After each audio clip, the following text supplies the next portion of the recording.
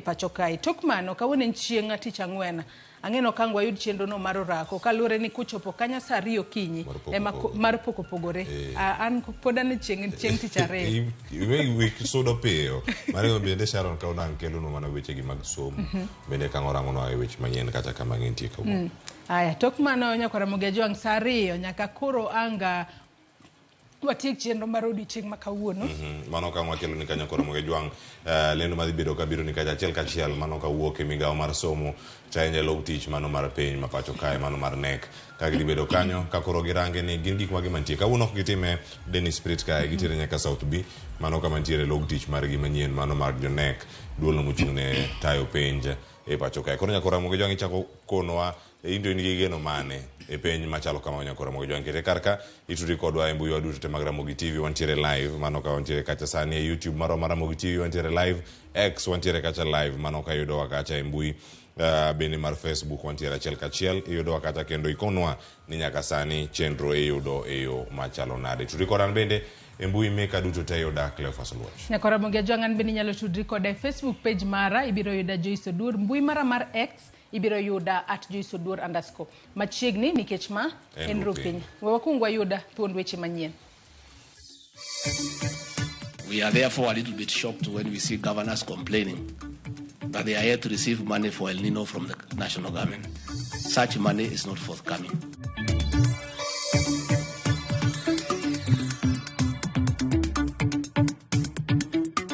Josephat Mwangangi Mati, mtoto wao aliangukiwa na ukuta wa nyumba.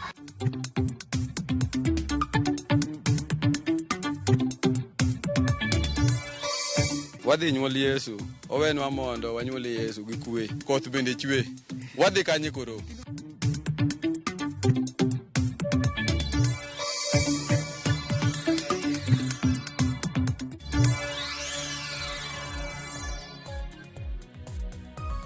Machiegni nyakora Mogejwang weche manyien okinyi makawuono nyinga Joyce Odura. Piny owacho mamalo oweyo sirikal mag counties kendgi ewi kedo gi midhiero mag kodh El Nino. Jalup jatend piny Rigathi Gachagua wacho ni onge pesa ma piny owacho dhi miyo sirikal mag counties mar konyo jopiny ma ula kelo negi midhiero. Maen ataro kod weche mane Gachagua wacho odiochieng' manyoro kata odiochieng' manyocha ni piny owacho osechiwo bilion 10 ne counties mar kedo gi midhiero mag El Nino. Kaka jafwambo marwa mar siasa Chris Owino leronwa bang' makamae koro keto bagni makama koro keto ngima mar Kenya kata mar jopiny kama ng'aw ka gikia koro ni gichom kanye. E bwo seche 24 kende leo jalup jatend piny Rigathi Gachagua ogolo weche ariyo mopogore ewi omenda mag kedo gi midhiero mag kodh El Nino kendo keto ngima jopiny makalo e midhiero makamago kama ng'aw ka gikia ni resruok mar gidhi wuok kanye. E romo mar jochiw kony maok e pinje maoko kod piny owacho e kar dak ma jalup jatend piny ma Karen, Gachagua oweyo jopiny ka guonyo wiyegi bang' thieno ni onge pesa ma piny owacho dhi miyo sirikal mag counties e kedo gi midhiero mag El Nino. We are therefore a little bit shocked when we see governors complaining that they are yet to receive money for El Nino from the national government. Such money is not forthcoming. They are expected to use emergency money within their financial provision and to reallocate money within their budget to intervene for the people that they govern. Giwang teko, Gachagua ojwang'o sirikal mag counties ka onyiso gin gi ting' msalaba margi kuom manyo yore machielo mag choko omenda mag konyo jopiny ma pi oula nego e gwengegi ka rito kony mag sirikal ka achiel kod goyo koko. We did not agree anywhere that we'll give money to the counties for El Nino. So we want to make a clarification that whatever money the national government will apply will come from our end, from our part of the shareable revenue. And we expect the county governments also to look for resources within their allocation from the shareable revenue and from their own source revenue so that we understand each other. Maen ataro kod weche manyocha owacho chieng' tich ariyo e boma ma Mombasa ka manyocha owacho odiochieng' alanga ni piny owacho osemiyo sirikal mag counties bilion 10 mar kedo gi midhiero mag El Nino.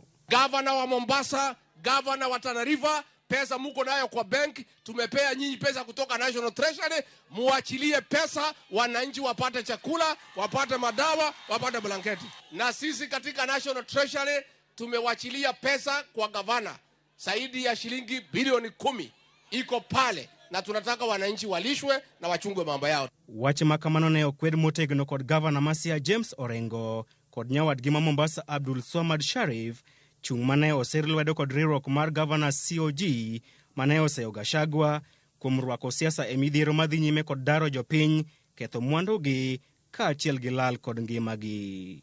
Date, we wish to state and clarify that county governments have not received any allocation from the national government to go towards mitigation measures for El Nino.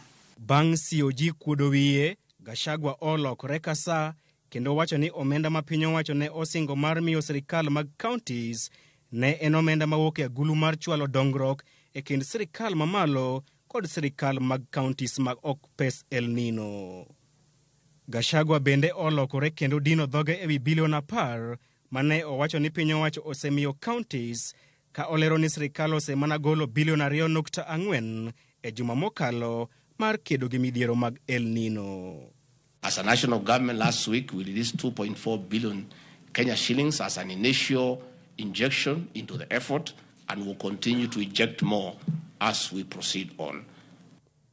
Makelo penjo ni en pesa marom nadi ma sirikal osegolo e kedo gi midhiero mag El Nino e kind bilion 10 manyoro kod bilion 2.4 ma Gachagua owacho odiochieng' ma kawuono.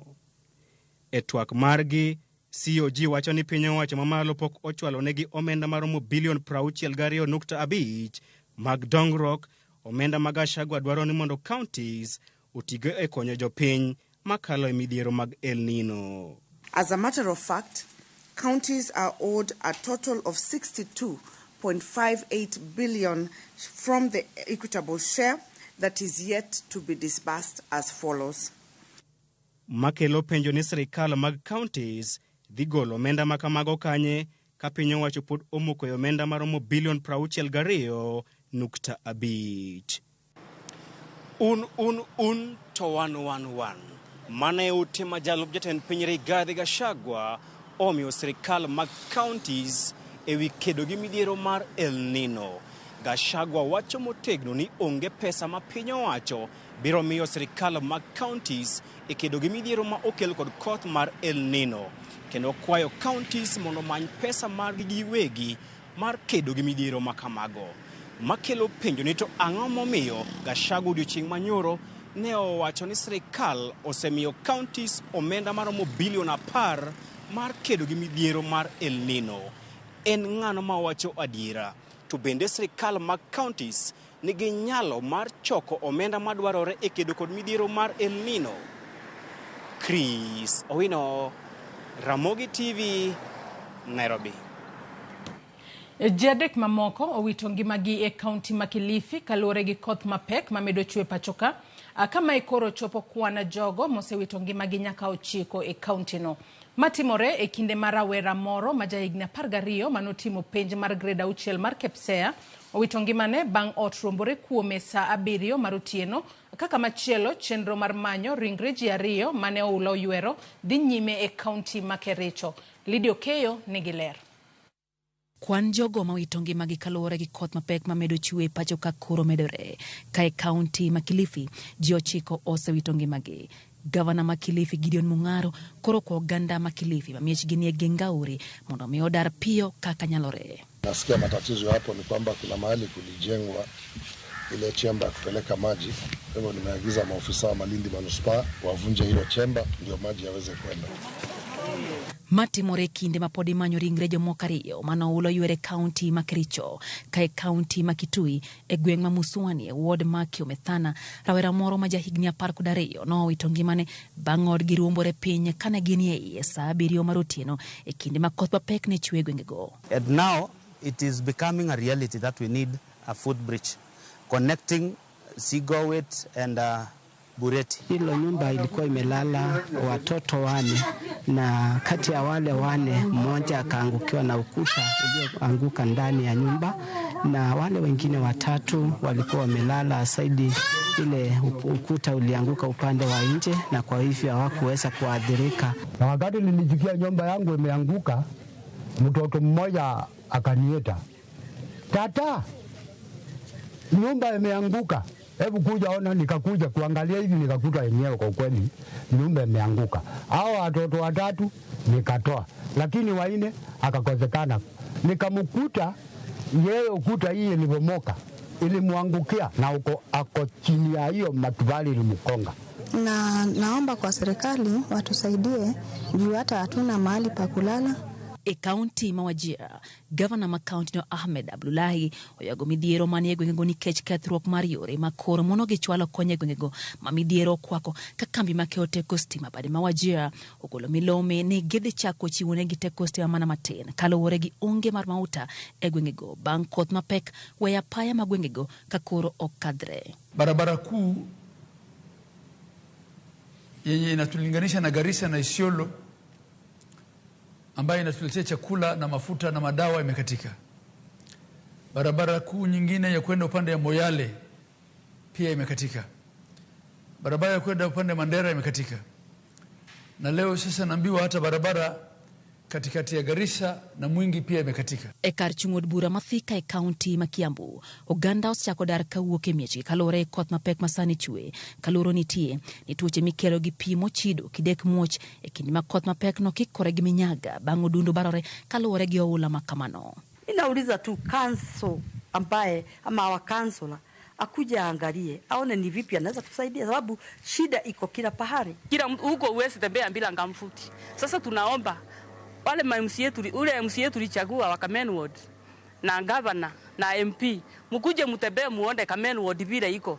E kinde ma jokor chal kor lwasi wacho ni koth mapek ne pod biro medo chwe pacho ka, oganda kori dwaro mondo bed motang' kendo gibed gi ritruok makare e kinde ma piny owacho medo temo chwalo konye gwenge ma midhiero no kwako. Lydia Okeyo, Ramogi TV, Nairobi. Riwruok makedo ne ratich oganda KCPE ywak ni piny owacho ma pacho kae ok oseketo maino e rito ratich oganda nikech thoth chenro maggi hinyo ngima oganda. Kotelnegi kod jakom margi Roslyn Odede, riwruogno wacho ni pek mar ngima, dar oganda e yor achuna, nek kod lal gi oganda e lwet apisas mag piny owacho gin moko kuom gigo ma piny owacho masani timo mathiro ratich oganda. Higa chiel nyaka na sirikal mar Kenya Kwanza kautelo nengo mauto osebedo ka medre kinde ka kinde. Nitiere joma osewito ngimagi e yore magalagala, ji oselal e yo ma ok ler. Gigi duto kod mamoko riwruok mar KNHCR wacho ni tuono oganda ratichgi. Riwruogno makedo ne ratich oganda ywak ni piny owacho osejwang'o tije mar rito ratiro mag oganda e okenge mopogore opogore. Kane giloso gi jofwambo, KNHCR wacho ni nego mauta ma medre piny maruwe pacho ka sani koro tuono thoth oganda ratiro mar dago ngima makare. Katho ji sani koro gwonyore mana gi pado. The Commission calls on the Ministry of Energy and Petroleum to foster transparency and accountability in the oil sector to cushion Kenyans from unilateral decision from unscrupulous oil marketers to dictate and hike fuel prices. E kind dwe mokwongo nyaka dwe mar auchiel higani, ji 22 osewito ngimagi ka jomoko 9 oselal ka lwedo isiemo ir apisas mag piny owacho.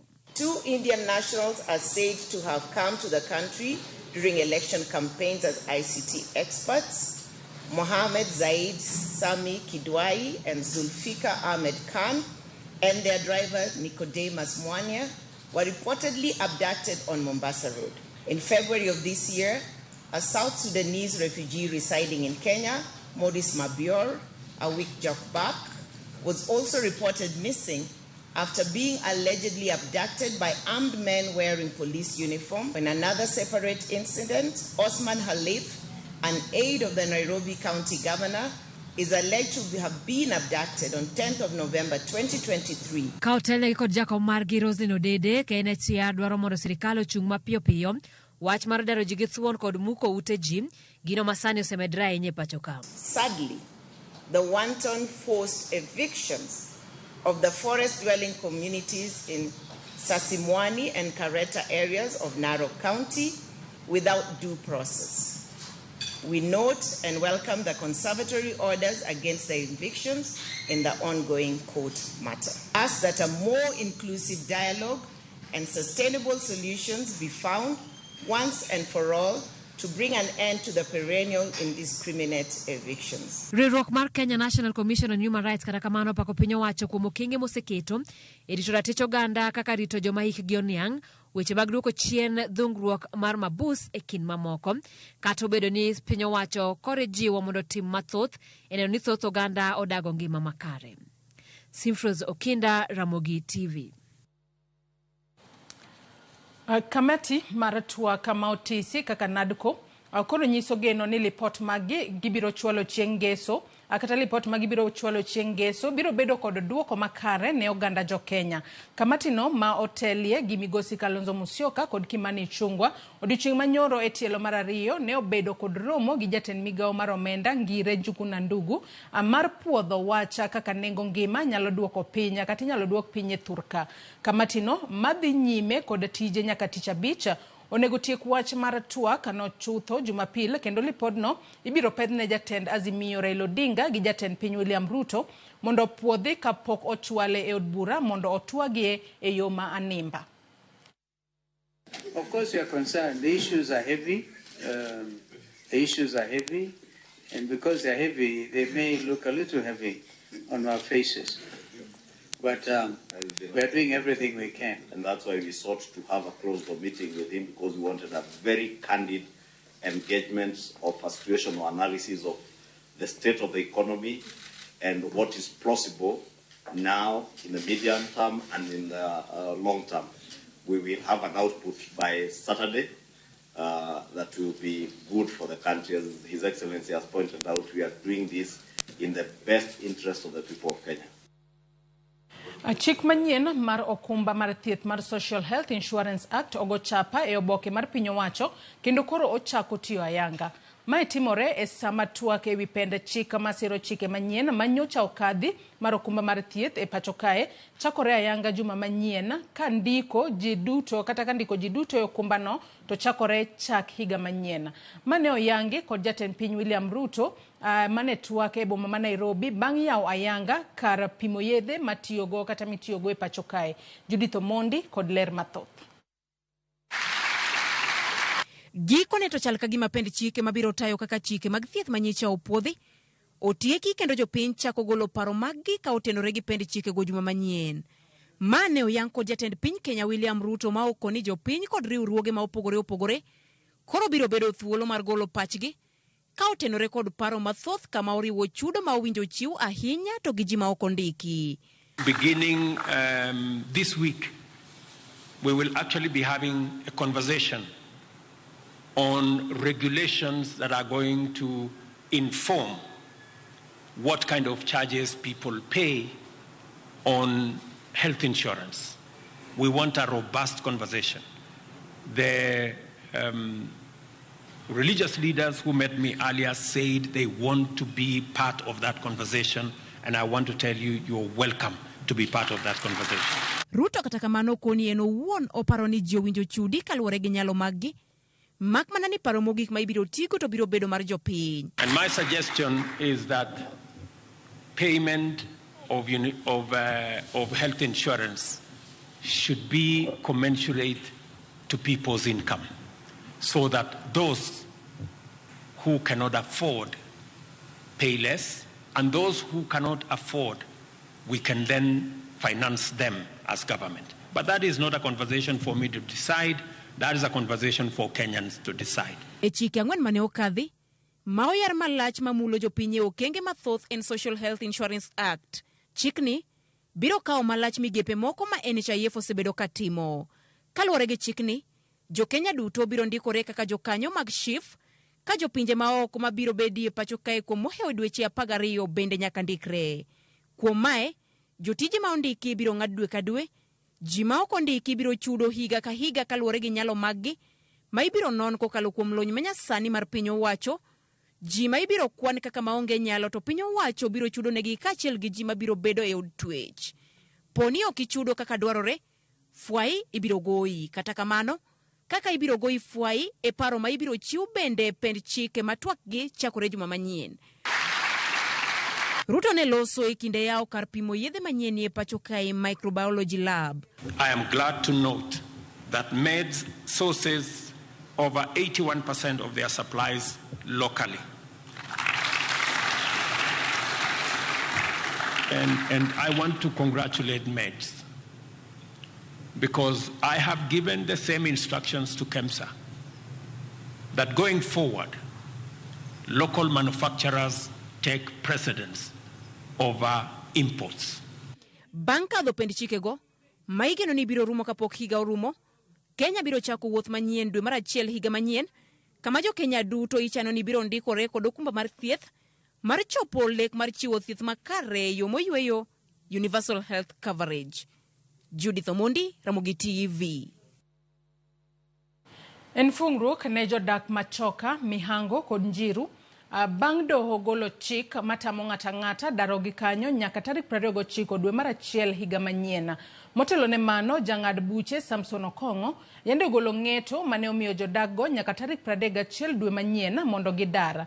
Magitimore e kinde ma jodak kod jotelo omedo seyo jatend migao mar lo Alice Wahome e wichung' mare ni jodakgo ni kendgi kendo sirikal ok nodonjre e wachno kata matin. Walter Nyambaga miyo mathoth. The court gave an injunction to stop the eviction. En ng'eto mogol kod jang'ad buche Anomolo mochiwo fungruok ne jodak ma Mihango, Choka, Njiru kod alwora mare mosebedo kod chuny mago kibikibi kendo koro gibiro bulo ng'or nyaka tarik 29 dwe mar achiel higa manyien kama ibiro chak tuomie burano. Wadhi nyuol Yesu, owenwa mondo wanyuol Yesu gi kwe. Puodho iweyo kata bobro wewenwa kwe, obed gi kwe. Wasebet ka higni mang'eny. To wadhi Christmas, koth bende chwe. Wadhi kanye koro. To gino gowa gi luor ahinya kendo gowa gi bwok ahinya. Nikech ne waparo ni wanyalo yweyo bang' tich matek. E bura momaki kod jodak moingo 600 e nyim doho, modoro ni mondo theko bedie kind familia mar Kirima kod jodak moko ni negi nyiepo. Kata kamano, doho ma Kisumu yande oyango ni gin kod thuolo mar dak nyaka tarik 31 dwe manyien kapok olonygi oko e lobno. Kutusaidia Alice Wahome jana si kutufukuza vile alikuwa anasema, ni atupatie, serikali itupatie resources, itupatie wafanyikazi, masavia, manini, wakuja wapime tena hii shamba. Imetushtua sana, amesema ya serikali haitahusika, but sisi we are ready to negotiate with the owner. Kaginya loso winjruok mondo maendeleo manje setimore. Kikidogi chini kechika omuk utegi to Nairobi dhi dong du. Okil mar jodak Danstan Omari mane oloso kod Ramogi TV okoni en gima lit ni sirikal owendo mabor kod jopiny magin kod ting' mar rito. The CS for lands, for lack of sensitivity, has abandoned those residents. Those residents have been paying taxes and rates to the government of Kenya. The CS comes out very clearly and says, you are alone. That was very insensitive. Magitimore kama en jatend migao mar lo Alice Wahome oyudore orindi maliet e lwet jo od bura kaka Makasarani Ronald Karauri kod nyawadgi ma Embakasi East Babu Wino moko ni jatelno rem nyiso chuny ma sirikal ni godo marito jopinye. I want to say that the government will not be involved in settling those issues between the family and any claimant or any person on that land. Onge ng'ama noluonge wach law mar Kirima.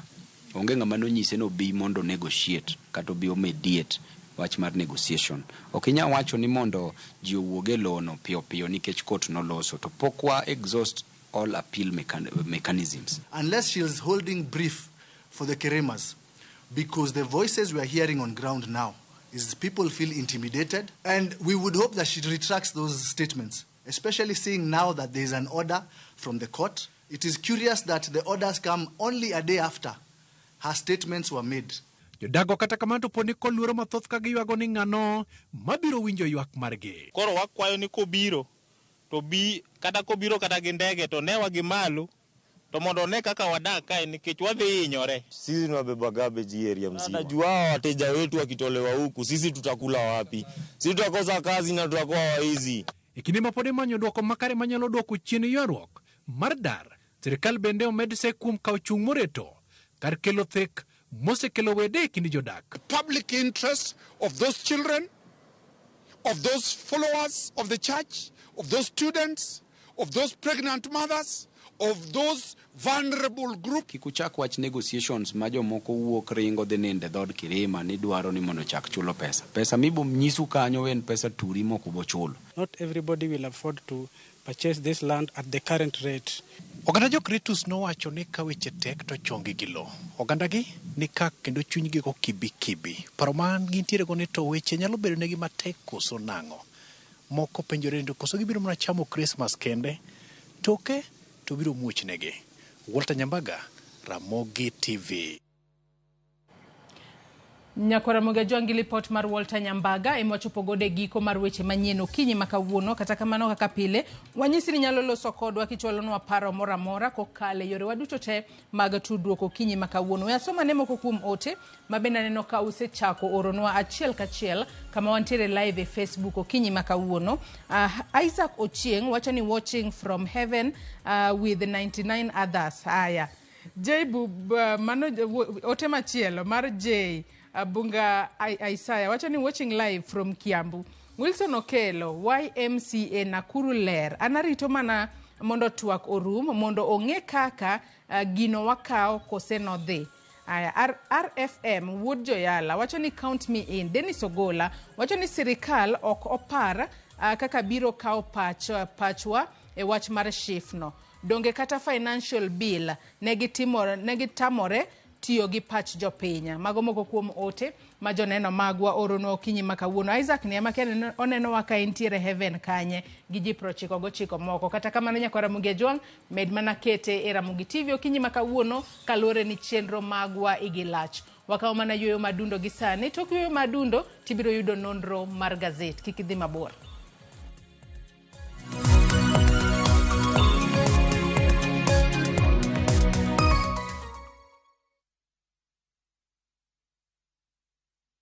Jipange na View sasa iko hapa sasa.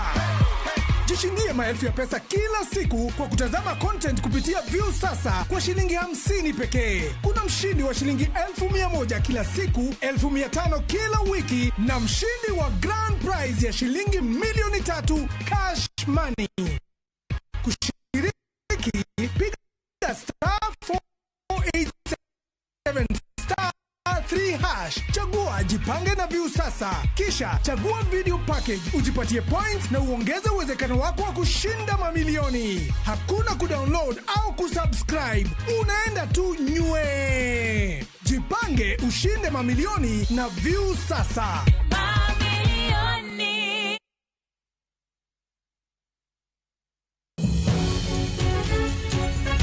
I got my cancer when I was 16. I explained to the doctors, they told me that it's just adolescence, I'm just maturing. We see cancer even in 1-day-old babies. Angoma kelo cancer. To be thieth mare nitie. 50% of cancer treatment is information. To e okang' mane. The doctor tells you go and look for $1 million. You have no choice. Be in jatuo mar cancer. Kata jatuo mane otony e thieth mar cancer. My hair has gone. My nails, even the feet, they are all black.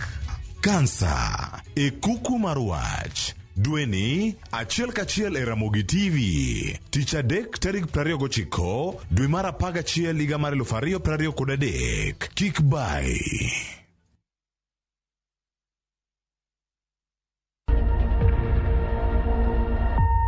Obed pau siasa, ohala, telo, thieth, jiwo ratich oganda, kata mana somo.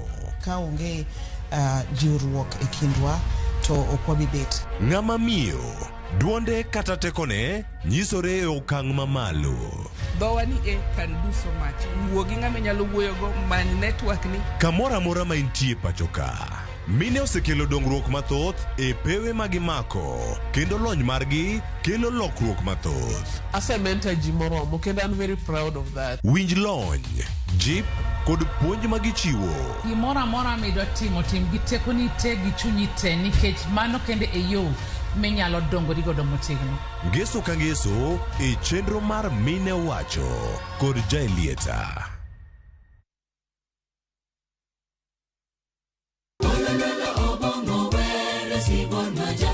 Wabedo jomaler e ngimawa ka warito ler mar pachwa. Kila neno lake lanikumbusha dunia hii ina kod winjruok gi Nyasaye. Winj wende Sabato. Jifunze kuridhika na kile ulicho nacho, shukuru Mungu wakati wote. Mamiyo wa thuolo maber mar wer kendo pako Nyasaye gi chuny moikore. Kama si wewe singelikuwa hapa. Walando gi kinda wach maber mar Nyasaye. Nyasaye okoso ni kanye ma weche olokore ngima ni di ma ok inyal paro kama ni wuoke. Ng'e teko mar riwruok kokalo kuom lamo kod wer. Injili ngima Sabato ka Sabato mana e Ramogi TV. Singelikuwa hapa kama siwe.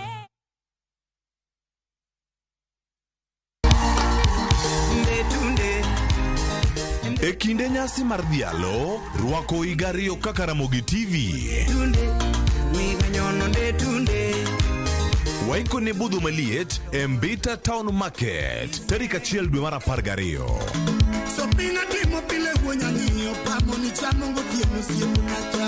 Birom kod jolendo muhero, ka wakelonu Belo gi Stella Brenda Ochieng, DJ Kolo, Lin Ramogi, kod Min Jackie. Kokel to korisira. Tuwachoni hurara. Wabo bedo gi jothumbe kaka Jangolo mari kaka talanta. Chakre saboro nyaka saparo dhiambo. Maliet, maduong. Happy birthday Ramogi TV.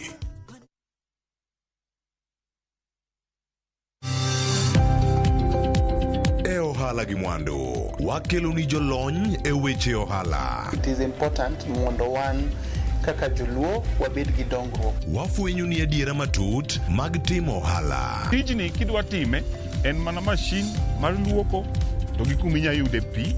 Wawuoyo e wi yore makare mag timo ohala. Kisechopo level mabedo brand, ono bende gimoro amora mitimo en gima timo makelo pesa. Wakonyi dongo ohandi ka wami yore mag kano mwandu. Investment group kawache mana gi nyinge no en choko pesa kasto ikete kamoro kasto golo nyinyo mabiro konyi e kinde mabiro. Omiyo wakwayo ni ji duto ket pesa gi e savings mondo wapuonji kaka gibiro tiyo kodo. Riwri kodwa chieng' tich ang'wen saa 1:45 otieno mana e Ramogi TV.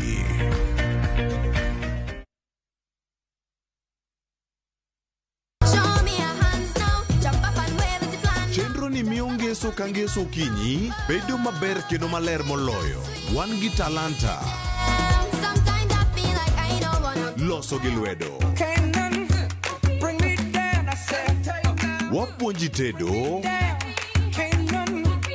miel manyasani, sigana kod moko mamit. Yani mrefu hadi ndege kipita naomba cheti. Chenro mar nyithindo mawuoyo e wi nyithindo kendo makelo ni gi nyithindo. Kikelo ni kod Loxp, Sally the Queen gi Josephine George mana e rogo mar nyithindo e Ramogi TV.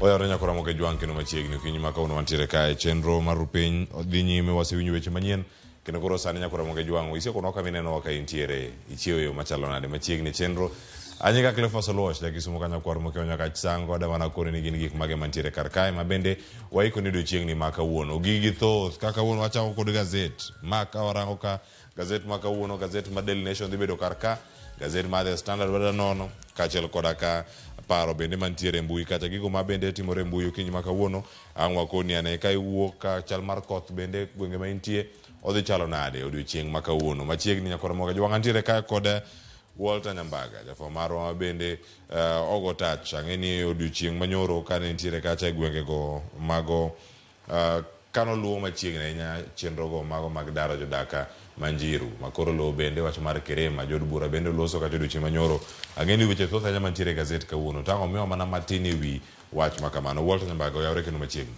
Renya Cleophas gino ni chiwo maber an bende adhi makare. Achiewo yo makare kendo wantiere okinyi ma kawuono ka gik mathoth otimore ahinya to nyoro ne intiere pap. Konu ane kaka ninene kacha. Bende report itimo mana mondo mi nitie gik mathoth ahinya mantiere kar kacha kendo report no ayude yo makare. To ka intiere e ground kata kiluwo weche gi mago mag jodak manjiru. Ang'e nitie moko ma samoro kuyudo thuolo mar donjo e report mano timore odiochieng' manyoro mane chwale nyakora Ramogi Jwang. Adir mantiere ni jopiny ni kod chuny mago kibi kendo ok gimor kata matin. Inyalo yudo ka nitie jok mosetimo ohala, jok ma osegedo, nitie jok ma bende mwandugi olach e lobcha. Kecho kama duong' obed choka mihango kuonde machalo kaka Njiru kasto iye kani gi jodak ma kwandegi tagalany, kwandegi ng'eny kech king'iyo kata mana jok mondonyo ng'wecho dhi e doho gin jodak mayo 600 motero kwayo e doho gi ng'ur makende. Jogi duto te gin kod okil ma margi owuon miluongo ni Danstan Omari ma bende nyaka chop seche gi nochako kendo chwalo ng'ur moro machielo kendo. Kasto nitiere ng'at moro machielo kendo iluongo ni Bernardo Dominico ma bende to ni en e wuon lo. Kopogore gi weche maket kod magi gende, no ka bad migawo mar lo pacho ka ndiko telne kod jatend migawo Alice Wahome kanyakla kod jagoro mungirore bad migawo mar lo Nixon Koreiro osegolo chung' margi mowacho ni adiri makare kende kaluwore kod obok ma gintiere god bad migawo mar lo kanyo to yango ni jasiasa machon mane en jaod bura ma Starehe miluongo ni Gerson Kirima e wuon lo hie mano kalore git kaka obok magi wacho. Koro jodak owuon to wacho ni gin gi ikore mar bedo kod fanyuola mar Kirima mondo kaka ginyalo bilo wach gi go mbaka to gibed gi winjruok mag mana ni nitiere achudhe moko ma bende nyaka chop seche gi osebedo ka sundore iye kachane kendo gigo tiklo koni kod koche ka gilodho omenda kuom jopiny ni wan ema koro wadhi wuoyo mondo mi kapo ni duoko makare wuok to ok unyal dar. Koro gilodho omenda kuom jopiny to mano kende gima duong' ma seche moko koro kelo kuyo mathoth kuom oganda. Nyalo bedo ni mana achiel kuom gigo ma jod bura bende ne medo seyo kendo ne medo kono oganda ni kik udhi usaru e dhod jo Kirima nikech kanyo udhi kono mondo gol omenda mathoth. Inyal kon gi ni mondo gigol omenda to kalore kit kaka Kenya ochuogore ing'ine pile ka pile bech mwandu medore. Koro seche moko iwacho ni ka ni ing'iewo lew dheri no endo kata mana siling 500 kit lew dhiang' maket kod mano higni 3 kata 4 mabiro ibiro ka beche seche moko muomore kana ndier mowuok e bugo kendo koro dhi malo kabisa. Koro ikono gi ni kopo ni nitiere twak e kind jodak kod anyuola cha to bed ni nitiere jok moko ma seche moko ng'eyo yuto kata chal mar lwasi mar yuto makanya chande mabiro dhi twak to wacho ni kalore kit kaka piny chal ok wanyalo yudo $1 million to wanyalo yudo nus milion kuom thuolo maromo kamaendi. Koro mano en achiel kuom gigo manyaka ketie ng'ala manyime kinde ma twak biro dhi nyime mak mana sirikal to chikore gi chien na koni ni owendo mabor gi jopiny. Iyudo ka bende en bise mokalo ni to marang'o ka katiba wacho ni un kod ting' marito ngima jopiny to koro gi seche gi to gotho tinda ngang' ok nobedie kanyakla. Koro mana achiel kuom gino ma osesego piny owacho. Nyakoro Ramogi Jwang mago bende ang'e ni Walter Nyambaga manie wirwath kendo komake yo makare. Jogo moko seluonga ni Wood. Oge wana wach. Gise mi nying machielo. Gimiya nying moro kanyo endo mok mara. Wantiere kar ka nyakoro Ramogi Jwang. Joyce be nigi nyinge moko mopogore kar ka wabiro osebedo kata ka oluwo kata kamano ang'o magi ane achiel kachiel nyakoro Ramogi Jwang. Wantiere ka Gazette ma Daily Nation kuma madhe Standard wantiere ka kod e-paper mano ako kale mbui mano madhi yudo ka e Gazette ma Daily Nation ang' wachako kar ka sigana momi pek iwacho ni Kenya ka bilionde nyabedo ni lal pile ka pile kawuono momi kar kae ng'ato nomi tenda mano mar $5 billion mondo mi okel yamo en hewa kose gima chalo rade ite mokwongo kae Nyambaga ma thor wach iwacho ni ka ntiere matenda mano mi kambi moro mano mar loso weche go mago mag rito nonro oganda iluongo National Alternative Data Recovery Center mane onego bed ni gero mane gwenge ma Naivasha mano higa mar 2009 yangore ni tenda mano onego bed ni bedo kacha $800 million noduogo oidho mochopo $5 billion kaeto bang'e gini notore mae kama oganda nitie. Ing'e gima lit mokalo en ni e kinde ma ng'ato dwaro gi loan orak maketo kod magiendi ok obi kende. Nitiere jok ma nyaka chwal kwayo margi kasto igo gi kogno ni oragni endi dwa miye Cleophas mak mana ni kalore kit kaka wang'iyo lony gi rang'iny mar kambi maseche moko Joyce Oduor nitiere godo koro waketo gi ratil to warango gi maber wedo ka winjo bed ni oragni endi wamiyo Joyce. Ma timore to koro kopo ni chochni kata midhiero moro betie tibido ka duol ma goyo kogno buge mag sirikal kendo ng'iyo ni to pesa jopiny otigo nade bilo ni apisi mar Auditor General biro kawo thuolo makende mondo mi ochak go kogno mak mana ni nitiere lai miluwo kendo kopo ni ng'uro chwal e koka gibiro chako goyo kogno utese maketo kodno koro no bilion 5 mineno koro gwinyore e kar chakruok 2009 niendi okaw thuolo malach kinono iketo gi tenge itudo magi ma ibedo gi chich no bedo kumoro kaendi madieri oyudore biro kata mana do seche moko ne koro gwel mondo sud machiegni mondo en bendo winjie kit ywak ma seche moko nitiere godo tok ma kende Cleophas wan gi mibadhi pacho kaendi ma seche moko ma tok ma to ibiro neno ka nitiere lokruok moko kachiel kod nonro moko mabiro kata mana bilion 5 mineno niendi ber king'eni kata mana tok maendi mar El Nino biro ka kendo dhi muoch mbele ka mokalo koro sirikal ni kod ting' mar tieko mibadhi mak mana ni malit mokalo ni seche moko kuom judito kata apisas mag sirikal emigo gono ka gini mane gibedo ming'ei kendo ginyodho moko kuom omenda mwinjo beni konyo japiny wach malit mikuro mana kamit kuro.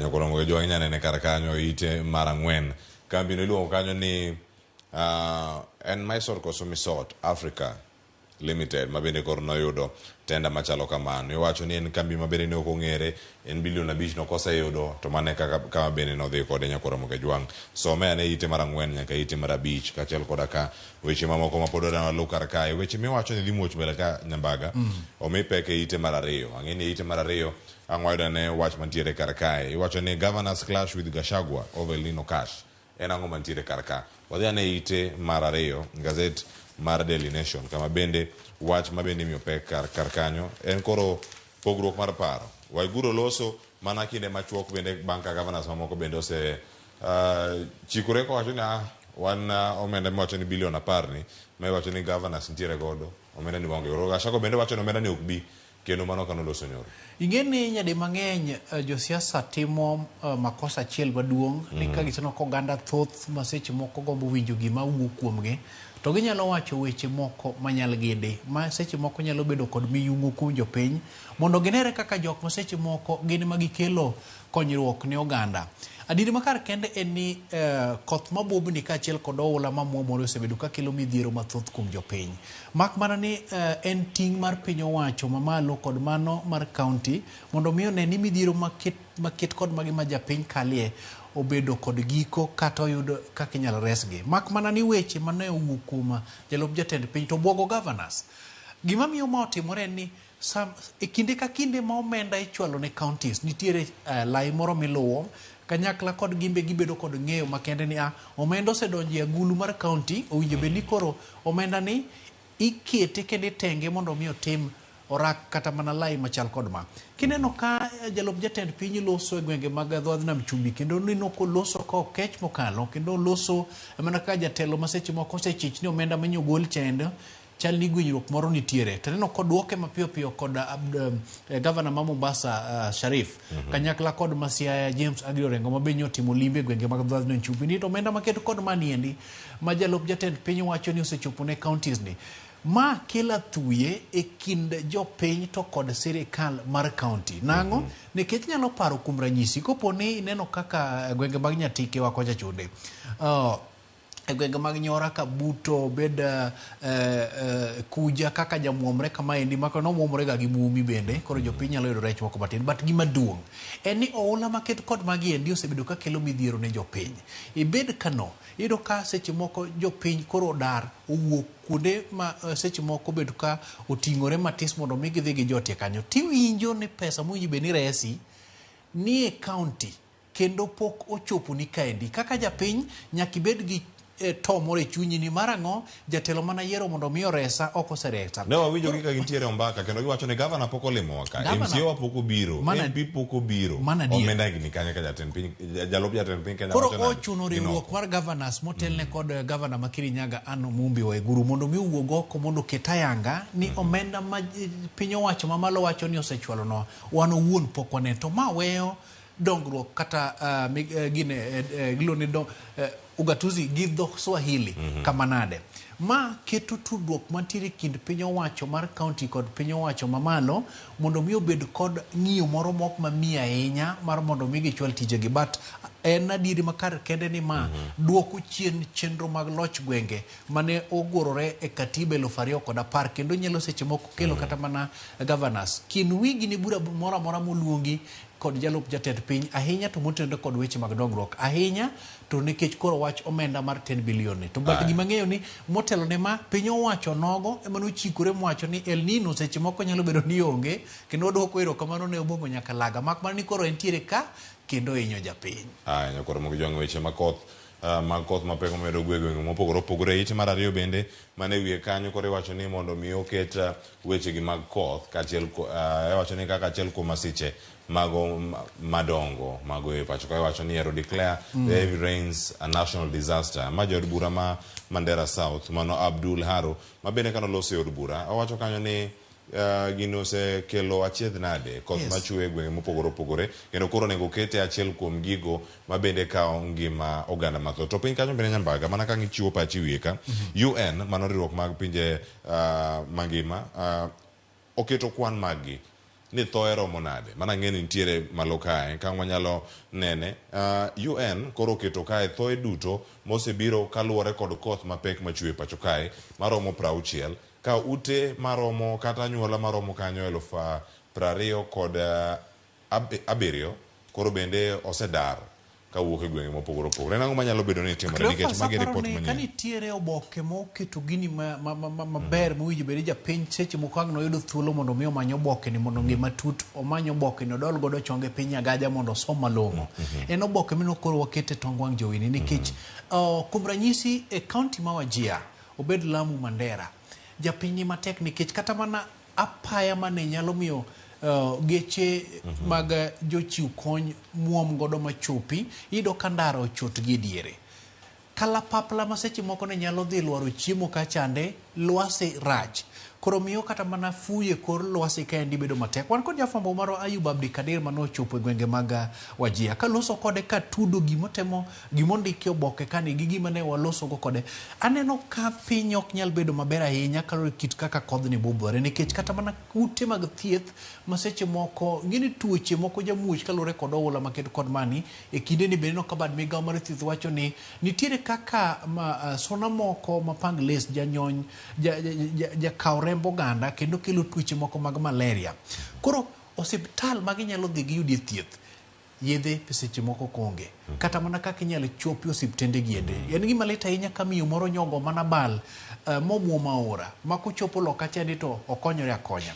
Ma weyo ngima japiny bedo ka koro diedo kendo en mana kwayo makende ni koponi nitiere giminyal tim mapiyo piyo kopogore kod wacho weche giendi to piny owacho ka okang' to kata mana bada migawo marango midhiero mabiro kod koth oula kaachiel kod ngaji kod oro ma tweta miluongo ni NDMA bende koro ni kod ting' makende. Ok wadwa ng'iyo kwan mag jok mosehinyore, wadwaro kwan mag jok moseyudo resruok. Yes. Koro moge jwang' mano yudre ne ite mar ariyo kar kanyo ite mar adek ang'eni wasodo asude wiye ka ite mar adek kar kanyo nitie sigana moro ma bende ang' warang' ka ondike ni kaka nyadende ni mano manyinge Salama Masha ne otony mano e weche go maga tho wacho ni jogo mano wito ngimagi e gwenge ma Shakahola en ang'o mano timore ndike kanyo ni how I escaped death in Shakahola jungle olere kar ka piny kanyo wacho ni go back to God wacho ni koro dog ne Nyasaye dog ir Nyasaye to ndike kanyo okete quotes tiende nang'o kantiere karka olero karka bende nyambaga ni joyalo mane nitiere karka e gwenge ma Shakahola nokone gima chalo nade kayo wacho ni nokone ni huduma namba COVID-19 vaccine, chanjo mar corona, ne gin Christian. Ne ok gilure kod kaka jokristo nego bed ni dak kata timo chenro gi mopogore opogore. Maka achiel kuom gigo ma bende koro ntiere kar ka koro nyaka sani en bende owacho ni gin gik machalo nade ma bende ni gintiere kata ka gikale ka gintiere ei bungu ma Shakahola. Omora ka winjo kowacho ni notony gi nyithinde 5 korony godo e bwo yien kendo ogwenyore kod jogo mane omi ting' mar iko oganda kendo bende seche moko kit puonj mane koro ichiwo gende medo duogo bedo kod chich moko. To nyadi makende ageno ni nitiere kuku momi chenro makende mar rango kaka kanise tayo chenro margi kendo e lipot magigolo en giminyal ketie tim mak mana ni salama wan bende koro wakwaye ahinya ni kit tiegruok moyudo oketie it oganda mondo bed go ging'eyo mondo wabed kod chich kod kanise moko machiwo puonj moko magalagala. Wach maduong' moriere kaendi. Mano bende ka isom kar kanyo ipenje kanyo ni ngimano ne chal nade. Mano ka twak ma kama bende ne itayo kanyo kod jofwambo mago mag Daily Nation. Gilero kar kae ni kane odonjo e din mano mar Mackenzie ne ntiere kod jaode kendo giwacho ni giduto ne gintiere kar kacha ka gintiere to kata en bende nokochop ga kinde mathoth mondo mi iwacho ni mondo owinja ne yalo mano mar jayalo mano Mackenzie ka entiere ka kendo gini ode nomiyo moro mar eka made chop 200 kama endi moko ne ni koro wan wase wuok ka endi wadhi dak Shakahola nikech kuro endi manyiwe lo ma wabiro dhi dakie kod familia marwa kare nokong'eyo ni ka endi odhi bedo achiel kuom jogo ma seche moko midhiero chomo tir mano 2019 kocha nyaka kawuono iwije kar kanyo kama nitiere mano eka maduong' ahinya tu eka mano kama nitiere kacha to nyewe mana siling 2,000 eka ria siling 2,000 Joyce ka diyud lowo mar machalo kamano iwacho manya ne throw away price kiwacho ni eka 2 inyiewo siling 2,000 mano ang'e ng'ate kambi ka sani made ni kod eka par mano konyo siling 2,200 orange gacha kako poge nyakwara moge jwang some matut walidho na ledhe bed gi siso mar somane sigana ni mar nyadendi miluongo kanyo ni Salama Masha. Salama ni kirange gi dho kisungu tiende ni en safe to koro nodhi kama no ken safe to koro kete kama chalo nade nyakwara moge jwang waranga ne kama chielo kanyo kama wayuda ne twak ite mar 6 ma ntiere twak mar thick nyambaga mabe sigana moro bende ma osebedo kacha ka unywako ne ka ok en Chris to in ko ok en Chris to in kokin to Owenga mabedo osebedo kacha komake iwacho ni twak dhi nyime report indiko onego bed ni chwale machiegni mondo mi opuodhe kod Raila Odinga kod William Ruto to koro gimantie twak ewi weche gi mag osuru. Ingeni japiny kik wiye wil ni to ere kaka noyudore Bomas. Ang'o manokelo Bomas? Ang'o momiyo twagni endi ogika mogike ni endi? Tang'o ma pod obedo ndwara mosebedo matek ta mirito go koth ma ok nyal mitwak kata lipod ni endi wuogi. Japiny nyaka chak dog mang'e ni Bomas kae ma midhiero no chakore. Twak e kind kweth mar Azimio la Umoja One Kenya Alliance kanyakla kod Kenya Kwanza en twak manobiro kalore kit machienglo manobetie tok yiero kendo bende ng'anyo maka kod kacha ka Cleophas gini chamo tiagas iro malongo wang' kaluwore kod pek mar ngima manobetie makoro jodito nowinjore ni mondo mi walosie ndara koro we walosie yot mondo wayud konyruok. Twagni endi chal kagima osebedo ka seche moko yulo seche moko bendo yudo teko mare dhi nyime ka kweth mar Azimio la Umoja One Kenya Alliance dwaro ni mondo ne el gimiluongo ni kuku mar mbui moting'o duoko mag yiero. Kenya Kwanza bende ni ngang' manok nyalore gi sani nikech chuth ber kata mana duol mar IBC no ok entiere wang'e kaka idware. Makoro be miyo bedo matek en pek mar twak motenore kod weche mag ngima. Lepodi no winjo be ni wuok kapok ochopo dwe ma wantiere niende ne gikwa thuolo kendo nogone gi wich kod od bura ni gidhi nyime. Makmani kama koro gichope niende. Weche mag uchumi osebedo ni koro tek kaendi tahinya to nitiere chik miluongo ni Finance Act manyo okal mana cho higa ma wantiere niende mazi miyo dwaro ni moko kuom thuok chik no endo pil oko ahinya osuru ma ichoko e gero ute ma nengogi ogonyore nikech japiny neno ni nyadi mang'eny kata ka ni wuok kibiro ka Cleophas iwuok e ot moro.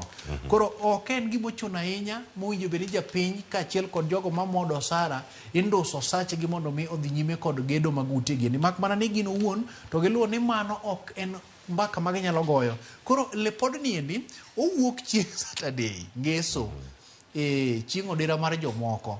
Lipodni wuok to dhi wuok ka moko kuom bath lipodni to nyaka chop seche gendi idhi mbele gi ndiko. Koro winjruok en niya, weche mag osuru ka idhi pil oko koso kopo ni winjruok obetie to lipot maked kod mani biro kawo gongo tichwalo ne jodito kaendo manyiso ni jatend piny William Ruto kanyakla kod ogai mar Azimio la Umoja One Kenya Alliance Raila Odinga to go kogno tibiro chwale ne od bura.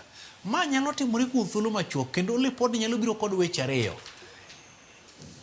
Ji nyalo dhi ombulu mar paro kalore kit kaka ripodni chal koso ripodni endi en mana gima biro dhi chuoye wang' to kose kete od bura tigo e mbaka ting'ini ang'o ma ripodni nitiere godo. Ombemore piny gi ka kose nyal gone okang' e kinde mamalo. Koro Kalonzo Musyoka ma en jatend Wiper Party kanyakla kod jatend kweth mathoth e od bura Kimani Ichung'wa ni kod ting' nikech gi seche gendi to jo Kenya ng'iye. Mak mana mamit mokalo en niya, nitiere kweth moko mag Azimio la Umoja One Kenya Alliance mawuok masa mar piny Kenya. Moko kuom jo od bura mag Wiper Party mawuok ahinya to yo wuok chieng' kochacho. Ni moluwo niya, lipodni endi kopo ni ok otuomo gimoro amora moting'o weche mag uchumi pachoka. Wuora gima ne pundo nene buru bala. Aya, jowere kode kendo ng'aro bana piendege. Orang kama chomo nyakoro moge juang wadhi ane ite mar 9 kanyo nitie sigana moro ma bende nitie kar ka ng'eni kwarengo mapiyo. Joyce Odwor nego beni donjo kod twak mabiro kar ka welo chiegni donjo kar ka mondo mi koro warangane. Jod bura koro dwa dhi Saudi Arabia, gidwa dhi Russia mondo mi ginona ne ni omenda ni an jerito nogole kanye.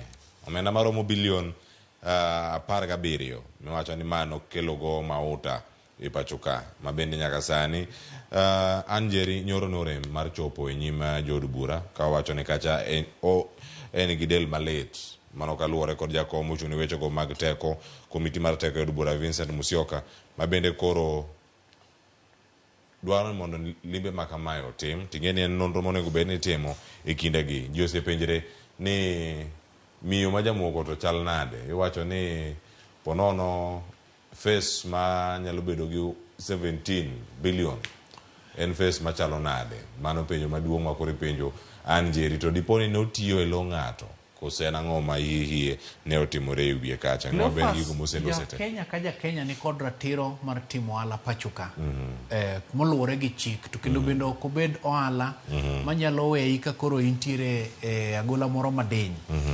Kineno ka jo od bura ahinya to kamiti marango weche mag teko pachoka endi mochuoye kom kod Vincent Musyoka dwaro ni mondo koro giidh ndek kalapapla ndege kendo bende gichope piny Saudi kochacho ni mondo girang chenro mosebedo kadhi nyime kata mana pinje mag Russia kama duong' tinono omenda maderom bilion 17.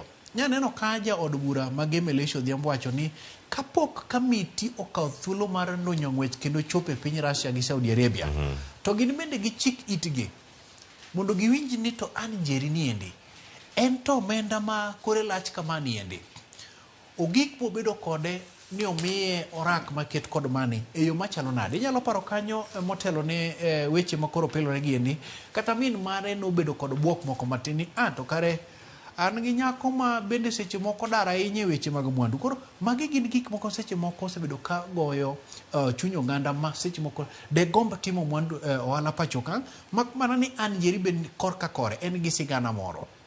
Ji adi ma winjo sigana mar Anjeri mwacho ni ojatimo ohala kendo kata ma kende osebedo kotimo ohala manyiso ni e kinde molando rak mana na seko ni Cleophas kolando rak nitiere kembe mathoth manyaka chwal kwayo margi irango rang'iny margi ka bende gin kod gimiluongo ne ler maber manyalo miyo gi thuolo mar timo ohala.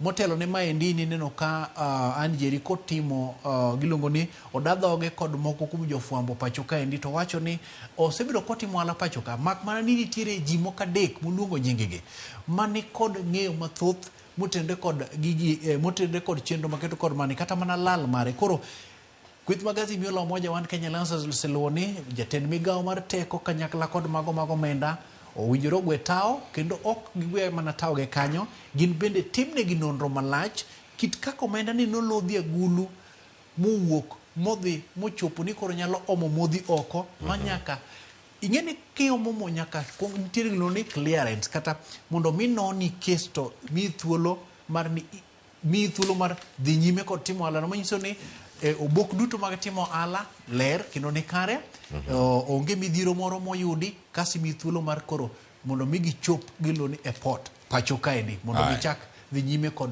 chwalo gi kendo imbe yode ohala moro matin mak mane sirikal to ni kodi nyakaka kata mana duol mar EPRA ma bende rango kaka bech mwandu mag modhi kachiel kod mauta rengo pacho ka obedo kod ng'eyo matut.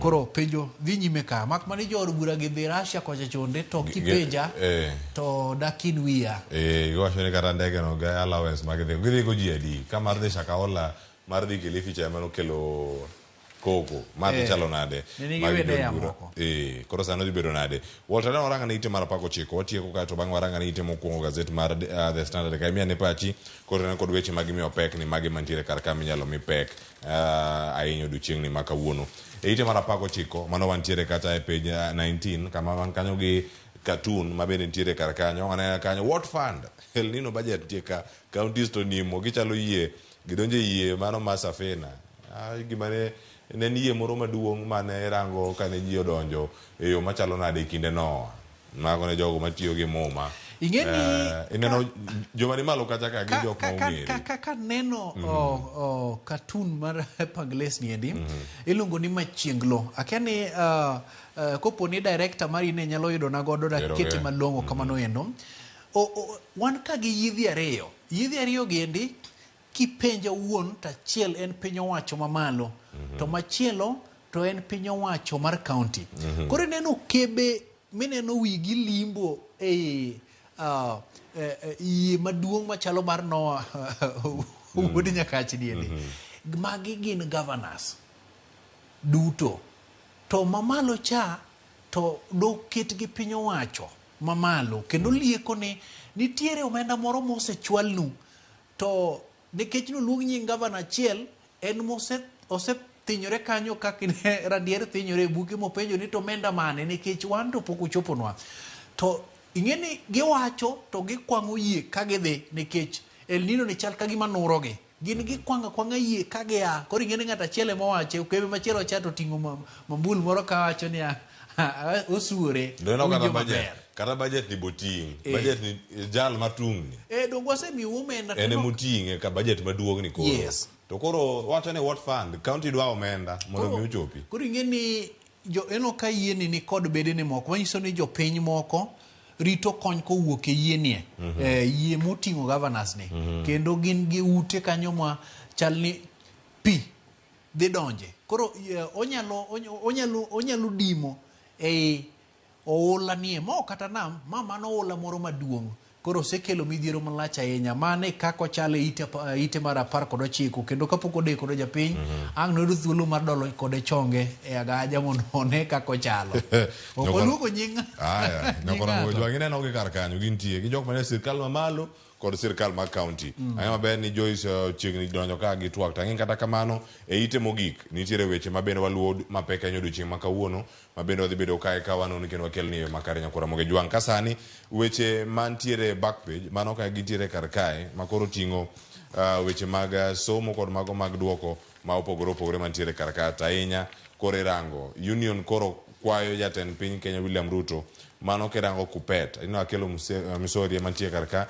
gikwayo mondo mi JSS Junior Secondary School oter nyaka e skunde mag sekondar mane paro mantiere kar ka mano kopogore kod gigo mantie wiye kanyo to bathe kanyo Masi Simiu kod David Muchungu koro wacho kar kanyo ni penj onego bed ni duoko igolo mano ka ondike kar ka exam season ends with KCPE results expected today odiochieng' makinje ndich abich penj mar KCSE bende rumo koro gin gi paro machal nade podi e gigi duto mana kama gintiere kar ka to paro mar JSS bende nitie kar ka kod weche ma Murkomen bende koro lero kar ka ni onego bed ni iloko kata igero mano terminal manyien mano mar paw ndege ma JKA e thuolo mar higni 3 mabiro.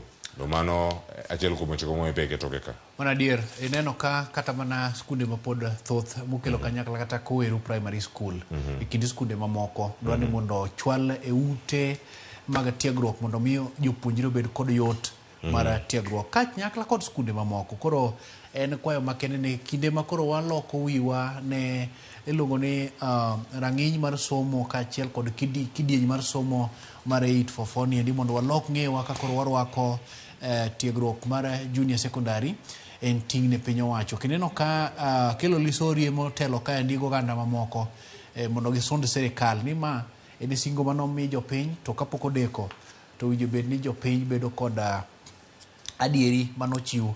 To ing'e ni alap mar paw ndeke en morwako welo kaendi. Koro kopo ni wi tado jurni to ok nyis picha moro malong'o ahinya kendo nyaka chop sechegi biro chuno jatend migawo Kipchumba Murkomen mondo okaw okang' moreto kapok pile ka pile ka wendo biro gimokwongo romo ge dhot manyalo miyo omed ndalo ne mag limbe kata ogo kona. Ito machielo koro wakwanyo. Machielo nyako romo ge jwang' bene mana ka watieko sani wendi kona nosechopo kar ka kendo dhi bedo mana gi thuolo mar dakika 50 kode mondo mi ang' watieki kata dakika 40 mantiere wiye kanyo.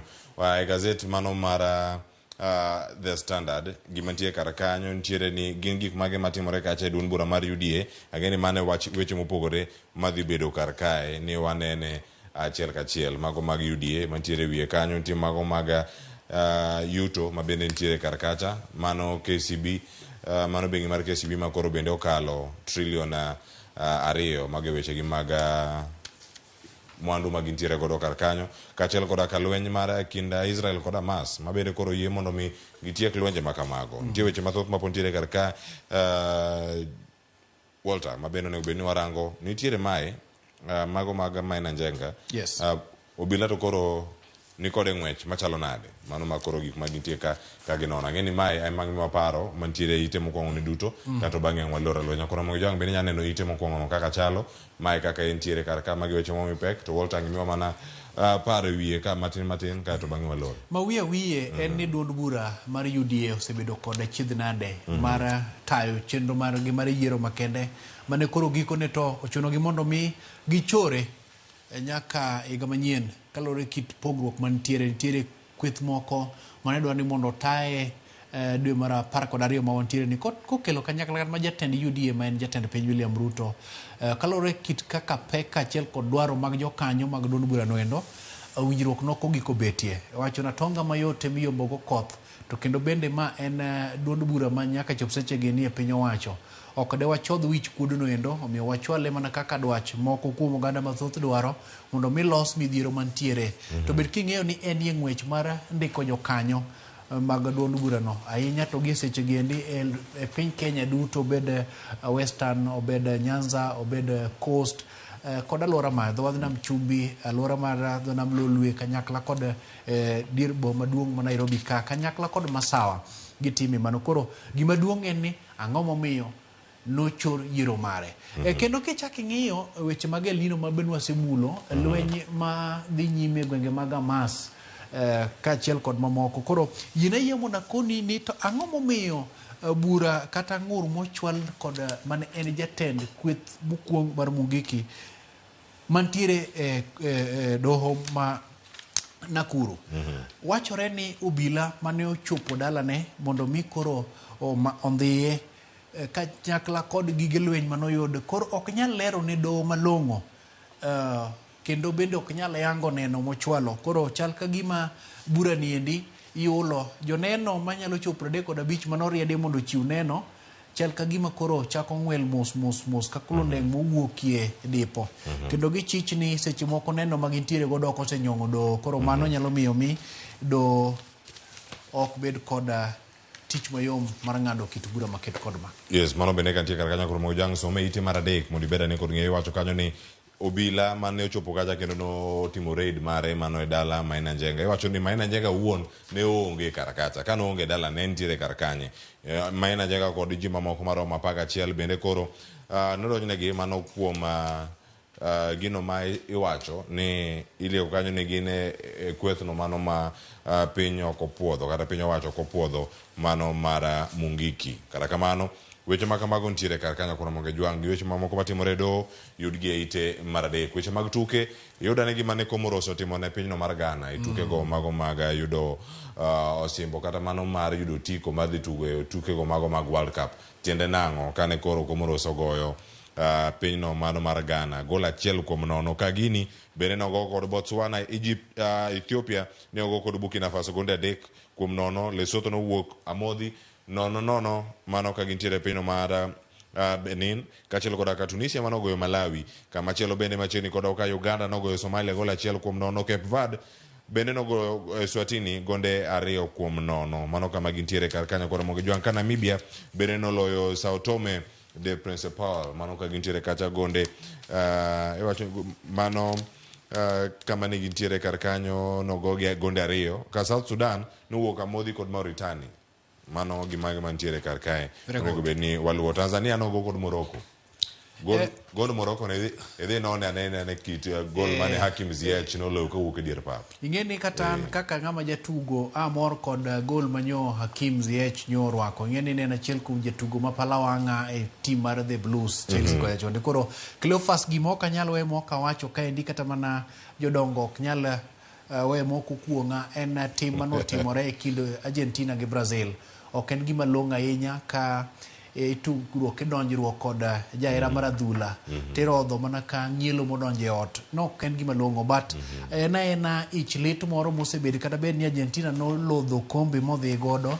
En lweny manin obede kind joera mag adhula mag Brazil kanyakla kod Argentina kendo weyo ka moko kuom joera mag adhula nyoni kod adhonde mobiro kod rutho nyorodhi marach mok ni kale chalo mana mipich kede. Koro ken gima long' ahinya nyaka ne wakuom wachno kaka joera mag adhula.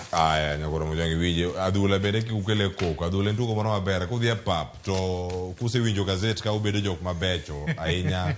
Nyakoro Ramogi Jwang' koro gol agole koro valore nyakoro Ramogi Jwang' mano kama kelo e giko nono ma gazet mogi kanyika Cleophas Luot jakisimo kanya kwar mokeo nyaka sango oriti masani.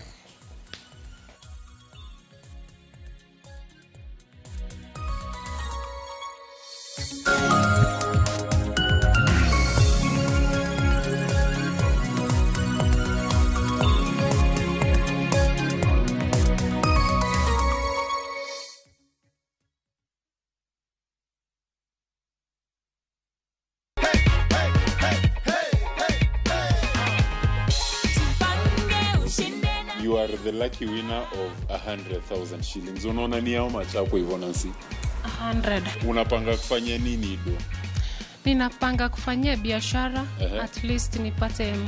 Ni biz gani unafanya Nancy? Huwa ninafanya tu biashara ya kuuza nguo. Okay. Na sasa nitaongezea. Sasa ni kuongeza stock, si ndio? Ni kuongeza. Zidi kujipanga Nancy, si ndio?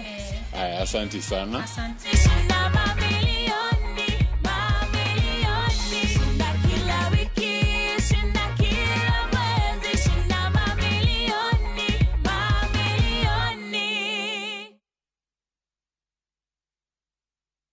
Next on Shamba la Wanyama. Hamjapanda ndege kwa sababu hamkunyoli wote. Umetume mjinga. You live a sad, pathetic life. Between food and life, which is more essential. Hana, what your husband did is illegal. The bishops are ganging up against you. Sisi sio kama serikali. Mungu aongezangi ushuru. Umechoka jo. Shamba la Wanyama. New episodes available every Saturday, only on View Sasa. Ka osiep motegno kod johot moherore ritore. Yakocha. Hey. Timondo ndisori. Wayudo ng'eyo tonggi. Ipania kia gik mitimoga. Uro wengi donje matusi na ukweli donge. Yud more ngimani kokalo e gik matindo.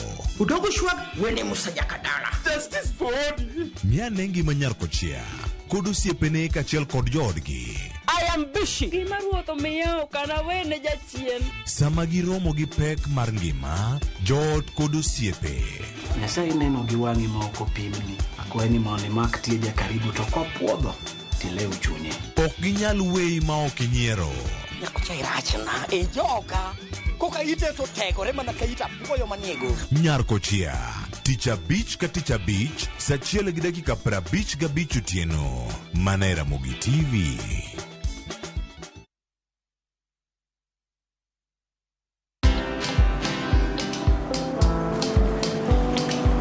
Niaje? Ni kama unashangaa kwa nini naangalia simu with so much focus, eh? Usishangae sana. Nimekuwa ndani ya story kabisa. Ni kama ile alia juzi. Ni kama nilikuwa hapo iki happen. And when this new market was being opened, ni kama nilikuwa hapo tu. Hata vile local tourists for a special rate at the coast, I was there. And when this new road was being commissioned, I was right there. Na hata wewe, unaweza kuwa ndani ya story wherever you are. Just download Citizen Digital. Stay informed on all the news and events as they happen across the country, the continent, and the world at large. Download Citizen Digital, Kenya's #1 news app.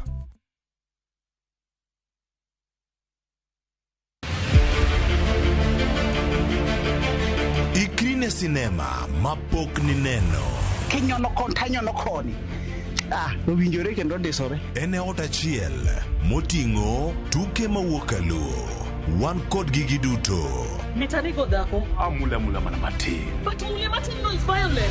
Sigana mamoro chunyi. Kama kawaida. Dongo chala chai manum.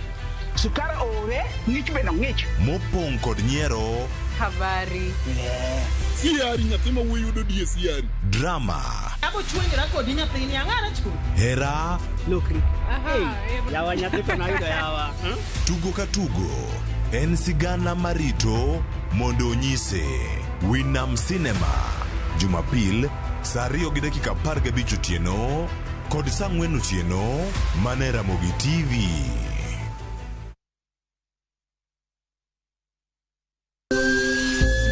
Ikrine wuoth makende mar puonjruok weche thieth kod rito ngima ji. Nitie gik moko mwanyalo timo mondo mi wageng' tuoni. Kochakore kar yeng'o nyaka kuonde thieth. Kiki mwony yath mora kapok daktari opuodho. Wabiro wuoyo gi ji e yo mabiro mulo chunyi kendo miyo pachi yawre. Awuoyo about cerebral palsy. Anyalo nyiso jonyuol mamoko ni gimbe kigiluor. Ng'eyo en teko. To kodok korka ngima mar del, bedo gi ng'eyo nyalo kelo lokruok maduong'. Wach chanjo ma jomadongo ng'eny ji ok dhi nikech ng'eny ji kia. Bende wariwo jowinjo wa e mbaka madhi nyime kokalo kuom nonro matimore e lela. Nitie program moro mabiro miluongo ni penj laktar.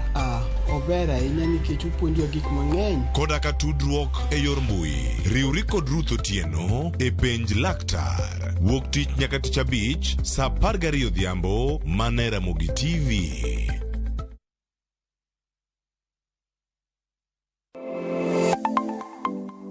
Nyakorom gajuanga, ginengo mar ngima mamedo hidho. Beningeni pok mari, nyalo kelo ni yuto mari. Talent nino nyaka isweti. Ok ni en talent ni koro irie tiendi ni talent koro biro, no. Ng'ato ka ng'ato nitere gi pok mare mana Nyasaye omiye. Iyudo kata mana nyuola kwiri ni kik idhi nyis ji, to kok inyiso ji, ng'ama biro ng'eyi onge. Chieng' tich ang'wen chakre saa 2:30 nyaka saa 3 mar okinyi. Mar mondo mi wamiyi jip makare kalure kod pok ma bende intiere godo. Omiyo tudri kod an Sharon Ong'ao. Chieng' tich ang'wen chakre saa 2:30 nyaka saa 3 mar okinyi e TV mar Ramogi. Kwa kilo ni chenro mano mar pok opogore.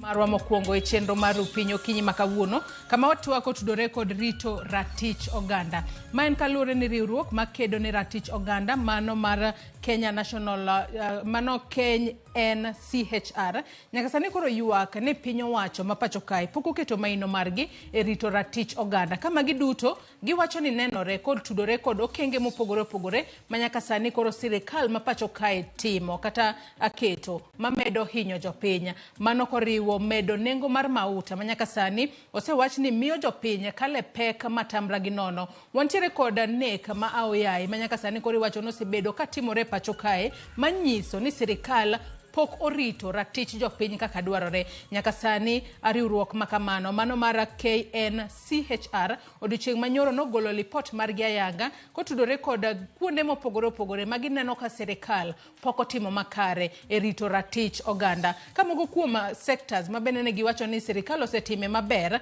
kaka pile, wacho ni gimoro amora mantiere kod rachne nyalo bedo kod berne. Sirikal oseketo mana maino mare ponono e rito jogo ma hikgi oniang' kaachiel kod duoko piny kwan mag mabuse manitiere e ute tuoche pacho kae. Mago kende sectors manyaka sani riwruogno makedo ne ratich oganda osewacho ni sirikal osetime maber. Kata kamano, nengo mapek mar ngima podi hinyo jopiny, gino mamiyo jopiny kale midhiero mopogore opogore. Nyako Ramogi jong ma network ma bende abro bedo godo kinyi makawuono. Katwak makamano kabibedo godo kenda, abro bedo godo kod wendo ma bende en jaked ne ratich oganda. Mano Zak Gaya tudore kodwa achiel kachiel kokale yor Zoom ka entiere e county ma Kisumu. Oyawre Zak Gaya okinyi makawuono, ichiew nade kendo machiegni e twak maro. Achiew maber, erokamano ahinya. Udhi nade Nairobi kanyo? Adhi makare Zak. Machiegni e twak maro okinyi makawuono. Erokamano ahinya, ber. Nyako Ramogi jong in bende kamoro amora mitudri kodwa okinyi makawuono, inyalo mana nyisowa ni nyaka sani in kaka japiny de gom mar mondo mi sirikal orit ratich oganda e yo machalo nade. Inyalo tudri kodwa kichwalonwa ote penjo paro moramora kokale namba mar ote machuok 236000 kaka pile mbui marwa mar Facebook ibiro yudo wa live Ramogi TV X @Ramogi TV. An bende nyalo tudri koda e Facebook page mara ibiro yuda Joyce Odur, mbui mara mar X ibiro yuda @JoyceOdur_. Kapok wachako twak marwa yanga odiochieng' makawuono, adwani wawinja ne lipota ma bende nolosnwa odiochieng' manyoro kod jafombo marwa Simfros Okinda, kama bende jogo ma bende wuok e riwruok makedo ne ratich oganda mano KCPE odiochieng' manyoro noloso kaluwore koda kuonde ma gineno ka sirikal pok otime maber. Wawinja ne mondi. Higachiel nyaka na sirikal mar Kenya Kwanza kautelo, nengo mauto osebedo ka medre kinde ka kinde. Nitiere joma osewito ngimagi e yore magalagala, ji oselal e yo ma ok ler. Gigi duto kod mamoko riwruok mar KNHCR wacho ni tuono oganda ratichgi.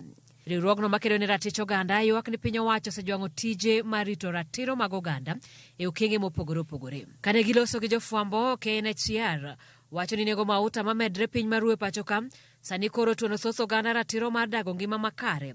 Kathoth ji sani koro gwonyore mana gi pado. The Commission calls on the Ministry of Energy and Petroleum to foster transparency and accountability in the oil sector to cushion Kenyans from unilateral decision from unscrupulous oil marketers to dictate and hike fuel prices. E kind dwe mokwongo nyaka dwe mar auchiel higani, ji 22 osewito ngimagi ka jomoko 9 oselal ka lwedo isiemo ir apisas mag piny owacho.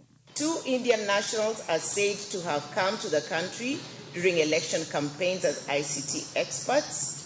Mohammed Zaid Sami Kidwai and Zulfikar Ahmed Khan and their driver Nicodemus Mwania were reportedly abducted on Mombasa Road.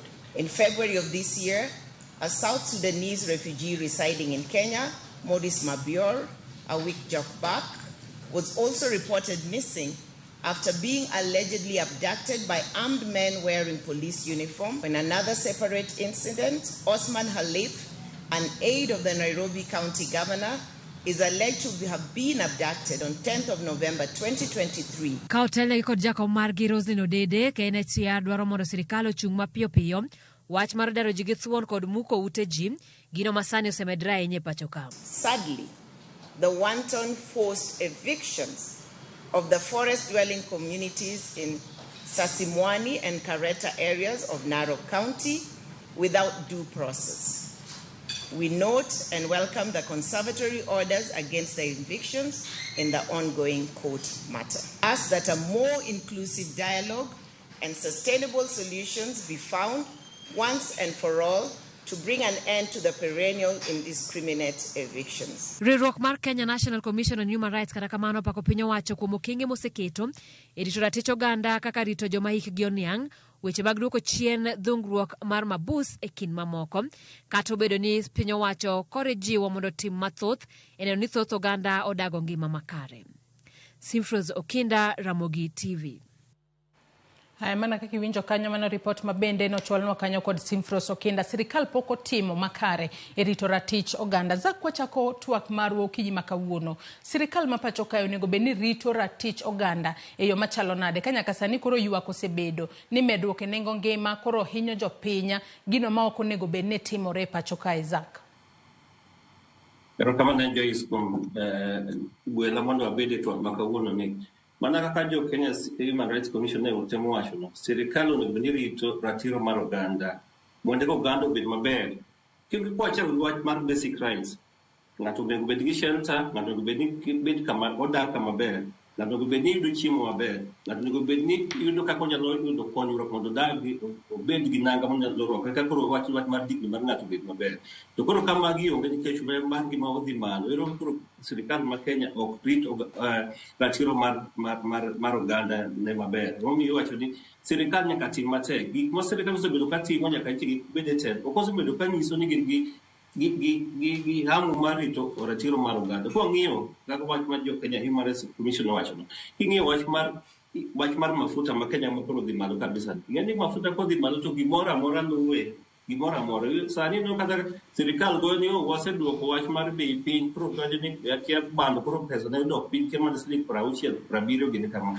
to kata kamano ka mafuta ni malo kata koro wach mai ni piny to gijaponi ni amado koro sirikal osebedo ka okosetim maber ahinya oging'i ratiro mar oganda e yo makare koro mana ka josiemo gino wan go watemo go do mano sirikal nyaka rit ng'i ni oganda mar Kenya ratiro mar gorit maber e ka koro jo Kenya obed ka gin gi ngima maber mano nyalo chako go kawo kwago mbaka Joyce nyaka sani wachno mano mar wasewacho wachno mar nengo mar ngima mano mar daro oganda e ora chuna en achiel kuom gigo mabende oseped elela ka bende en wach ma nyaka sani wanyalo wacho ni miyo chuny joma thotha dang'ni ahinya ka bende nyaka sani kwatiyo kod ranyisi jogo makoro nyaka sani odaka e lobno ma dono seyango ni en mar Kirema mano buore Nairobi kae nyaka sani kane wawinjo kaka jatend migawo mar lono loso no ngiso jogo ni un kendu sirikal ok bi donjo e wach makamano ka ber to sirikal onego bende timo nang'o e weche mag daroji to kopogore kod mano ne wanono jogo manodak e gwengego mag Mavoko ka bende ne omuk udegi e yorno malet ahinya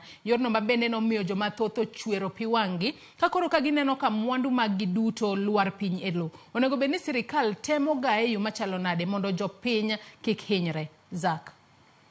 Ero kamano Jesu kompenjo maber makamano. Wach mar daro ji ma owae matimore atima kamane ne Kenya kan ok en wach maber kabisa. En wach mar ochu mar ratiro mar dhano.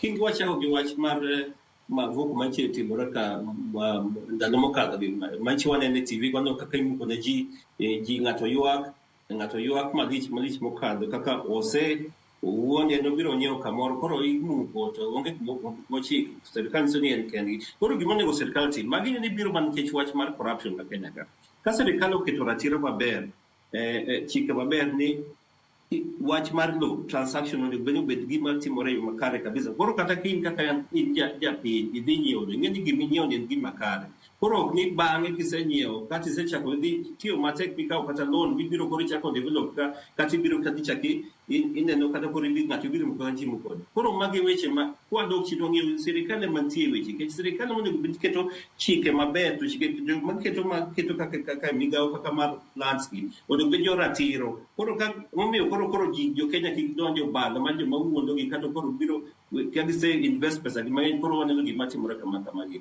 koro magi gik matimore wach sirikal onego ni rito wach oganda rito oganda mar ratiro en weche mang'eny onego gi chik keto jomiketo mar rito chikegi jomiketo ofise go joko be joma jo ratiro ok joma mibadhi ma koro ka weche osebiro koro gisemudo jo Kenya koro jo Kenya odong Kenya koro nyiso kaka kot nyiso kamano koro sirikal nigi migawo maduong' kabisa mar ng'iyo ni jo Kenya kaka rito oganda kata ko bed ni weche osetimore kamano sirikal nego donje wach ni magi gin jo Kenya osebedo kama ere kaka inyalo tim gini yo makare ma kata koro wach ni bedo sorted out ok ni ji igola oko sani kaka osani koro chweni inobio mu kodi koro ibro dhi kanyo koro sirikal nego donje weche gi from a human rights perspective ya osetimore kama to ere kaka wanyalo rito ratiro mar dhano kako wasort out weche koro sirikal nyaka donje weche eka koro wacho ni sirikal rito ratiro mar oganda mar Kenya Zaki wacho kanyo makare ahinya to in kaka jakene ratiro mar oganda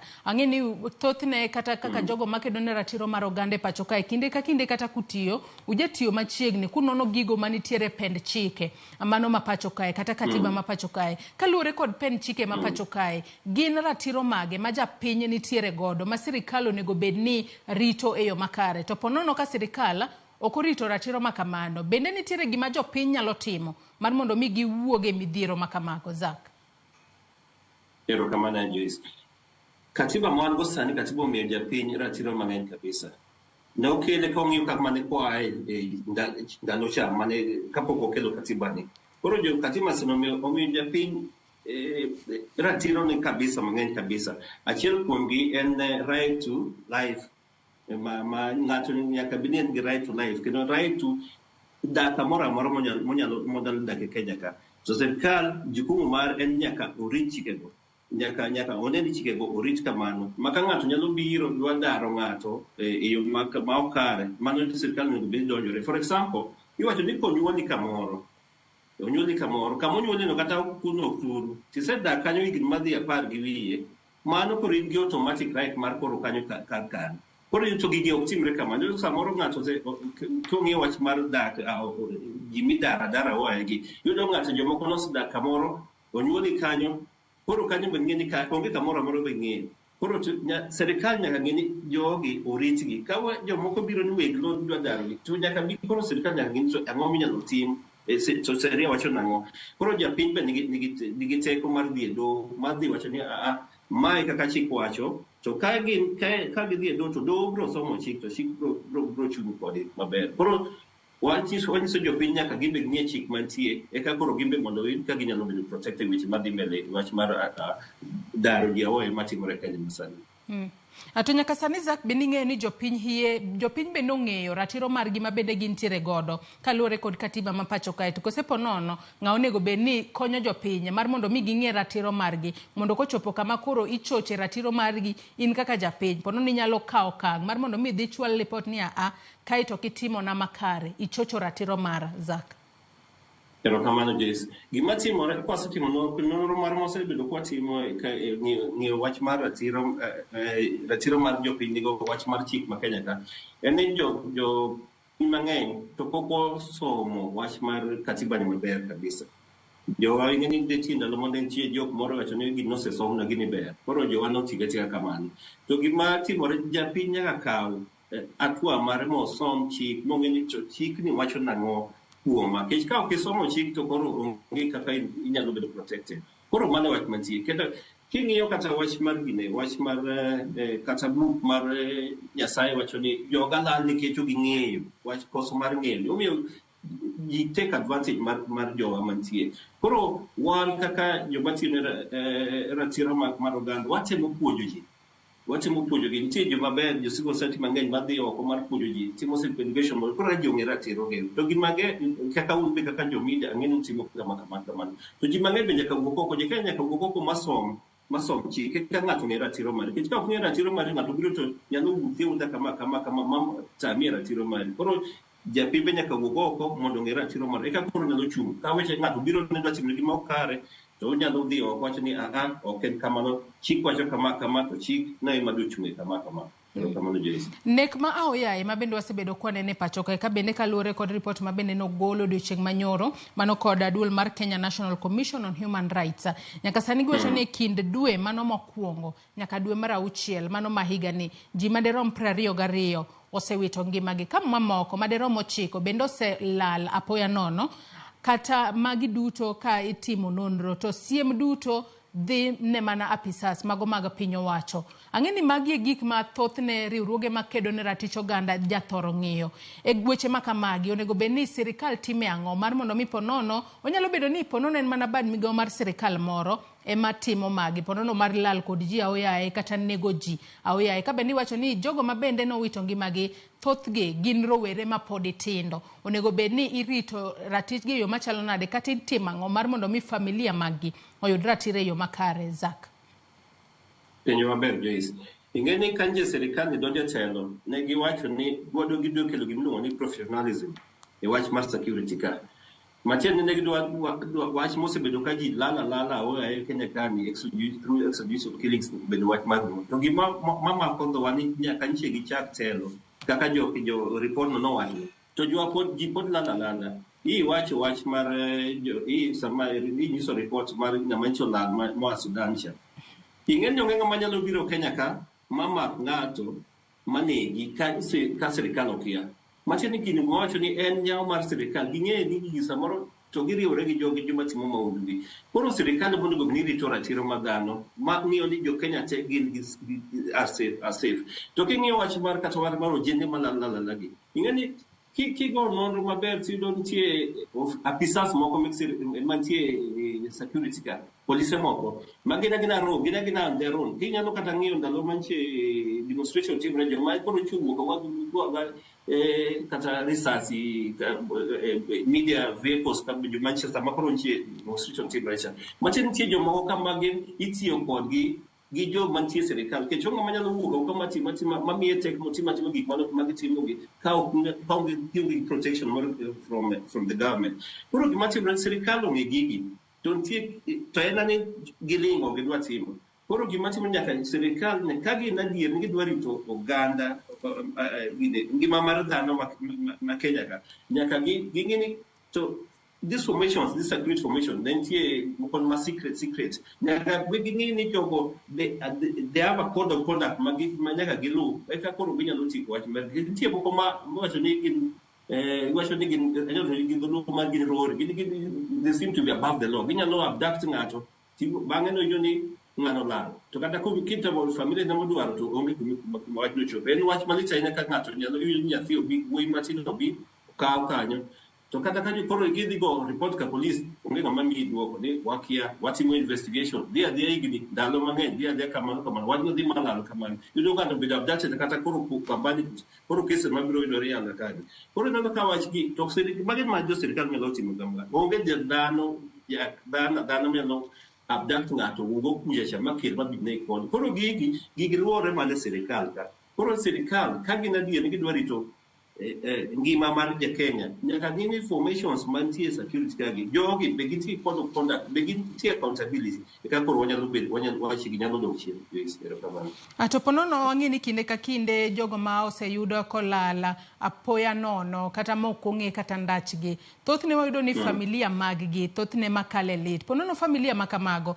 nyalo bedo ni timang'o mar mondo mi giyud ratiro margi ahinya kata bedo ni ponono iwacho ni lwet sirikal to lach seche moko sirikal biro bedo koling makata wachno ponono inyalo kata kawo kang' mar mondo mi familia no pesa mar mondo mi giling bende en ber mar mondo mi ji oling e weche makamagi kose ji nyalo wuok oko e yo machalo nade mondo ponono e kinde mabiro mbele wach mar ponono ji lal e lwet apisas mag sirikal orume pachoka kalo ni mago weche marocho ratich jopiny en wach mateka inyalo wito ng'ati to dhi adhiya kamano koro joma owito jogi kamano yo mar kaka extrajudicial killings ing'eyo kung'eyo ni ang'o mosini paro ni ng'ati pod bedo gi geno ni ng'ati biro duogo to koro gimondo gitim nyaka report wachni to koro gimatimore ni kose report to koro ka ino frustrating sini watimo investigation gimatimore koro jogi nitie joma mako lwetgi no ka koro jo civil society kaka Muhuri gini kaka nitie mang'eny Kenya Human Rights Commission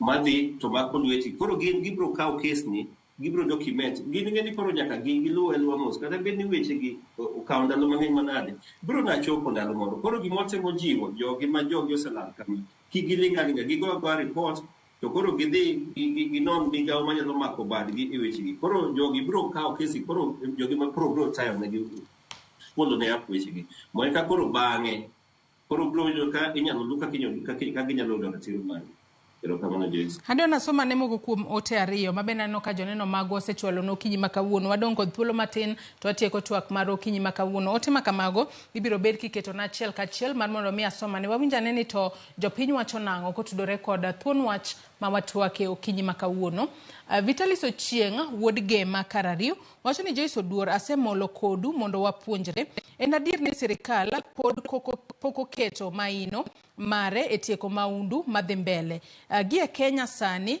ka wang'iyo thoe matimore ka gi kacha en mana mbaka to tim onge sirikal ni podi koko neno kata poko kaneno kagiikore ne mano.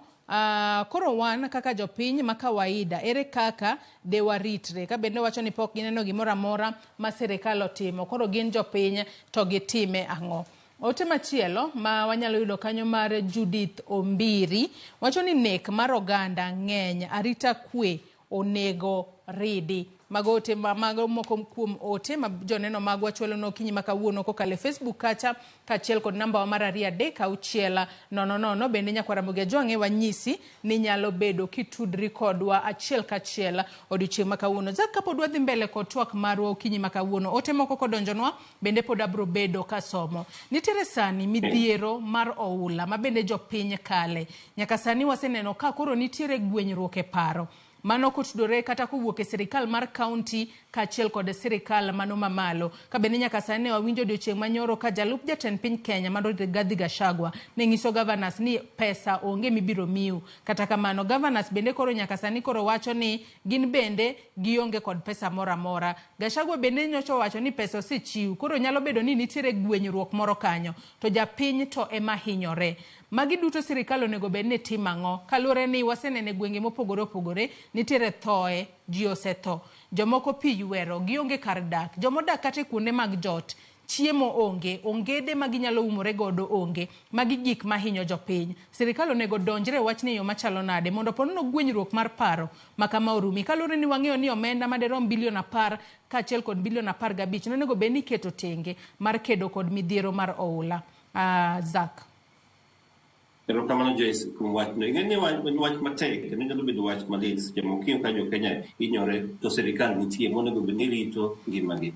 Ing'eni japiny en ochulo osuru ne sirikal tichoko osuru. Koro jogi girito sirikal mondo ka weche obedo matek to sirikal ema donjore monyo kaka nyalo miyo japiny bedo gi konyruok. Koro gima owuoro Joyce, kapo hapa ni dweche moko madhi adek kucha, niche sirikal pile giwuok ni waikore wach mar El Nino, waikore wacho biro keto pesa mondo kik jo-Kenya hinyre. Koro gima kendo watemo wuoro, gima duong' kendo jatelo maduong' ma Kenya kanyo wuok oko wacho ni gini Nyasaye ng'ama duong' ni gima ncho paro jakoro onge.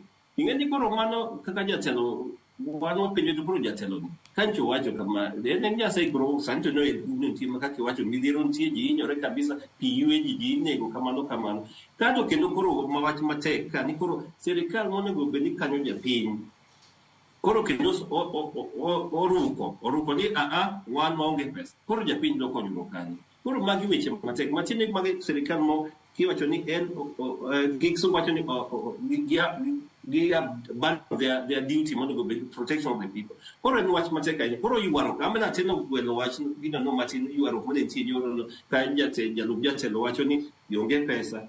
Koro governors kimiyo governors ng'eni gin pesa magirito pesa mamalo kata sani giyuaro ni sirikal poporo negi pesa mondo pesa ibed gi budget moro manyalo kata keto tenge for disaster management. Koro en wach matek ahinya matimore e Kenya kamano mowuoro tang'o matimore. Koro sirikal nyaka ugoko to gimo watemo kwa jatelo maduong' en kosewacho gimoro koro kaka ji timre tamogi onego bed nodhi mos pisas magi moketo tengo mopogore mamiye advice kech kosewacho kamano koro ka pesa kantie tie koro jowacho ni gini koro pesa nono. Koro ne wach matek ahinya. Koro wawacho ni sirikal kata nitie gigo osetimore sani koro nyaka wuog oko mondo ne kaka nyalo konyo Kenya mondo kaka jo-Kenya mohinyore wach mar oula madhi mbele ni od konyruok. Erokamano Joyce. Wesoma ne ote moro kae mano mar Ruth Nyathi Ochieng' mabenda nokochwalonwa ote kendo ng'isa na penjo moro kae. Ochwalonwa ote makamano kokale Facebook kama wantiere live okinyi makawuono. Ka ote makamano kinyalo mana ketnwa kanyo mar mondo mi wasome achiel kachiel. Owinja ni to jopiny wacho nang'o ahinya kotudore kod rito ratich oganda. Manyaka sani wacho ni piny owacho mapacho kae pok orito e yo makare. Ruth Nyathi Ochieng' wacho kae ni ratich oganda ochiko kumaracha. Sirikal onego miwa arita kwe maber. Gimi jopiny title deed mondo otiek wach mar daro ji ovyo. Sirikal onego provide shelters ne jogo mobedo displaced. Doho bende onego kony jopiny e wechegi. Penjna wendo ni gin kaka joked ne ratich oganda. Ere kaka gikedo gi mibadhi nikech moko kuomgi ok jo ratiro owinjo twaka ka entiere umoja. Mano penjo mabende Ruth Nyathi Ochieng wacho na penji kanyo za kiwinje yo makare. Wacho kanyo na penji ni ere kaka un kaka jokene ratich oganda ukedo kod mibadhi. Kalore ni ponono moko kuom ok gin jo ratiro. Inyalo mana duoko penjo makamano achiel kachiel mar mondo mi Ruth kaneno waka entiere umoja uwinjane ni yes wantiere kod jokene ratiro mar oganda. To bende gikedo nwa kaka oganda iyo makare kose oyo Zak. Erokamano, ago erokamano janeno mopenjo penjo makamano no. Mano gima timore gi samoro ji nono to koro penjo mano biro keji penjo ni koro ka sirikal mondo gwani wageno otamo bago koro wadhi nade. Koro mageno kantie joma kedo ne oganda kaka wan gini. Koro wabire gere ka mondo wakony jopiny.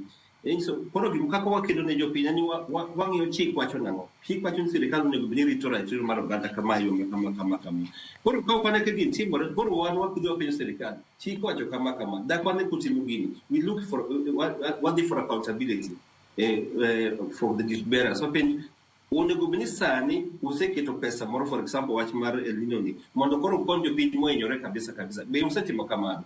Ngani kusepenjo kamano koro ji nyaka chapni eka koro weche inyalo tim gimoro amora. Weche tete majadeno penjo. Wadhi penjo settle deeds onego bed ni jopiny yudo. So I mean plan mage muketo mondo japiny obed gi title deeds e yo mayot. Mondo koro wach mar mibadhi matimore gi kik bedie. Koro watimo weche gi tete mondo koro japiny mondo konyruok. Mane tich mondo watemo timo. Koro ka sirikal ok tim koro ina samoro kwa dhika tikoto manyalo demand kata sirikal chik wacho kama nego tim kama.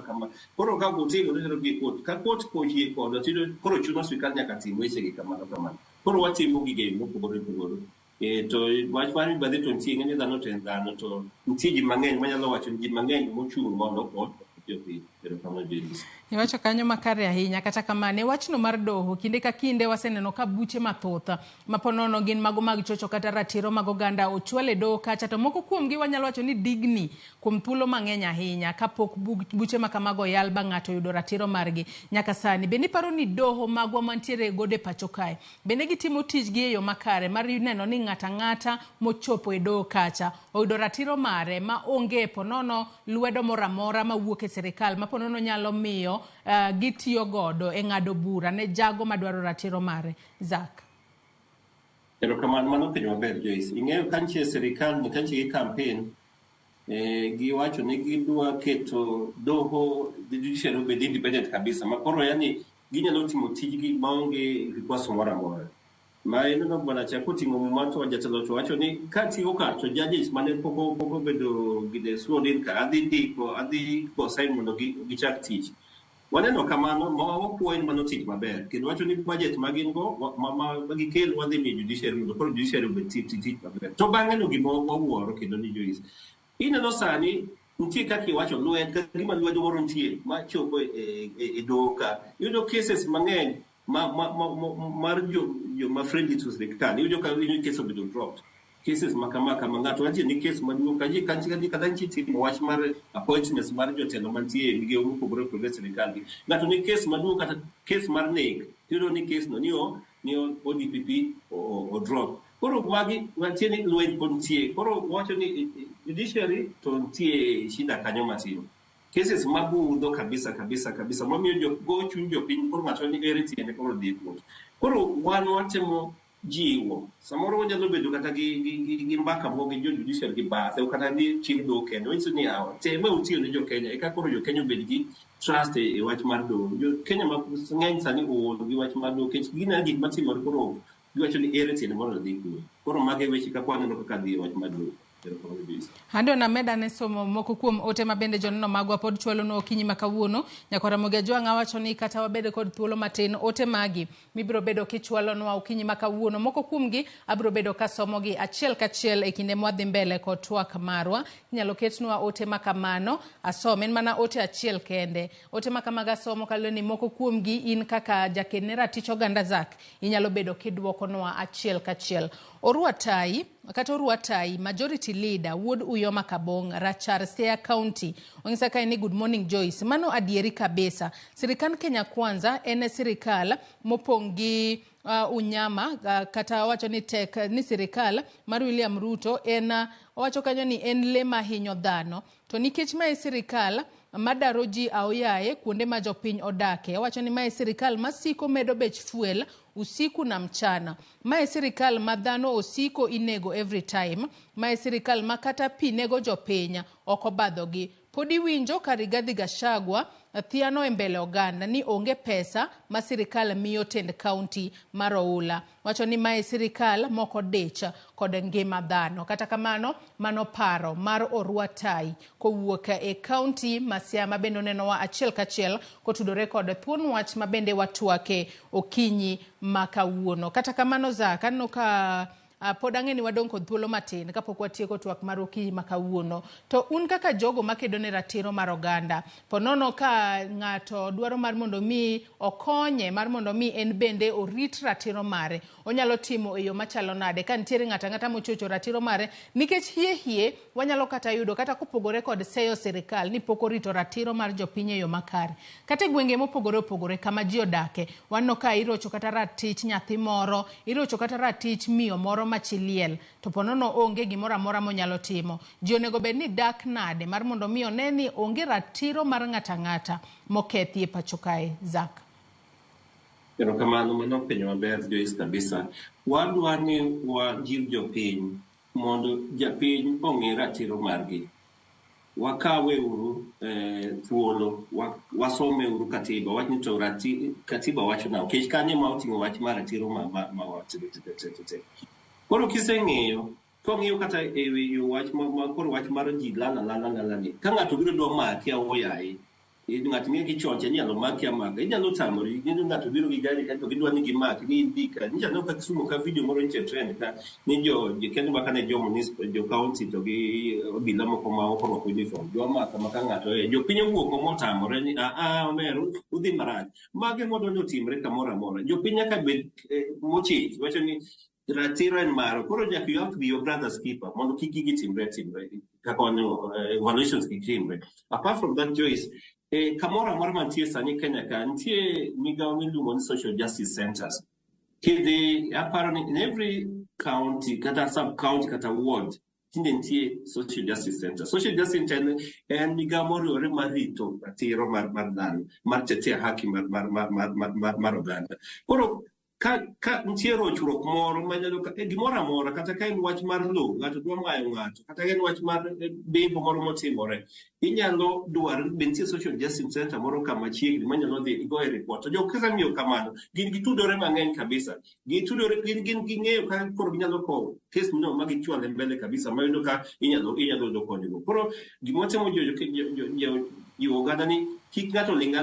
Kineno ka ng'ato dwa rocho ratiro mar duogo oko, dhi dwar penjo to ng'ama ere kaka nyalo yudo konyruok. Ginyalo kata go sime Ramogi kata Ramogi TV kata e radio to inyalo nyisi kare timuru kama. Koro wajiwo jopiny kik ng'ato ling, wawuog oko eka koro wanyalo rito ratiro marwa. Kech weche kaka timore Kenya kata ok ber ahinya. Nyakora Ramogi Ajwang' yena mar mondo mi akaw yueyo mokwongo mondi e twak mara mokwongo e chenro mar Upiny Okinyi makawuono. Kama bende pod watwaka kod Zak Gaya, jakedne ratiro mar oganda, otudore kodwa achiel kachiel kokale yor Zoom ka entiere county ma Kisumu. Wamodho pi matin, waduogo wadhi mbele, kik idhi mabor.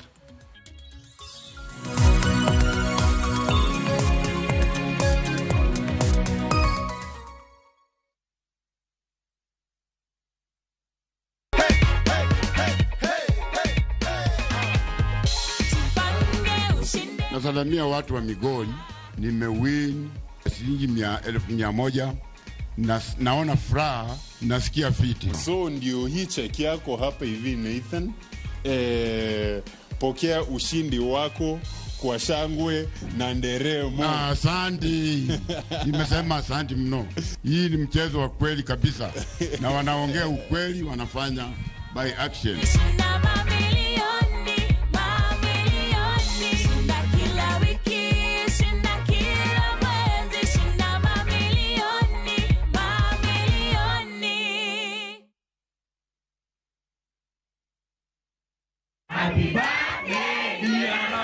Higni 2 nyaka ne wabie yamo. Joneno magwa osebedo jokorwa ahinya. Kaka yorwa mar goyo erokamano e kindegi duto, warwaki e chenro mar thieth maonge chudo. Free Medical Camp. Tarik 1 dwe mar 12 e kar thieth ma Sena Level 4 e Chula Mfangano, Homa Bay County. Wan gi lakteche kod jolony thieth ma biro pimo kendo thiedho tuoche ma opogore ka ochakore sa 1 okinyi. Nikech pile wawacho ni ngima en mwandu. Warwako uduto.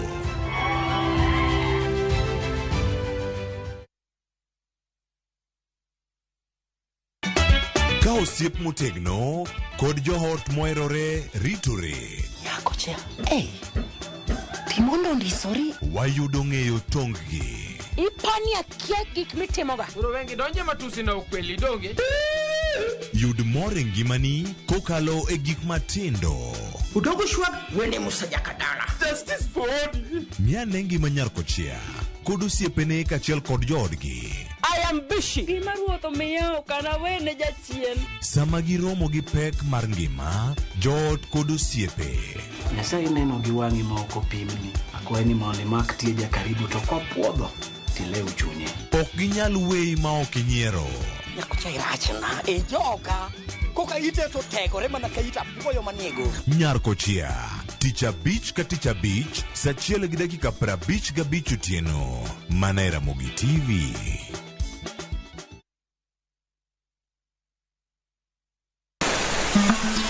Fwenyo chuny kitwa. Ang'o miyo yie ni chako mana mine? Dak ne chake yie chu. Yie ni chako mine nikech mine ma pito. Ng'e sigana kod kido manyiso ber kod mit piny. Ike jaduong' mane okwongo kama ni luongo jaduong' Ngeso Kosanjo. Kaluwore kaka kidi ma jaduong' ohero kaka chiege maduong'.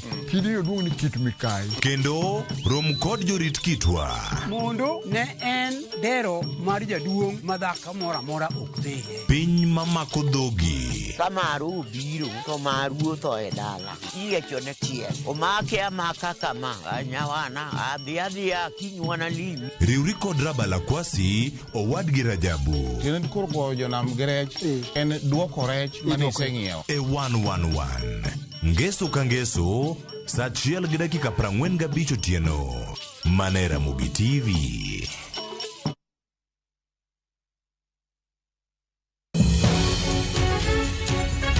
I got my cancer when I was 16. I explained to the doctors, they told me that it's just adolescence, I'm just maturing. We see cancer even in 1-day-old babies. Ang'o makelo kansa?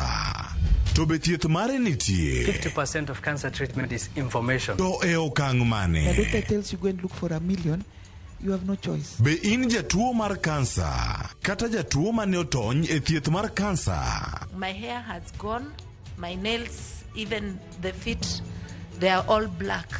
Kansa e kuku mar wach. Dweni 1 e Ramogi TV. Tich adek tarik 29 dwe mar 11 higa mar 2023. Kik bai.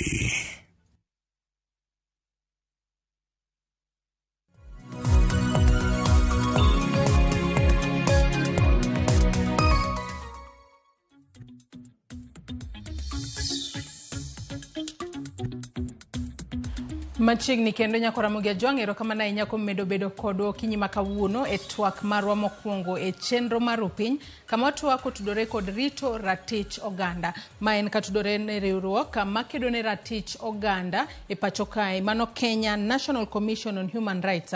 Osewacho ni nyaka sani sirikal ma pacho kae pok oketo maino e kedo ne ratiro mar oganda kaka dwarore. Kamago osebedo ka nenore chenro mopogore opogore ahinya ahinya ma sirikal osebedo katimo. Mane momiyo okinyi ma kawuono antiere e twak kae koda mano jaked ne ratich oganda, mano Zak Gaya mwatwak godo mar mondo mi wane ane ni to gin yore mage makare monego beni irito godo ratich oganda. Kanyaka sani e pacho kae pok waneno kamano timore e yo makare.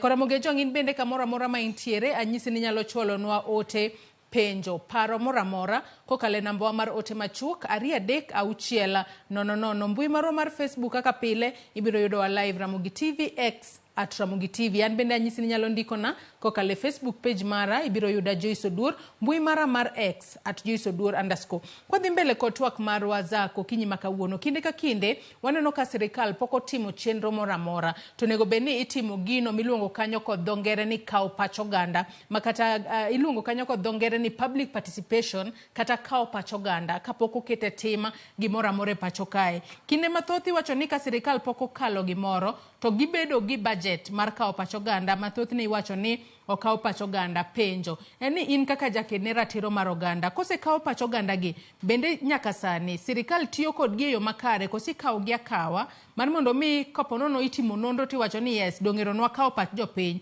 to mano koro rumo gi kanyo, to ket gi tim kaka dwarore. Zak. Erokamano Joyce, mano penjo maber kabisa. Ing'eyo kwang'iyo wach ma participation en gima ber kabisa. Kech ing'e ni kao pach oganda, kech oganda gi ma idwa miyo services gi. Kisemiyo pachgi koro ing'iyo ni to gimidwa timo e yo mane, gimiyi pach koro konyi maber kaka idwa timo koro gini bedo maber. Kato kendo kelo gimoro luongo ni ownership. Kata oganda gi wacho ni gini wan wanche wayiero gini mondo timre. Koro girito gino. Koro they are part of that. Kao pach oganda nigi benefits mang'eny kabisa. Kendo ing'eyo gima timore sani ka sirikal otimo moro ma okao pach oganda, jopiny bedo tegi wacho ni mano mar sirikal. Koro kata ka jotim project moro gi gweng wacho ni jopiny ok riti, koro gido ka kethore bang' kamano nikech niche ok involve gi, niche ok gao pachgi. Koro gima recent sana madwa chiwo example, ineno wach mar finance building. Kae machi jo Kenya wuok oko mogolo pachgi kabisa, kaluwore gi chik mani nyaka kao pach oganda kapok sirikal okadho chik moro amora. Jo Kenya nogolo petitions, ji monogolo petitions nokadho 1,000. Mani ng'en namba maduong' kabisa jo mogolo pachgi. Manche unyiso wati waneno kaka ji Kenya golo pachgi ni gini timuru kama, gini dhinyo kama. To gima wuoro Joyce, ni kata ka jo Kenya nicho golo pachgi kamano, professions mobiro mowuo jo Kenya te from all sectors.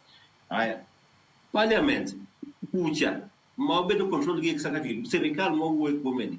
Obukore orabish gi gotete ma okadho gino makoro neno ka koro weche te kae wach mar mafuto dhi malo gimoro amoro dhi malo ni. Koro ka kisekao pach oganda, koro nyaka ng'ini jo Kenya jo oganda ncho wacho kama watimuru nang'o, kata unje uparo ni watime kama, lakini mae kama oparo mar oganda. Koro kaka ne timo gini koro oganda benefit gigo timo gi mana ne oganda tu. Koro ka kotimo kamano koro uyudo ka oganda koro chunygi nyosore wani koro ere kata tiende. Koro chieng' kata duong'gi mondo ni gigol pachgi kendo giwacho ni onge tiende. Koro magi gik ma wan waketo ne e piny ka kata e counties gi waketo sirikal ma kaunti nyaka public participation nyaka tim e yo makare. Ma ka otim maber to idhi adhi e court wacho ni gini nichoko timre maber to court yie kodi. Koro gidok kendo ginyaka tim e yo makare. Koro no ka sani wago erokamano nikech council oseneno ni kama kendo gikao pach oganda kendo waneno ka gitemo improve. Pok ochung' maber lakini dhi maber sana. Koro wadwa ni sirikal mamalo kucha be nyaka tim. Nikech sirikal mamalo kucha ok tim gini. Kata sani wach mar health, naneno ka jatelo wuoye, president wuoye wach mar health. In health bills magi pass gi jo Kenya ok omi paro maber ahinya. To gini gini do affect ofukgi. Koro mae mocho ni penjo no ber. Koro kao pach oganda ber, kato ka gisegolo paro. Kiki rubbish, nyaka ng'ini yawa. Jogi owacho kama. En kako notimo gini mondo kekoro mondo wawi pachgi magolo mondo obede gimondo timo. Erokamano Joyce. Ato bing'eni kinde duto wanyalo bedo ni waseyo sirikal ni ponono sirikal okao pach oganda e kinde ma ponono gidwa kete tema chike mopogore pacho kae. To hie kwa yudo ni seche moko jopiny giwegi ema ponono ok nyal bedo ni wuok oko, ponono ko luong kata forums ma koro obagi mar mondo mi jopiny okao pachgi. Jopiny bende kanyo wanyalo wacho ni kinde duti wacho ni seyo gwang' tiseyo gweno, kalone ni nyaka wangi gini kuonde te. Ere kaka jopiny bende kinde duto ponono ko luong kata public participation kumoro, onego bed ni giwuok oko e yo machalo nade mar mondo mi kikal gimoro to bang'e koro kaka jopiny waywak ni kanyo to dhi ataro mar ratiro marwa, to hie in kaka japiny emo kiwuok oko mar mondo mi okao pachi. Mano bentie kanyo Joyce, lakini gima timore sani, sasa japiny koro sani osegolo doketgi. Japiny koro osepuonj gi ji mang'eny, civil society organizations osepuonjo gi mang'eny kabisa, ma sani japiny ong'e ratiro nyaka be giwuok oko. Kik blame sirikal tu, to gibro giwuok mondo gigol pachgi. Koro sani wasepuonjo jopiny giwere gi wach moro, ne nitie wach moro ka chon ka ni ang'o madhi yudo kanyo, ang'o madhi yudo, adhi bet abeta ang'o madhi yago. Ting'eni ka kiketo paro ma kamano e pachi to gimoro ibro kadhi, to gino ka ok ibedo mamor, ok bi konyi bang'e. Koro kik ing'i wach gi midhi yago kanyo ni bidhi yukna jamna kanyo. Nyaka in idhi adhi gol pachi nikech mae mar maendeleo ngimani ratiro mari. Koro kidhi kanyo wacho kata wach mar yo, wach mar ndara, iwacho ni karwa ka waneno kutimo kama ndare moneno kuyawonwa yot wanyalo bedo maber, kata koro weche nyalo bedo maber, wanyalo timo ohala, wanyalo dhi osiptal yo makare kamano gima kamano. Koro sani jopiny osepuonj mang'eny kabisa, nyaka giwuog oko, kik giblame sirikal ka ok giwuok oko mondo gol pachgi.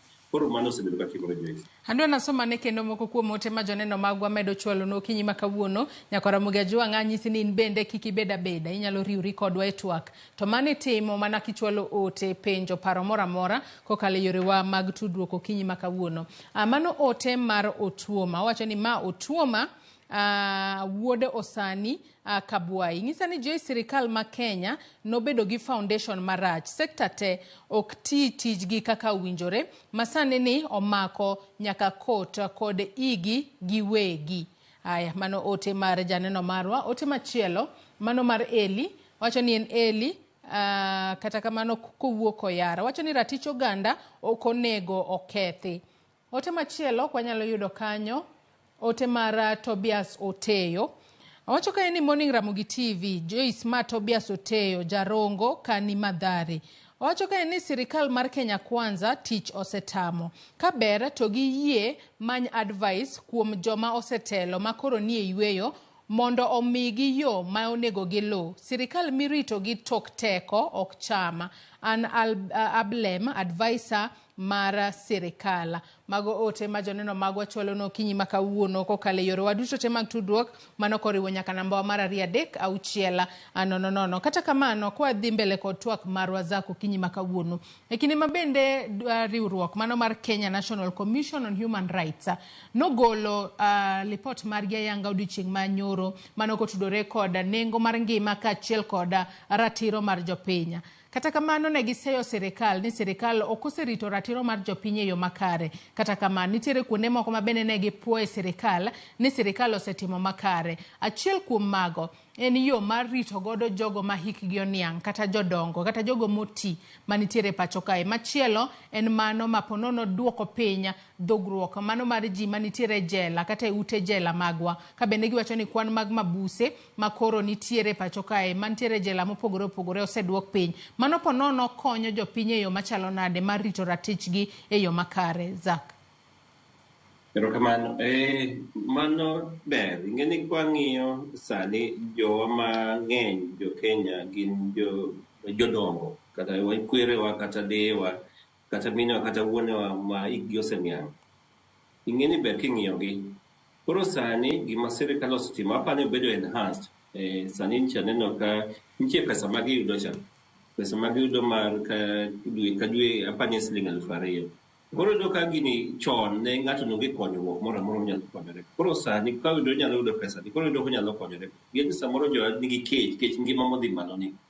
Koro pesa ko to nyalo konyo. Koro gimo kata kwa po sirikal lakini on the other side iwacho ni sirikal onigi right hand to ka obi left hand. Kech ngani osuro dhi malo gimoro amora nengo dhi malo. Koro do kata ka yudo 2,000 jaduong' dwaro madho chai moro dhi nyiewo sukari nengo ne odhi malo gimoro amora kata makati moro dhi malo. Koro wacho ni sirikal utimo maber mondo kod dongo lakini duokuru e ngima piny. Koro kata pesa momiye ni nyalo chore jaduong' chore kata dwe achiel kapok oyudo mabiro bang'e cha.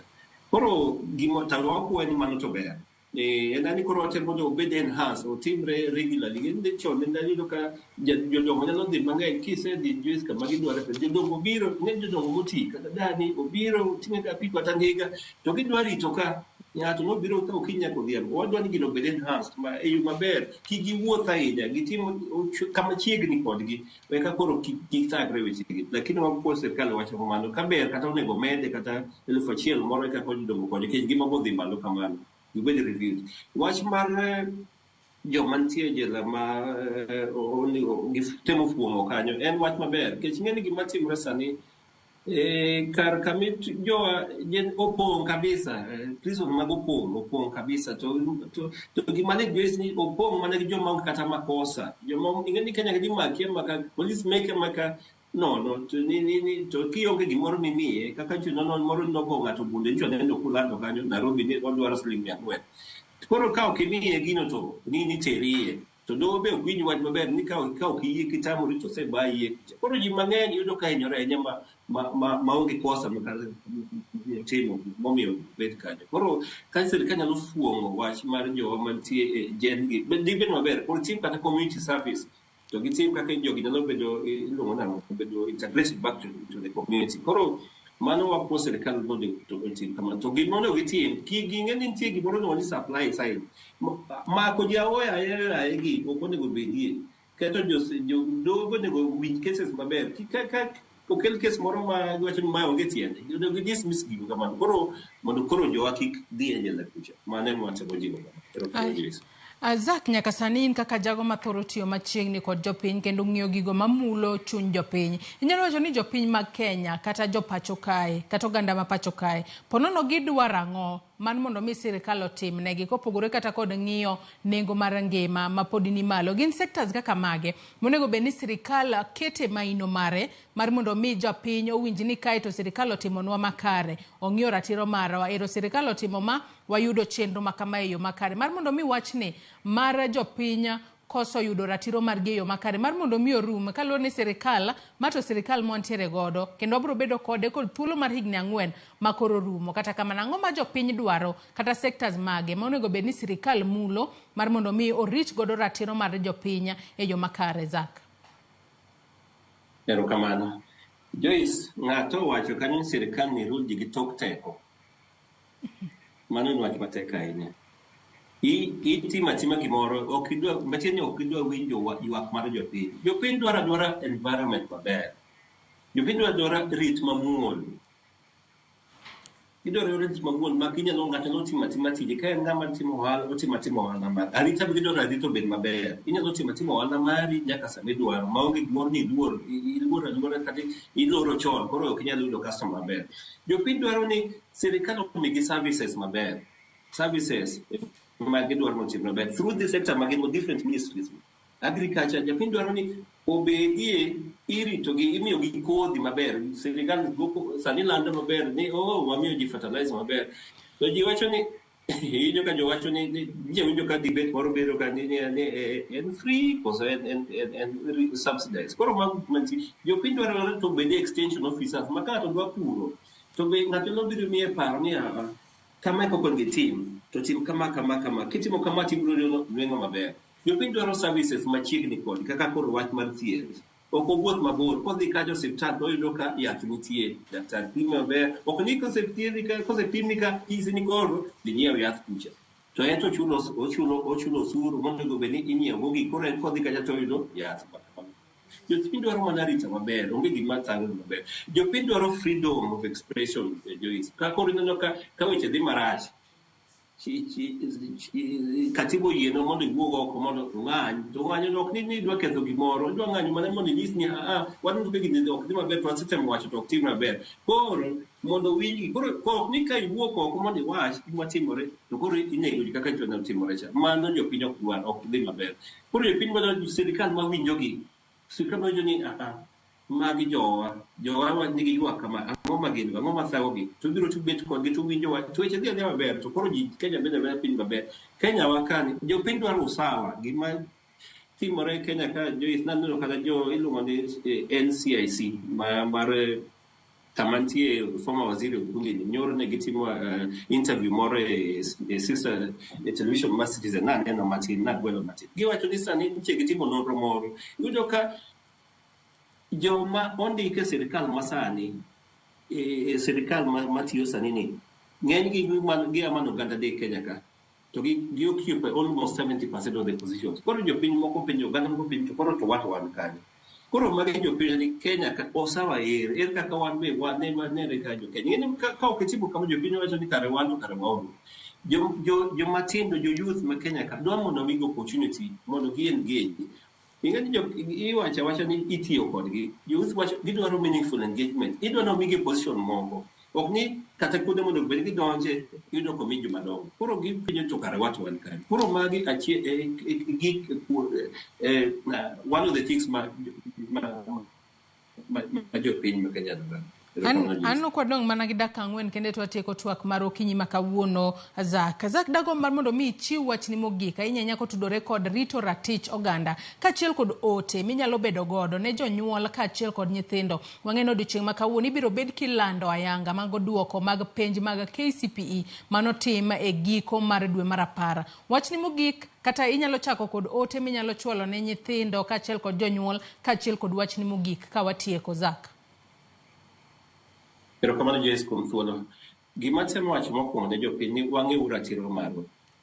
Wang'euru ratiro marwa eka koro wanyalo rito ratiro marwa. Kendo ka ok ing'e ratiro mari ng'ato nobiro timo atima gimoro to ging'e ni kar ng'ani orocho ratiro mari. Koro watemo mondo wang'e ratiro marwa. Kaeto wakonyre uru kaka wanyalo rito ratiro marwa. Kik waweyawe ni ng'ato timo atima kineno ka ng'ato timo ne gimoro mar tilinga linga. Kik wabed kama ng'ato timo gimoro wabed joma ritori. Inyalo dhi piny ang'o mitimo ne ng'ani kama kama. Kwariwore to goda joma rocho ratiro mag gigi biro dok chien. Koro mane matimo jowa ni wang'euru ratiro gi kato watem kaka wanyalo konyore mondo warit ratiro gi kamano. Kawuono kaka iwacho ni inyalo samoro duoko inyalo bed release mar KCPE gimatemo imanyalo nyiso jonyuol ni ma just a stage in life. Nyithindo timo inyuolo nyathi to magi stages magi kadhe ichopo e piny ma klas 8 ka mano system ma oketi koro ikadhe tidhi male dhi kama chielo samoro nyathi ok dhi timo maber kaka ji paro kaka janyuol mano timore nikech Nyasaye omiyo ji were mopogore mano miyo sani koro ineno ka okel this new system mar CBC ni ke ji omi gweth mopogore Nyasaye omiyo ji kamano koro ng'ato iyudo ka ok oriek wach mar buk lakini en gi talanta mare. Koro kaka nyathi ok otimo maber kik igine kik chunyi gore ahinya ma ngimane pod tie mbele kaka Nyasaye ong'e kaka bro tae modhi mbele. Koro janyuol nyalo mana encourage nyathini ma kamano ma odhi kata nyithindo be ma samoro ok yudo duoko maber mago timore ng'eni there's another opportunity to be able to try again kata inyalo timo yo moro machielo. Koro just to encourage them that that's life timore kamano to wadhi mbele. Koro mane manyalo wacho ne jo Hero kama na inya Zak Gaya jakene ratiro mar oganda kuom kawo thuolo mar okinyi makawuono ibi watwagi kotudore kod rito ratich oganda nyakora Ramogi jwangi kanye mwachopo gode giko mar twak marwa mokwongo okinyi makawuono kata kamana geno ni puonjori yo makare yore mabende in kaka japiny inyalo konyo mar mondo mi irit godo ratiro mari to ponono ka nitiere yo mai paro no choch godo ratiro mari nitiere yore mopogore minyalo luwo mar mondo mi iyuda ratiro mari yena mar mondo mi akaw yoyo madundo gi sani kata kamano odiochieng' makawuono e wanyisi ni wabro bedo kwaluonu achiel kachiel duoko mag penje mag KCPE mabendi biro golo odiochieng' makawuono ko jatend migawo mar somo Ezekiel Machogo kinde machenro makamano biro chako wabro bedo kwadhi kuro achiel kachiel kata kamano wakaw yoyo madundo gi sani tok yueyo chenro mabiro ni en pok opogore gi nyawadwa Sharon Ong'aw kik idhi mabor.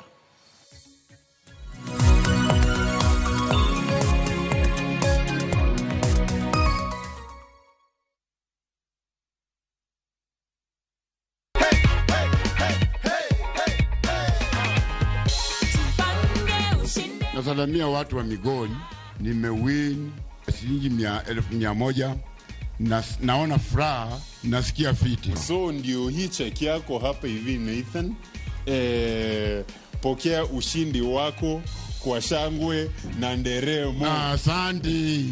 Nimesema asante mno. Hii ni mchezo wa kweli kabisa. Na wanaongea ukweli, wanafanya by action.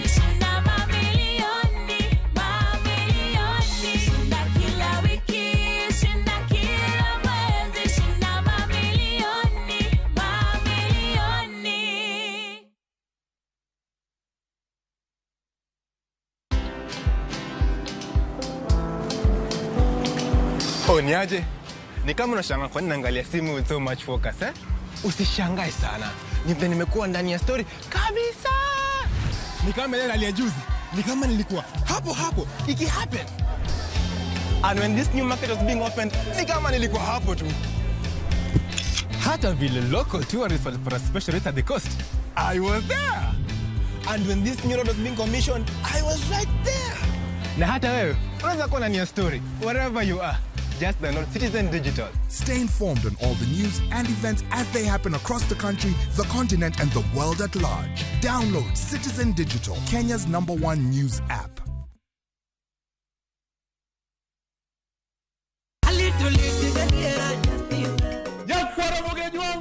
Chiegni show mamit maraktari ma iluongo ni Ramogi night wakelo Teacher Beach ka Teacher Beach seche machal kama ka in jahera mar luo benga kata ajawa wakelo ni ngolo mobedo piny mayueyo mana mo lungani kolo instrumental kaberni be inyalo lungani Boy Handsome Within and Without. Boy Handsome moment away aroji bed and breakfast sama pekni tilungani ngenja the entertainer kaka pile nyakora mogenyo wacho ni kete manaka Ramogi night Teacher Beach ka Teacher Beach sangweno tieno.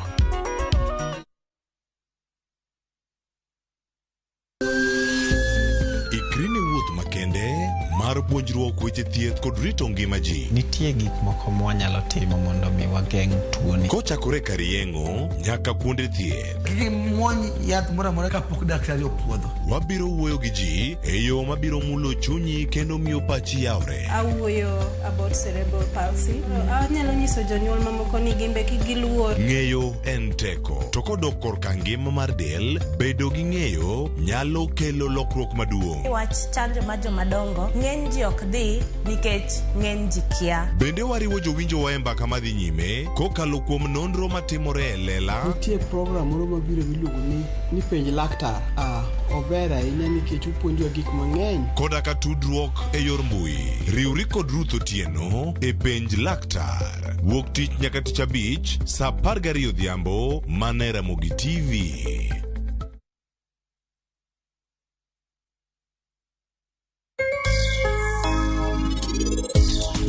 Penj laktar ka wawacho ni ngima en mwandu.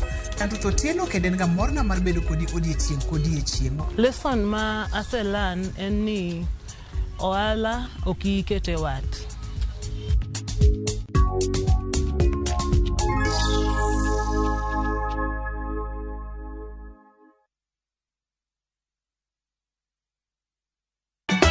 Ka osiep motegno kod johort moherore ritore. Yako chia. Timondo ndisori. Wayudo ng'eyo tonggi. Ipani akia gik mitimoga. Uro wengi donje matusi na ukweli donge. Yud more ngimani kokalo e gik matindo. Udogo shwab wene musajakadala. Justice for all. Miane ngima nyarkochia kod osiepene kachiel kod joodgi. I am busy. Gima ruotho miyo kana wene jachien. Sama giromo gi pek mar ngima, joot kod osiepe. Nyasaye neno gi wang'i ma ok opimni. Akwaye ni mondo imak tieja karibu to kopuodho tilew chunye. Ok ginyal weyi ma ok inyiero. Nyakocha irachna e joka. Koka ite to tegore mana ka ita puoyo maniego. Nyarkochia. Teacher Beach ka Teacher Beach saa 1:55 otieno mana e Ramogi TV.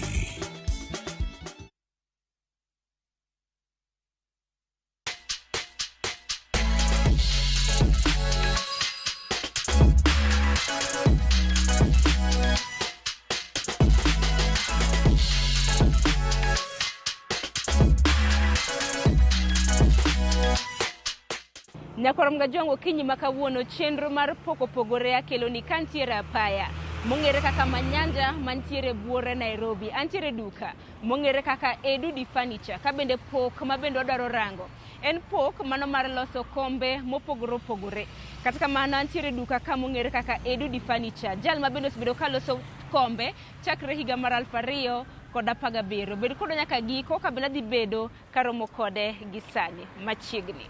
Nyakoramga jwang machiegni asebedo piny ka mar bilo wach gi Edwin Obure jal ma bende osebedo ka loso kombe gwenge gi mago mag Manyanja Road mantiere county ma Nairobi. Edwin arwaki ni machiegni ma chenro mar pogore Nyalo mana nyiso yulri ni nyakwara Mgejwang nyingi hien nga ang'o mitimo to bendi ni wuod kanye? Nyinga iluongo ni Edwin Obure, aja Sembo Kolal, Siaya County. Na ohala ni nachako kaka painter, na aja rangi, ako rangi. Koro napuonjera rangi mos. Kas bang'e achako ayawo showroom. Kase yawo showroom nachako gi furniture mar coffee tables.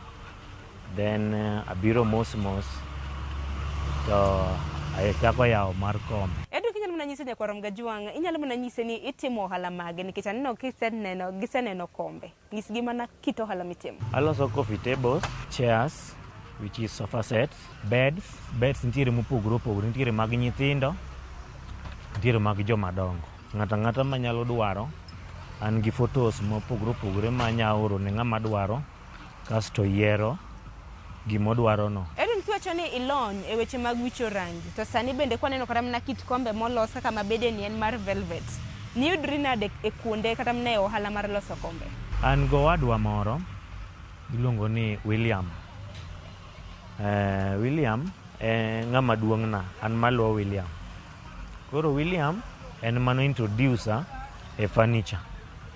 Koro kano introducer e furniture, to gima nyalo chako timo nen wiro rangi. To wiro rangi idwa chako timo lazima nyaka ichaki gi preparation monde mos kor kiduoge rangi. Kisebire rangi milonye maber kasto koro inyalo neno kaka itimo. Kinyalo mana nyise nyakwara Mgejwang chakruok mar ohandi ni chake higa mane? 2017 ema koro nachako go rangi maber. Kech donje company mar furniture, which is painting, kana puonjra like 2 years. Mana donjo gimoro 2014 kadhi rum. Ta puonjra by 2017 mwezi wa 6 ema koro nachako goye rangi. Koro ng'ato nyalo miya tije, tagone gimoro rangi to dhi uso. Koro bang'e to achaka paparo ni anyalo manyo kamoro mondo alose gika bed ka showroom. Amany kamoro ka showroom mondo alose gika mondo aus gande mos seche ma an gi tich mar rangi kocha to showroom bende dhi mbele.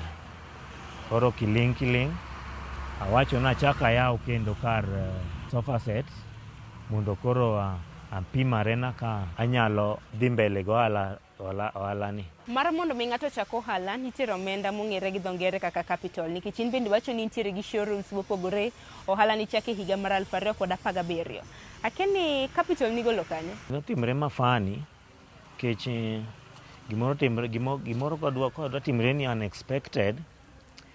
Inyalo winjo ka nitiere kaka yani mind ni it's like anyalo wacho ni Nyasaye en a dream moro ma Nyasaye oro ni. Kech kaka nadwa yepo to Nyasaye onyisa ni in many pesa moro mondo kisemanyo pesa timany kamoro iyawe showroom. To by the time ka nawuok tich koro adhi e ot, to gimore monyisa ni wuotharena along Manyanja Road, imanyarena kamoro minyalo kete furniture moko. It was Saturday. Koro ka piny ru Sunday tema wuoth along this street to ayudo showroom achiel kanyo. To showroom achiel no mbele gi chien nan gi 10,000. Koro 10,000 to showroom no bende ne 10,000. Koro nawinjra gi landlord ni anta aonge pesa moro lakini adwa duka. Nikech kana yudo duka no nondike vacant. To kana bira ne first person manokuongo nene. Koro ka wuoyo kode to nyisa ni showroom nitie lakini ne 10,000. Kech mokuongo nene 5,000. Koro opandisha to 10. Koro nodwaro gi deposit mar 10,000 obed 20,000. To anyise wuoyo kode maber, anyise ni ata onge gi pesa moro, anage 10,000. Koro 10,000 ni owacho na miye 10,000 to adhi mbele abro mede the deposit. To adhi mbele hawi maber ok nopenja deposit mabe nyaka kawuono pok achulo ga deposit no. Wan gande friends. Koro bang'e jiranda nodar, kosedar tachaka akawo kendo kare kanyo. Koro gin ariyo makas bang'e to gimoro nyisa ni achaka yaw kar kombe mondo ane arena ka kar kombe be biro timo maber kaka kar coffee tables. An sana an aloso ga coffee tables nikech an painter. Koro ka anyalo nyiewo material, senyiewo material koro ago gika kenda rangi. Koro kiling' ema wacho ni amanyi kamoro kendo mondo akete kombe ane are kaka biro timre.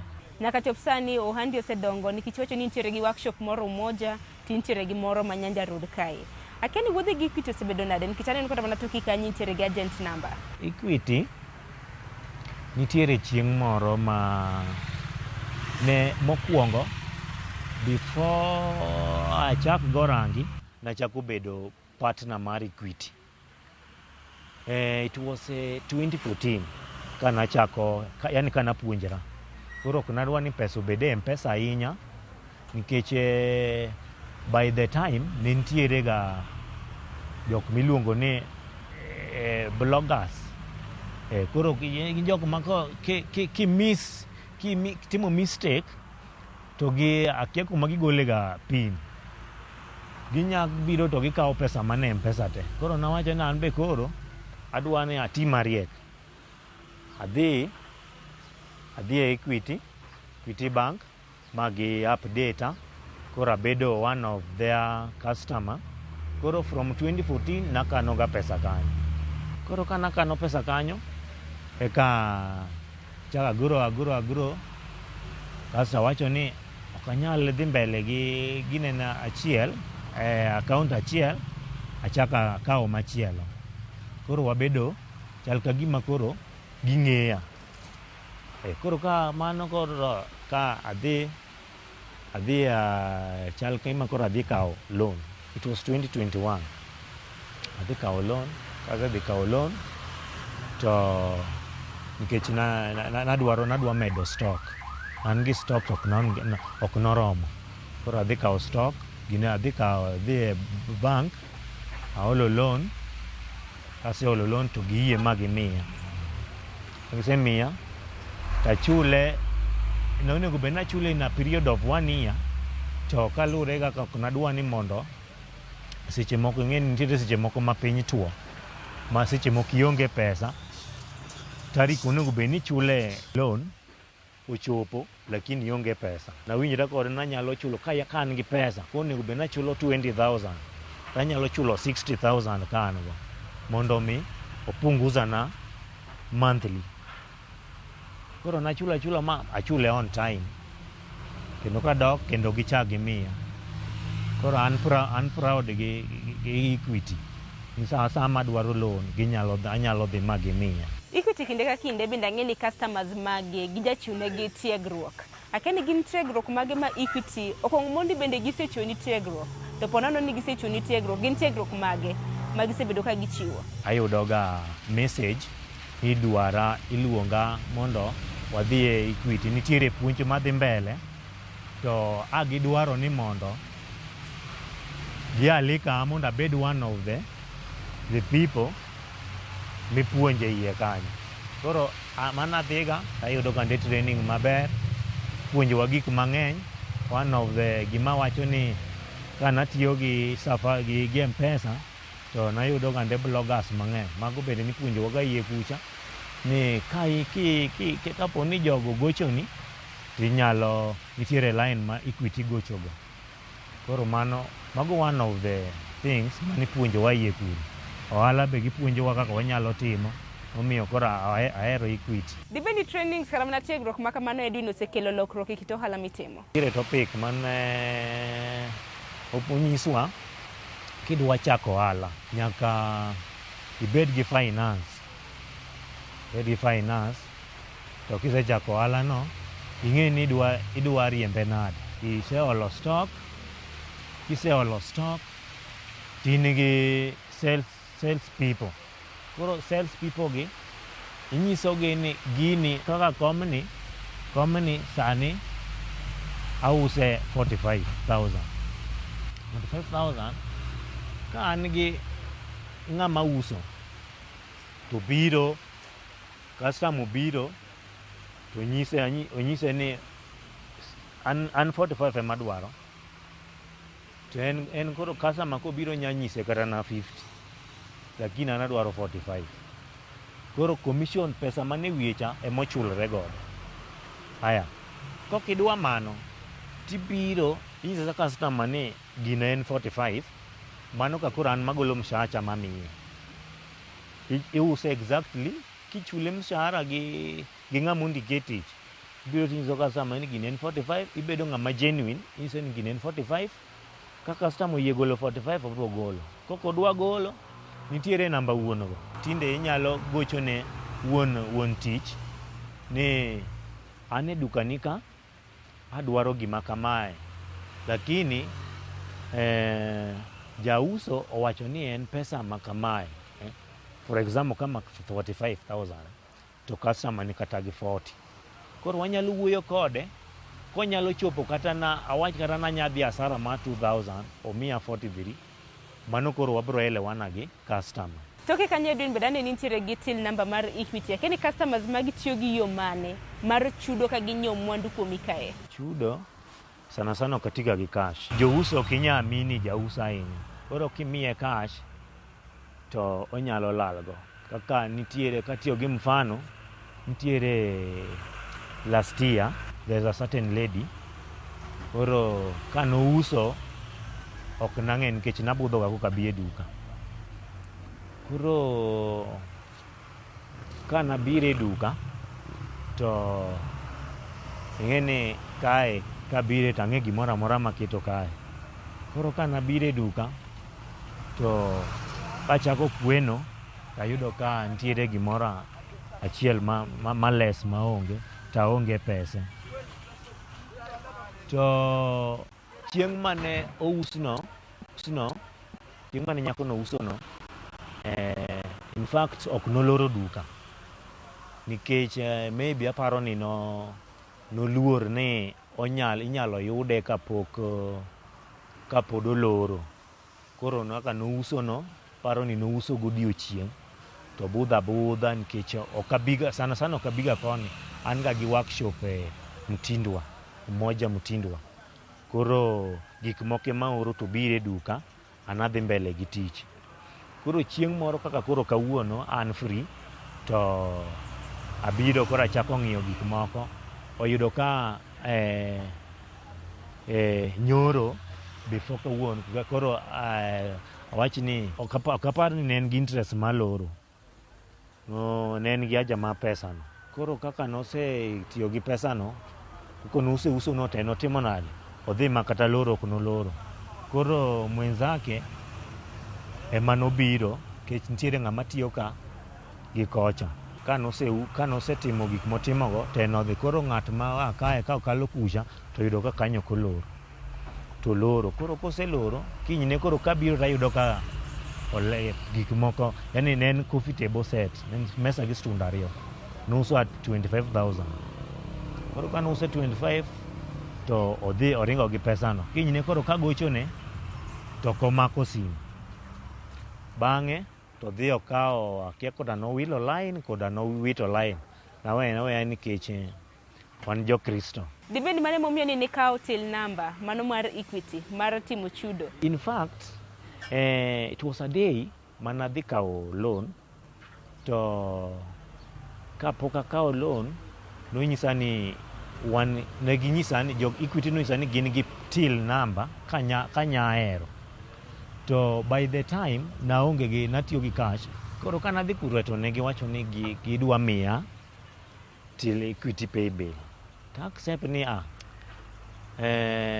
ma unya timo na maber nikech asebedo kadhi asara Koro kumiya gini nyalo konya. Nyalo mana nyisa nyakwar Ramgajwang ni till number in adi to account name ni en mane? Pay bill matiyo godo e biashara na en Equity to en 247 then account number ni 0724 075 998.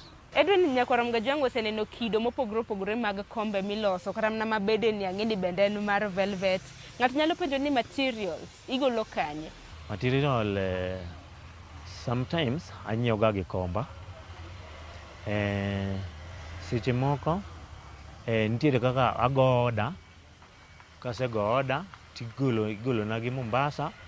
Ka an gi order maduong' ta ago order igolo na gi e port. Kasto gibiro takawogi gi komba. Bende ang'eni ng'ato nyalo penjo ni nengo mag kombe iuso nade? Kombe aloso design mopogore. To koro customer kobiro onya yiero design mare. Koseyiero design mare to obiro wadhi e chat to koro magi e kitamba. Onya biro ka agolone magi to oyiero koro kala modwaro. Kala moro amora modwaro to iketone. Bende Edwin ang'eni nitiere gi designs mopogore. Inyalo mana nyisa nyakwar Ramgajwang ni designs magi chalo nade nikech bende ang'eni nengo bende opogore gi design. Nitiere kitamba mopogore wanyalo ng'ado bei. Iyiero kitamba kaka mae kidwaro kaka koro komni sani en 45 lakini koro kiyiero tamba makama this texture wanyalo ng'ado nigo gi 38. Bende ang'eni kotenore kod nengo mag kombe samoro ujauso kaka ma to nwach ni L sita kata na 5 sita. Ang'eni samoro 7 sita moko bende opogore 1 sita 2 3 sitas. Nyalo mana distinguish kata mana nyisogi ni nengo makamago chal nade. Kaka ma en L seat which is 5 sita. Koro 5 sita ka en kitamba tiyo gi kitamba ni this texture ma nyalo timo ni kata anya timo gi 38 ka en L mar 5 sita. But ka en 3 sita anyalo timo ni gi 28. Aya 5 sita mar nitiere 3 sita gi 2 sita mopogore. Koro 2 sita anyalo timo ni gi 20. Bas kwang'iyo nitiere design mopogore kaka ma semi recliner 3 sita owuok 35,000. Aya 2 sita mare be nitiere ma 25,000. Aya wan gi button, chester button 3 sita 30,000 wan gi queen chair kae mawuok 18,000. Edwin kaluwore ni nitiere boma ma Nairobi akeni ng'at manenowa samore counties magwa mopogore obed gwenge ma Kaluo, Masawa, Imbo bende kombe gi nyalo chopo negi. Ka ginyiepo Nairobi ka kech pod kabedo gi branches mang'eny it is my start. Koro ka ng'ato dwaro na terne kamoro kata Kisumu wanyalo tiyo gi transport mondo gino chopne. Bende wang'eni ohala kohala nyaka bede gi ber gi achiedh nade mage. Higni osekadho bura chakre higa mar 2017 kane chako ohala makama. Nyisa ber gi achiedh nade museneno. Challenges to ng'eny e biashara but ok wanyal weyo. Kizungu wacho ni give up. Nyaka ing'i mana kaka itegi chunyi. Nitiere challenges mang'eny mamoko be ok anyal wacho. Lakini warado kodgi e pap kae. Nitiere loss inyalo uso gimoro koro kaka koro komni ka customer kobiro oywak ni ahinya en gi interest mare lakini oywak ni pesa ne midwaro nok rom nitie kaka unyalo wuoyo koro kata konego bed ni ichamo kata na 3,000 e kom koywak ni inya chamo kata na 1,000 mondo mi ukonyru. Manyanja Road kae bende Edwin aneno ka jok ma uso kombe kanyakla kod mes kanyakla kod mwandu mabende uso. Anno ka line ni ji mopogore uso mwandu maket kod mano. Kanyalo penji ni piem chalo nade diwach nang'? Piem to ng'eny. Piem ng'eny dak awach nikech area ni king'iyo yudo ka ng'ato uso, kacha ng'ato use, kamachielo ng'ato use, lakini koro luwore gi kaka ilamo Nyasachi. Ng'ato gi Nyasache ka iwuok e ot kilemo, customer ka en mari to mari. Kok en mari, bende koro iwene ng'ama chielo. Edwin okinyi ma kawuono ang'e ni nitiere rowere mopogore opogore mathoth ma bende neno chenro mar pok opogore in kaka rawera. Paro mane ma dichiwne rawerni mantiere oko kacha ahinya nyaka luwore kod pok ma gintiere godo? Sani mokwongo, sani pesa onge, wanya wacho ni pesa onge sani. Nitiere verse mo wacho kane ni odiochiengi biro. Kineno ka ng'ato, for example an ka to ng'ama chielo ni ka, kineno ka ng'ano uso, iweri gi ng'ano nikech mano odiochienge Nyasaye mana emano miye mano. Koro an arito odiochienga. Sani onyalo bedo notuona, lakini kiny nachiem maber. Ng'ama ni oko ng'ene kwa sani kaluwore kaka pesa onge, ng'ata nya gombo mondo oyaw biashache, lakini biashara ok inya chako maonge pesa. To biashara dak ichak gi pesa mang'eny. Ichak gi pesa matis ma in godo no. Kisechako biashara ma in godo no, tilamo Nyasaye. Kiselamo Nyasaye to biro ketie yo.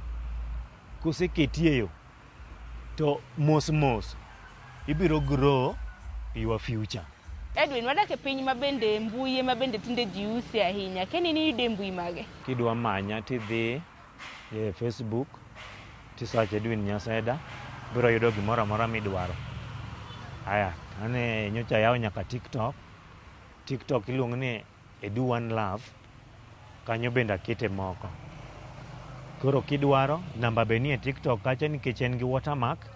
Koro ka gimoro mori, tinyalo dhi kacha to iyiero. Sani ang'e ni vijende manyo tije mag lwedo nikech nok mag tije bende osebedo ka neno machiegni ne pacho kae. Akini tiegruok trainings bende chiwo? For example sani, an gi vijende, an gi jok mandiko ma inyalo biro to kapuonji tich to kichul nikech kanyo en kar ma wakonyre. Seche mikonya gini taba konyra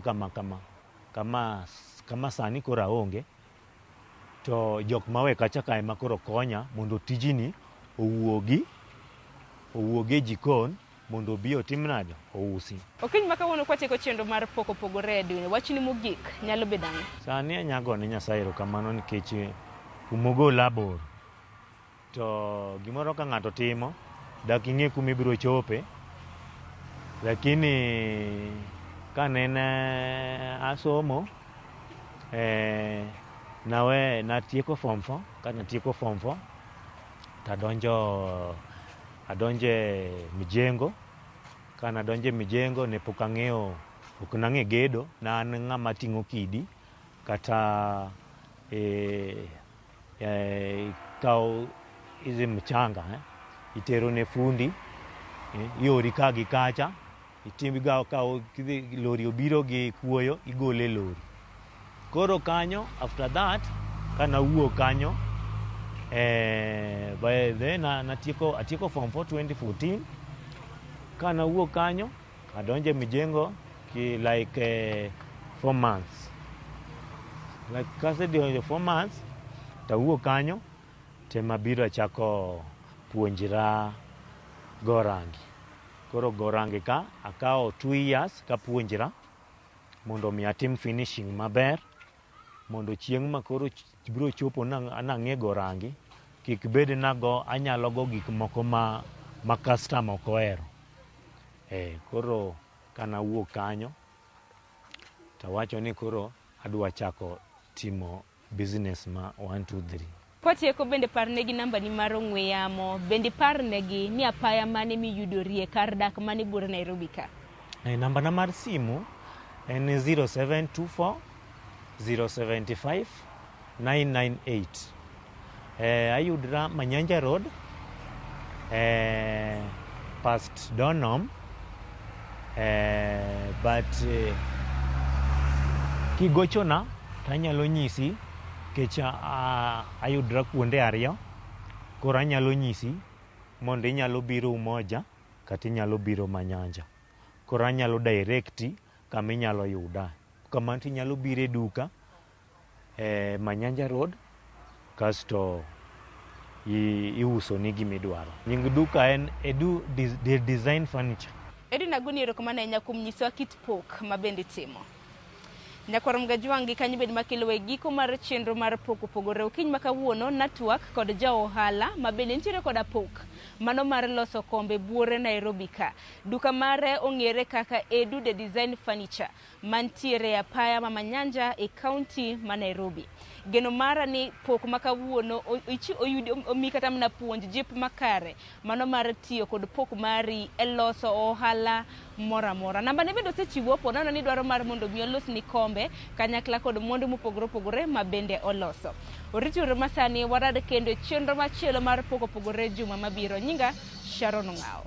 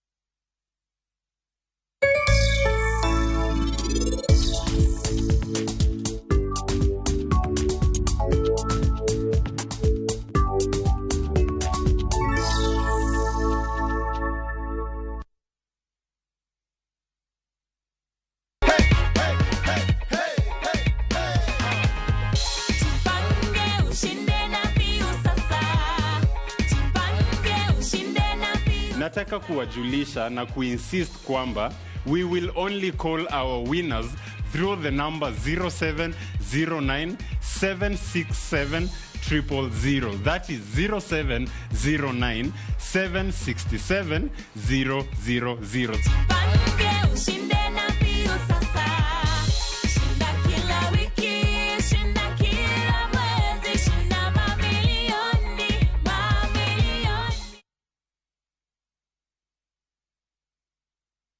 Sasa kwa tao moja tu unaweza pata third party cover for your private motor vehicle valid for 30 days. Say goodbye to expensive motor vehicle insurance. Pata bima kutoka Direct Line Assurance. Kujisajili bonyeza *487#. Weka namba plate ya gari yako, ID namba yako, email address yako na ulipe thao moja tu. And your digital cover will be sent to you instantly. Collect your sticker at your nearest Total service station. Dial *487# upate third party motor insurance valid for 30 days. Pap, ni thao tu.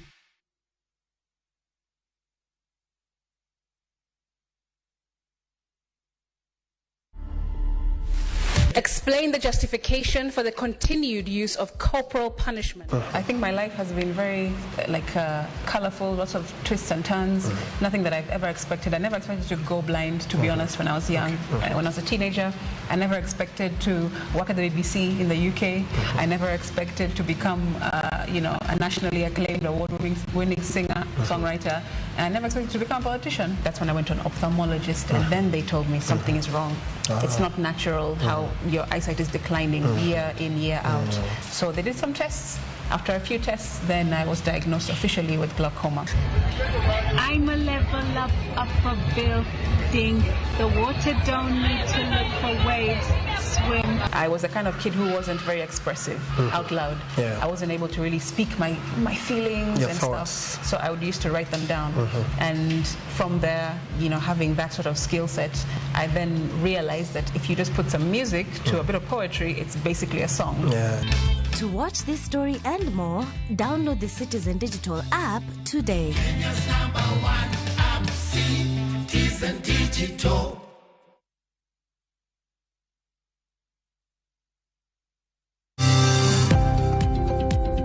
Ohala gi mwandu wakelo ni jolony e weche ohala. It is important mondo wan kaka joluo wabed gi dongruok. Wafwenyo ni adiera matut mag timo ohala. Tijni kidwa time en mana mashin mar luoko to gi kuma inyalo yude pi.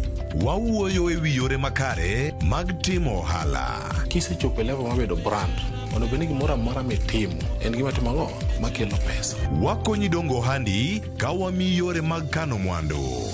Investment group kawache mana gi nyinge no en choko pesa kasto ikete kamoro kasto golo nyinyo. Mabiro konyi e kinde mabiro. Omiyo wakwayo ni ji duto ket pesa gi e savings mondo wapuonji kaka gibiro tiyo kodo. Riwri kodwa chieng' tich ang'wen saa 1:45 otieno mana e Ramogi TV.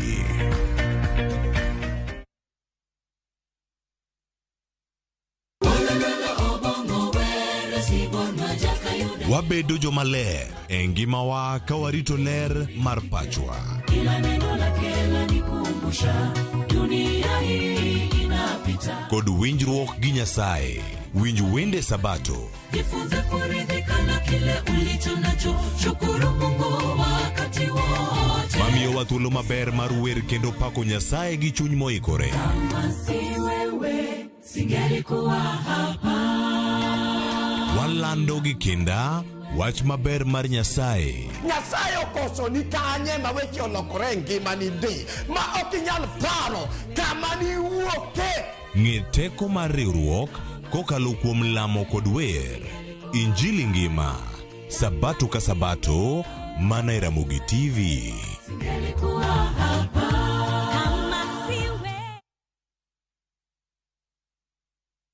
Duka maduong' mar Uhuru Superstores mantie Kisii uso mwandu gi e nengo mogonyre midendo ni Black Friday mano timre tarik 24 dwe mar 11 higani. Chopo Uhuru Superstores mondo ichodh mwandu modhuro e nengo moyweyo. Yud fuong'ruok e ng'iewo gik mathoth e yor wholesale ka mwandu mang'iew kodwa ibiro koni nono maonge chudo moro amora. Mwandu ma wause offer gin kaka gige gedo kamoting'o mabati rolling mills, gige tedo kamoting'o sukari, mogo e kinde mamoko ma wause e yor wholesale kod retail. Ni mathoth limbugi moro ma en info@uhurusuperstores.com kata yatolena mar 0111 161 500. Uhuru Superstores yudre Uhuru Complex Building e boma Kisii machiegni gi duka mar Safaricom, JM Towers, Downtown, Bud Credit Bank, Kisii. Uhuru Superstores, karibu nyumbani.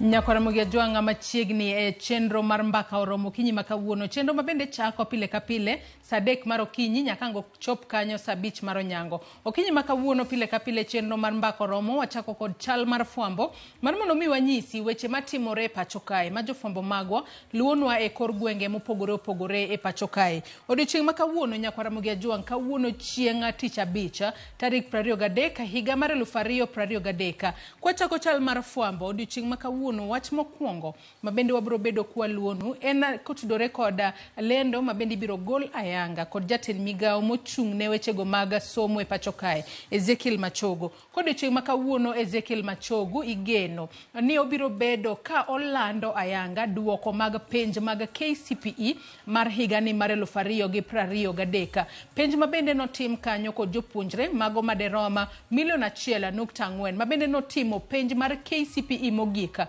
mano ma higani. Kalure ni onge penj moramora mar KCPE mabende ibiro tim kendo e pacho kae kopogore kod mano ma higani. Matiende ni tok mae onge KCPE moramora mibiro bed kitimo e pacho kae. Kopogore kod duoko mag penj go mag KCPE, duoko mag penj mag KCPE bende jatend migao mar somo Ezekiel Machogu biro bedo ka golo odiochieng' ma kawuono. Kalure ni nitiere jopuonjre maderom 1.3 mano timo penja mar KCPE. To mana kaka senyisi ni duoko mag penj mag KCPE ma emogika. Kalure ni tok mae to koro piny Kenya biro bedo katiyo kod lai manyien mar somo mano mar CBC, mano mar competency based curriculum mabende biro bedo kadhi mbele e pacho kae. Adwani wang'iane achiel kachiel lendo makamae mabende biro bed ka itimo kod jatend migao mar somo Ezekiel Machogu. Odiochieng' ma kawuono biro bedo ka otimo lendo makamae e apise mago mag neka mayudore kar dak ma South B mano buore Nairobi ka. To mana kaka ineno kanyo jofwambo mopogore opogore osechopo kanyo ikruoge oseket kare ka koro irito mar mondo mi jatend migao mar somo Ezekiel Machogu mar mondo mi obi ochop kanyo achiel kachiel mar mondo mi olandnwa wan kaka jo Kenya ni nyithindo maderom 1.4 mano timo penj margi mar KCPE gitimo nang'o e penj makamae. Sasaya kowuok sani wabro bedo ka wadhi kuro achiel kachiel mar mondo mi wawinjane kaka jatend migao mar somo Ezekiel Machogu biro bedo ka landonwa duoko mag KCPE odiochieng' ma kawuono. Tekinde mabende lendo makamano biro bedo ka timore mano log tich manyien mano mar duol mata e weche mag penj e pacho kae NEC mayudore South B. Jofwambo magwa bende biro bedo e kor gwenge mopogore opogore e pacho kae mar menyo kaka skunde moko otimo. Ahinya to odiochieng' ma kawuono makoro ang'eyo ni jopuonjre manotimo penj mar KCPE nyaka sani koro girito gi siso mar winjo ni to giyudo ang'o. Kata kamano podi wamedo mana jiwogi obed janyuol obed japuonjre ni gibed kod horuok. Max ma nyathi oyudo mano e max moyudo. Janyuol kik se nyathine ni ponono nyathine ok otimo makare kaka nyathi ng'ane, mano ok ber. Yegi duoko ma nyathini oyudo to tok mano inyalo mana hoyo nyathino kaluwore ni kodhi e skul mar secondary to ponono nyalo timo makare moloyo kata kako timo e skul primary kaluwore ni ma e KCPE mogika mabende itimo e higani kata itimo e pacho kae makoro biro kelo giko mar lai mar somo mano mar 844. Kopogore kod mano wach mar duoko mar KCPE mano ma higani mar 2023 nyakora Ramogi jong mineno ka maen jalup jatend piny Kenya Rigathi Gachagua. Odiochieng' ma kawuono kango chopo kanyo kar saa 6 mano mar odiochieng'. Jalup jatend piny Kenya Rigathi Gachagua biro bedo ka wuok e pacho kae kodhi e pinyno mar Equatorial Guinea ka bende obiro dhi e romono mano mar C10 kata Committee of 10 ma bende biro bedo ka timore e pinyno mar Equatorial Guinea. Ka bende romo makamano jalup jatend piny Kenya Rigathi Gachagua adhi e romo makamano e lo jatend piny Kenya William Ruto. Ka romo makamano mano mar C10 nen romo mabende no chakore ayanga odiochieng' manyoro obro bedo kodhi nyime odiochieng' ma kawuono chieng' tarik 23 kendo obro rumo mano chieng' tich abich odiochieng' makiny tarik 24. Ka bende romo makamano en mano mar jotend pinje ma miluongo kanyo ni African Union Heads of State kaachiel kod mago jotelo mag sirikal ka bende gibiro bedo ka gitwake e wi lokruoge mopogore opogore ma bende ginyalo bedo kod gombo mar mondo mi oketi mano e United Nations Security Council. Ka bende kochopo odiochieng' makiny chieng' tarik 24 jalup jatend piny Kenya Rigathi Gachagua obiro bedo ka ochiwo twak mare kacha e lojo Kenya e nyima jogo ma bende biro bedo ka chopo e romono mar C10 ma biro bedo ka timore e pinyno mar Equatorial Guinea. Wach makamano nyakwa Ramogi jwang bende wabiro bedo kwaluonu odiochieng' ma kawuono kata wabiro bedo kwaluonu mano limbe mar jalup jatend piny Kenya Rigathi Gachagua e pinyno mar Equatorial Guinea. Kopogore kod mano wach machielo ma bende waluonu nyakwa Ramogi jwang wang'eni midhiero ma pio ulo osebedo kokelo midhiero e gwenge mopogore opogore counties mopogore opogore jopiny osebedo ka ywak matamra gi nono kaluwore kod midhiero ma pio ula osebedo ka kelo negi. Mane momiyo odiochieng' ma kawuono jod bura mawuok e gwengego mag Nyanduata mar piny Kenya kata Northern Kenya kaachiel kod jod burago mago ma iluongo kanyo ni Pastoralist Parliamentary Group odiochieng' ma kawuono gibiro bedo ka gibago twak mar mondo mi gilerane ni ponono jopiny e gwengego ahinya te gwengego mag nyanduat mar piny Kenya gin midhiero magi mabende gisebedo ka giyudo kaachiel kod yore mopogore opogore minyalo ked kod midhiero ma pi oula osebedo ka kelo ne jodak e gwengego mag Northern Kenya. Romo makamano chakore okinyi makawuono kar saa 4 mar okinyi ka bende obiro bedo kotimore Parliament Building mano buore Nairobi kae. Mano bende wabiro bedo kwamenyo ni achiel kachiel mar mondo mi wang'e ni ponono jood burago mawuok nyanduat mar piny Kenya gichope okang' mane mar neno ni nyaka sani koro jopiny oresi mar mondo mi giwe hinyore ahinya kaluwore kod midhiero ma nyaka sani koro pi oula osebedo ka kelo negi. Kata kamano nyaka sani pod wang'eyo ni governors nosewacho ni onge pesa moro amora mosemigi mar mondo mi giked godo gi mibadhi. Kata kamano ijiwogi ni ponono giket tenge kata giwe kata gindusa bath omenda moko mabende oketne wechego mag dongruok to giti godo e kedo godo kod midhiero mar oula mar mondo mi jopiny oyud resruok. Kata kamano wechego mag oula bende pod wabiro medo luonu achiel kachiel odiochieng' makawuono. Kwatieko chal mar fwambo kinyi makawuono odiochieng' makawuono wach mabende wabiro bedo kwa luonu e kaunti ma Mombasa en kotudore kod ywaka ma jodak ma KTDA mayudore e gwengego mag Miritini e kaunti ma Mombasa mabende gisebedo ka giyudo kaluwore gi tik mager mawuok e kambi moro mabende giwacho ni nitiere aluora mar kama gidake. Mane midhiero mabende jodak modak machiegni kod KTDA osebedo kayudo kaluwore ni nyaka sani koro tik maracha osaso gi ahinya e gwengego mag Miritini e kaunti ma Mombasa. Jafwambo maro e kaunti ma Mombasa DUOKO biro bedo ka luonwa wach makamano machiegni mar mondo mi onyiswa ni ponono en okang' mane ma jodak makono dwaro nokaw mar mondo mi gipogre kata tik makamano orumi mar mondo mi lwasi magidake obed e yo makare. Nyakoro Ramogi Jwang watieko chal mar fwambo gi kanyo. Kata kamano odiochieng' makawuono wanyisi ni wach maduong' mabende waluonu en kotudore kod DUOKO mano mar penja mag KCPE mabende lando odiochieng' makawuono kod jatend migawo mar somo Ezekiel Machogo. Adwani watudra achiel kachiel kod Judith Omondi ka entiere apise mag NEC mayudore kar dak ma South B mano buore Nairobi ka oyawre ahinya. Judith ka entiere kar dak ma South B mago apise mag NEC e kaunti ma Nairobi ka nyaka sani nyalo mana nyiswa ni ikruok ochopo kanye e kinde mabende podi rito jatend migawo mar somo Ezekiel Machogo mondo land ne jo Kenya duoko mag KCPE. Judy.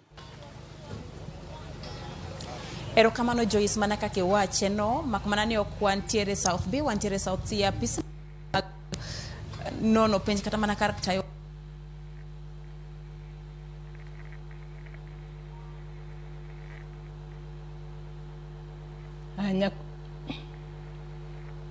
kawuono mar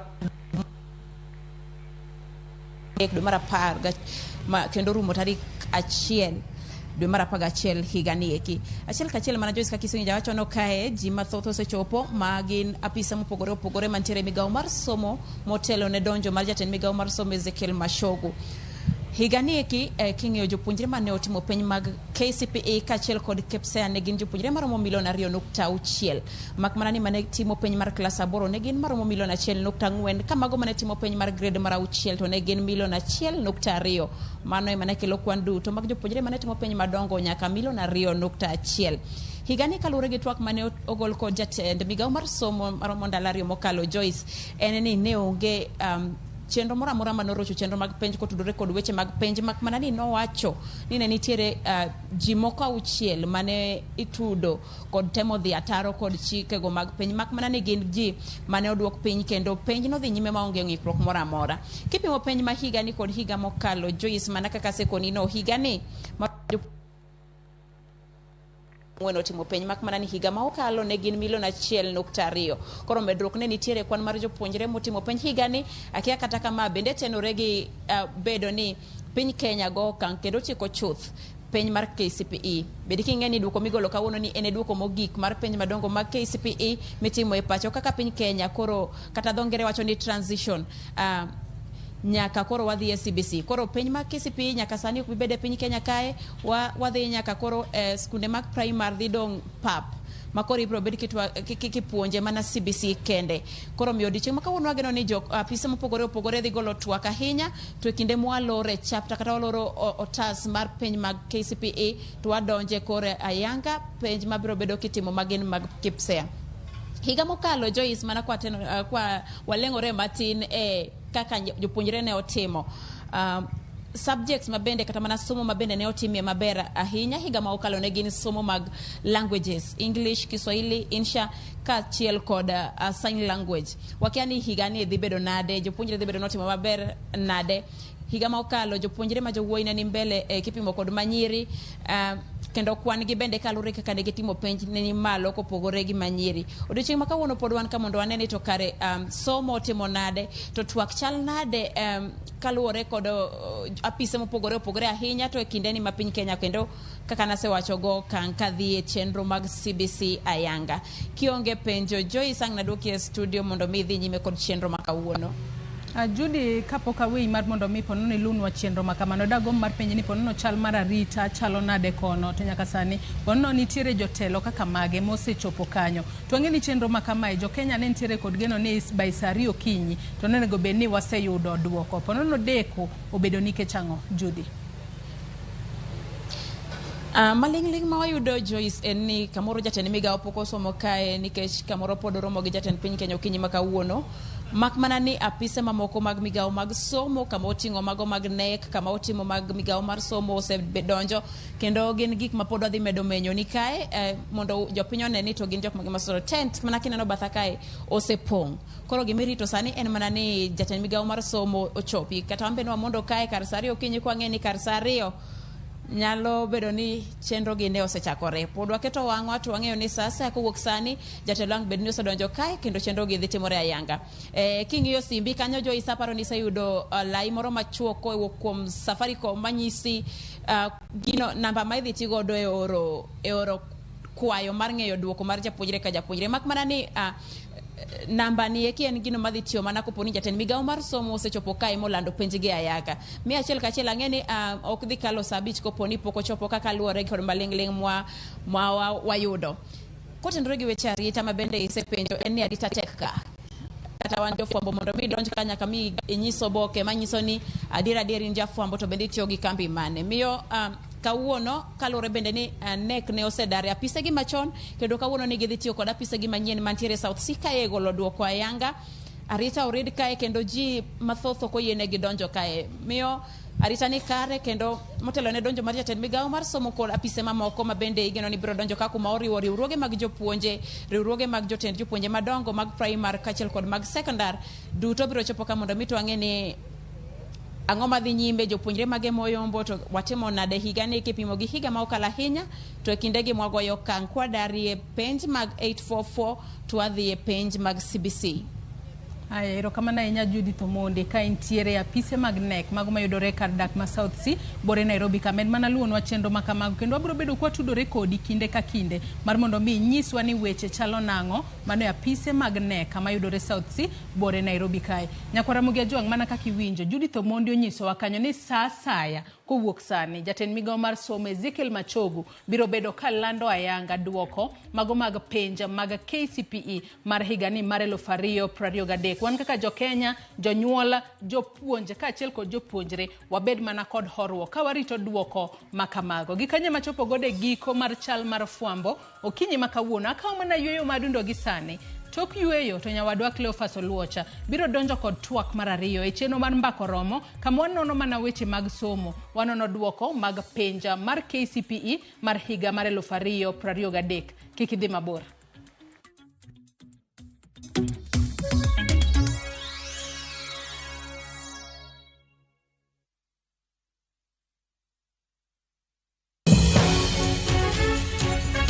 I got my cancer when I was 16. I explained to the doctors, they told me that it's just adolescence, I'm just maturing. We see cancer even in 1-day-old babies. Ang'o makelo cancer? To be thieth mare nitie. 50% of cancer treatment is information. To e okang' mane? The doctor tells you go and look for $1 million. You have no choice. Be in jatuo mar cancer kata jatuo mane otony e thieth mar cancer? My hair has gone, my nails, even the feet They are all black. Kansa e kuku marwach. Dweni achiel kachiel e Ramogi TV. Tich adek tarik 29 dwe mar 11 higa mar 2023. Kik bai.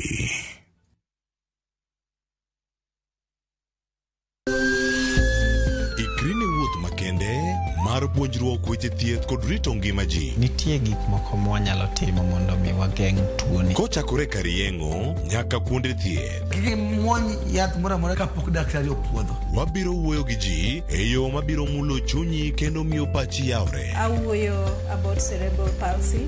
Anyalo nyiso jonyuol mamoko ni gimbe giluor. Ng'eyo en teko. To kodok korka ngima mar del, bedo gi ng'eyo nyalo kelo lokruok maduong'. Wach chanjo ma jomadongo ng'eny ji ok dhi nikech ng'eny ji kia. Bende wariwo jowinjo wa e mbaka madhi nyime kokalo kuom nonro matimore e lela. Nitie program moro mabiro miluongo ni penj laktar. Ober ahinya nikech opuonjowa gik mang'eny. Koda ka tudruok e yor mbui. Riwri kod Ruth Otieno e penj laktar. Wuok tich nyaka tich abich saa 12 odhiambo mana e Ramogi TV.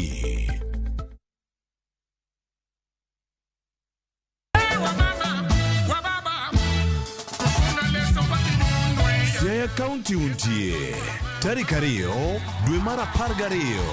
Ramogi TV oikone budho mar tipo. Tiedero biro bedo gi rumba mokwe kowuok Little Gem Resort. Manidudi wabo bedo gi jothumbe kaka Lesasa Joka. Don't miss to enjoy rumba with Lesasa Joka Bilenge Music International. Karibu sana. Koda Doyo Afrik Kagimi rumba at room temperature. Chakre saparo diambo. Ninja the Entertainer, Stella Brenda, kod DJ Smollett. Bebiro bedo kanyo. Happy birthday Ramogi TV. Wanere.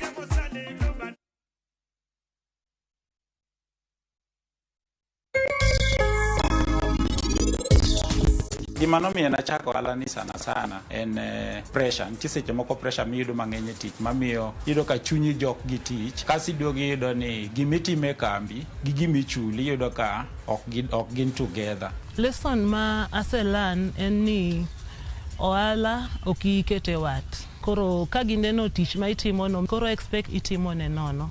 Owanda ne nigi pesa. Asemedo machine. Mar ariyo aseloso kode ot dala. Nitie savings ma asetimo.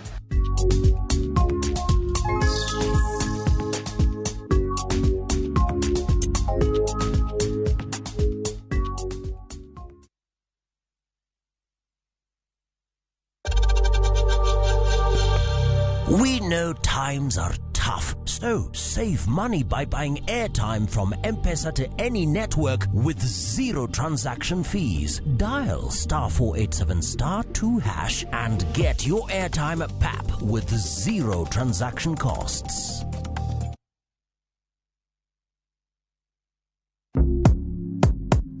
Mtu wangu, imagine kuna over 1000 ways to win on shabiki.com. Usimiss out, pata multi-bet boost massive ya 1000% ukicheza on shabiki.com. Cheza sasa na shabiki.com na upate up to 1000% multi-bet boost. Tubet, min shabiki na nade kuplace tena. Nilieka kichwa yangu ikabai tenda.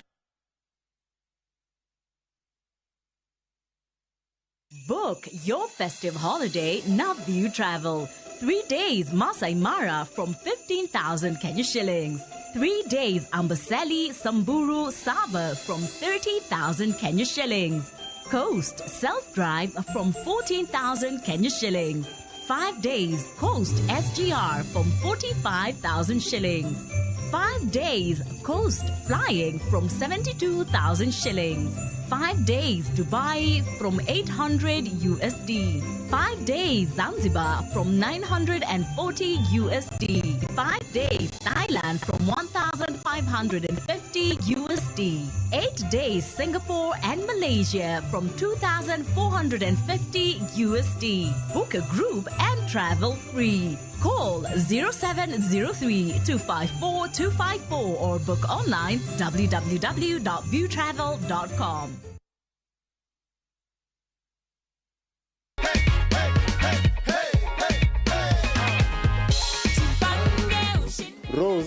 is the lucky winner of $500,000 shillings courtesy of Jipange na View Sasa. Nimefurahi sana.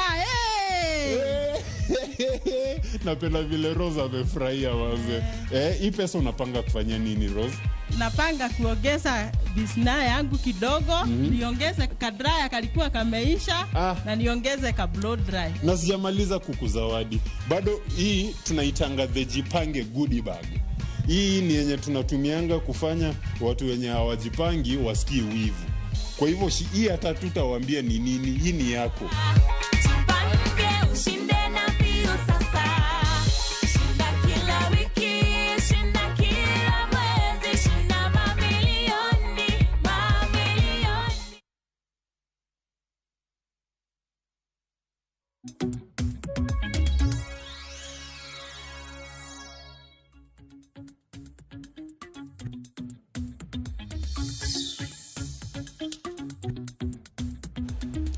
Nyakora moge jwang machiegni odiochieng' ochopo karka kendo wantiere kae nonro mag duoko mago mag penj KCPE ma higani mar 2023. Nyakora moge jwang osetim penjni kuom thuolo malach mano kochako higa mar 1985 nyaka sani kinene kapolo dhi mana nyime kidieny machon notimo mano mar CPE odonjo mar KCPE osetime kuom thuolo moro malach ma nyaka sani bende nyalo wacho ne dieri ka nyathi time mogik odiochieng' ma kawuono ibedo kod paro machal nade ponono en janyuol kendo jogi osebedo kata ka timo penjgi iwacho ni sani makore mogik kidieny maluwogi dhi bedo kata gi penj mopogore mabende waseno kata ka itimo kata ginotimo mano mar KCPE tiende nang'o kakoro wanene sani nyakoro mogi jwang' igolo duokono mogik mar penj mar KCPE ma igolo kanyo kod jatend migawo mochung' ne weche mag somo Ezekiel Machogu manyaka sani mana kaka en chik madwarore mane migawo mar somo kapok ogol duoko moro amora nyaka ochop kata kar jot ma jatend piny Kenya kendo ochiw duoko makamago kaeto bang'e gitwagi wiye kaeto bang'e koka koro wuogi kendo tim lendo ne oganda jo Kenya. Nyakora moge jwang' ineno Ramogi TV okinyi ma kawuono ikori mokalo mano mar winjo ni nyari oyudo max marom nade, wuodi oyudo max adi, to nyakwari oyudo max marom nade. Moko bende nyalo penjri kache penjo ni ok gin mana nyithinde matimo penjgi, nitiere wuone bende manotimo penj makamagi, penj mogik, nitiere mine manotimo penj makamagi, manyaka sani nyakora moge jwang' en puoch gi pak ne jogo duto mosebedo katimo penj makama.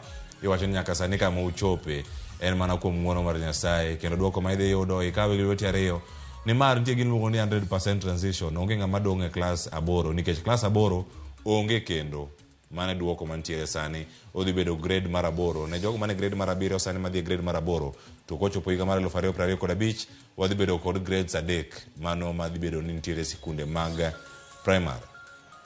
Mano tenore kod gik machalo na nyakora moge jwang' e somo nyaka mano mar CBC.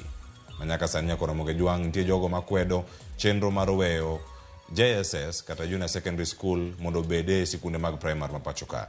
Antiere kaya kod jolony mabende wadabedo ka twak go achiel kachiel ka wanono kendo waikore ne duoko mabende dhi land ayanga ka wuok e gwenge ma South Sea mantiere bore Nairobi mano madhi bedo kata ka itelo ne kod jatend migawo mag somo mano Ezekiel Machogu. Nyakora moge jwang' antiere kaya kod japuonj mano Ariro Odero mabende en japuonj mar school mano ma Consolata mantiere bore Nairobi karka kachiel koda ka janyuol mano Jacqueline Achieng' mabende en janyuol ma nyathine otimo penj mar KCPE kendo rito duoko odiochieng' ma kawuono. E yor Zoom mantiere kod Charles Sakach mabende en jalony e weche mag somo watudore kod bende achiel kachiel. Arokni machiegni duto e studio kinyi ma kawuono kendo wadhi bedo kaya kod twak japuonj achako di moso oganda luo kaeto bende ote mari mar KCPE ka duoko igolo kawuono nyabedo mane kata ng'abir Jacqueline. Erokamano Cleo. Mokwongo moso oganda luo oyawore uru kuonde duto ma untiere. Mar ariyo tim puoch gi pak ne jogo duto motimo penj kachako gi skul mapuonje Consolata School Nairobi. Adwa kwano gi mang'eny e skunde masepuonje gi skul mana puonjora Auchmuga Primary School mana puonjra. Puoch kod pak ne tich manutiyo malong'o skunde masepuonje machala Sumbi Girls Boarding, Mbaga Girls Boarding nyaka skunde Oria ang'eyo ni ok giwinj dhok ni uduto atimonu puoch kod pak. Kang'iyo kaka notim KCPE ne ok aneno weche madongo ma jawuok ka seche mitimo penj. Kaka manotimore gi KCSE omiyo aduoko ne jopuonj mane otimo KCPE erokamano. Jopuonj duto ma puonjo primary mano puonjo jo 8 eruru kamano kendo puonj kot pak ne un duto. Erokamano kendo machiegni network wantie gi Jacqueline Achieng. Jacqueline, thuolo mar mokwongo mar biro Ramogi TV mondo mi twagane kod oganda kaka janyuol odiochieng' ma kawuono ikawe yo machalo nade? Ote minya bedo godo ka wachako mana chenro okinyi ma kawuono kawe thuolo mosi oganda okinyi ma kawuono ging'e janyuol ma Jacqueline to koro onya kanye machiegni. Gone Nyasaye mokwongo erokamano momiyo achopo e Ramogi TV kawuono. Kachiel koda Ramogi Azaol bagone gi erokamano kuom luonga twak for the first time e Ramogi TV. An kaka janyuol ambe an nyathino timo penj first born. Arito results kabisa. To moloyo kuom nyithindwa mondo timo penj wang'eni gidhi timo maber kendo waketo mondo gibed gi orruok nikech iwacho ni giminyago gimikayo minyago imichuoyo emikayo.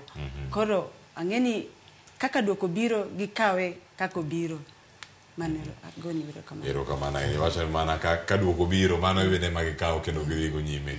Nyakora Ramogi Jwang' erokamano nya kendo wakoni kanyo ne wantiere koda Charles Sakach kantie yo Zoom ka wayude ang' wayude e kinde makare. To sani wanyana ne pichni matimore kawuok Mtiani House kwa ng'e maber ni gidhi bedo kata ka gibiro yo achiel kata machielo bende no kan jodito mag weche mag somo osechopo kar kanyo kendo jofwambo wantie kar kacha mondo mi wayuda ne chal mar wach iye ni gin gik mage matimore kar kacha ka gintiere e log tich mano mar NEC entiere Mtiani House mane kama ineno kama jodito go dhi bete kama idhi some duoko be osepedhi oseike yo makare. Koro kapok gibiro mondo mi ang' ng'adwa diere wada mana mondo mi warakre kodgi kaka ntiere kod welo mantiere go e studio okinyi ma kawuono. Japuonj Ariro, ma en KCPE ma ogik ma otim kendo duoko mar igolo odiochieng' ma kawuono. Ijapuonj mosetiego jopuonjre mopogore opogore e kidieny mano mar timo penj mar KCPE e sikunde mopogore opogore mana kaka iselero. Omi paro machal nade ka koro mae e gikone kendo dhi chiwo iwacho ni giko mare en chakruok mar okang' moro machielo. In kaka japuonj oketi kanye? Giko mar KCPE kelo paro mopogore opogore kwa chako gi kaka an owuon nasomo KCPE manatimo to gi KCPE makori loro sane. Ineno ka ndalo mane watime KCPE ma 1980s 1990s duogo pogore gi ma 2000 ndalo wa machon no endo wach mar Minsko mokelo ahinya keche king'iyo CBC yo mano gole godo higa mokalo kata kaka nogol KCPE bende higa mokalo lendo ma duoko ineno ka pogruok nitiere. To gima duong' en ni lawruok ma kisungu luongo ni competition osebedo KCPE gi KCSE osekelo competition ma duong' ahinya ma pek ahinya momiyo weche mag mibadhi bendo dhi malo. Ma achiel kuom gik mane jo telo kata jo dito e weche mag jolony e weche mag somo gi ekino ng'iyo mondo okel lokruok e KCPE gi kikelo CBC en unfair competition no endo. Nyithindo mosetiegi e KCPE gin gi nyalo magin godo kopogore gi KCPE ma 1980s 1990s nyalo lony ni endi odok chien matin ki ng'iyo gi KCPE ma chakre 2002 kano loke ogol somo mamoko machalo kaka art and craft nogol negie ma gin ne ok gisomo. Inwang'o ka lony gi koro noduogo pogore ma pek mar somo ne mako gi wich. En ang'o minyalo mako gi wi, en ang'o minyalo paro. To gima inyalo timo gi lweti kata gima pachi nyalo golie kamoro kimoko nodok chien.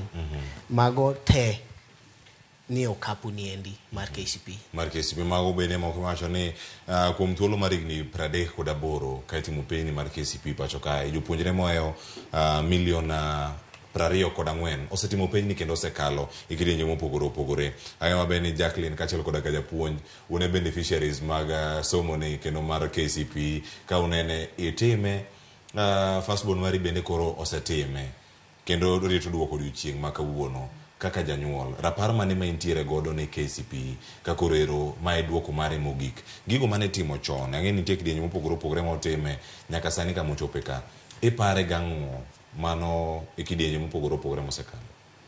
Okay, leo fas gima nyalo wacho ko wanene ko chon kaka nwatime koro. Nene ka nitiere subject mang'eny, nitiere art and craft. Lakini somo masani neno ka ging'ade. Ong'ade gitimo matin. Okong'eny kaka nene watime machon sani nyathi timo penj mondo okal. Koro somo manyachon chande gi masani nitiere pogruok mang'eny. Obiro kanyo, obiro kaluwore kaka itiege koso lony ma japuonjre yudo kata bang' thuolo ma osebedo e skul kanyo. Aneno ni lony ma japuonjre yudo.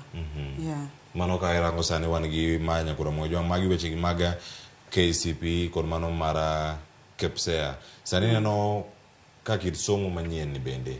Nikech koro ene modhi kao mano kara KCPE kor ka kori mano somo no mano mara CBC ka irange lony manyasani en gimoro madier ni kata ka ne nyathini nyalo dok chien mondo mi orita ne otimane penj mag KCPE mano mag CBC en gimoro nyalo wacho ni otime koso mana motimo mar KCPE ni oromore kode to soda. Ano neno ni lony manyasani ma nyasani moketni en ber moloyo KCPE makoro rumoni nikech ing'eni nyathine timo penj mondo okal lakini lony manyasani ober nikech iyudo ka seche moko talent mwanyalo yudo kuom nyithindo nyayudo ka nyathi nigi talent moro kata wer gini koro aneno ni lony manyasani ni ber kabisa moloyo manyachon makoro rumoni mane gima nyalo bedo ni bere timore kar kanyo japuonj koso CBC ka kirange nikech riwacho ni weche mag PM ma gimoro manitie kacha mano miyo kinde mane jatend migawo machon mane sirkal mar Uhuru Kenyatta kane wantie kata koda ngire Jacob Kaimenyi kano tieko tam mare kendo nano telo mar Matiang'i kodonjo telo mar Magoha odonjo karka gino mane gitemo timo en mar tieko PM mane samoro ne nyalo nyayo kuo mar penj e kinde ma yone timore en gino mochopo kare to bende no ka gima kama nyalo dok chien kacha nikech sani kata ka in school kaka achiel kuom jopuonje madongo mantiere school ma konsolata kacha e weche mag CBC bende nyalo wacho ni kuo nyalo donjo bende kata koso kacha mana koro timo gimitimo nikech ranking cha bende koro waseng'iyo marach Cleophas waseng'iyo gi mibadhi bedo ni waseng'iyo gi mibadhi ni omiyo aneno ka penj mindiko mar KCPE mar CBC kapok KCPE ochopo ing'eni jonek kelo penj go eko nyadi ng'eny nitiere mikele grade 4 nitiere mikele grade 3 inwang'o ka mibadhi go pod traces mag gi nitiere nitiere nikech gin ni iorogi online to japuonj download to otimang'o omiyo nyithindo koro inwang'o ka e kind sama neko ore no endo gi sama nyithindo time mibadhi moko osedonjo koro gima botieko mibadhi en KCPE ni endi kwa time yo mag neko osechako loko mondo time godo mibadhi bro rumo kasto mar ariyo ka KCPE orumo ma piem ma ok ni kare ni orumo to wach mar mibadhi biro rumo nikech king'iyo sani gima CBC ng'iyo rango malong'o en lony ma nyathi lony tije mar lwedo lony paro ok ni somo kende miyo gino biro rumo nagoyo mbaka gi nyathi Canada moro en ja Canada to gin Kenya ka koro kaka ne gidonjo Kenya ka ne ok gidwar somo mag international curriculum gikawo mar CBC ni koro nyathini ni grade 5 tapenje ni to omera sweta ni ngamo otwango toko ni sweta ni ane machweyo to ineno nade ang'e en gima ng'eyo kendo en gima mora timo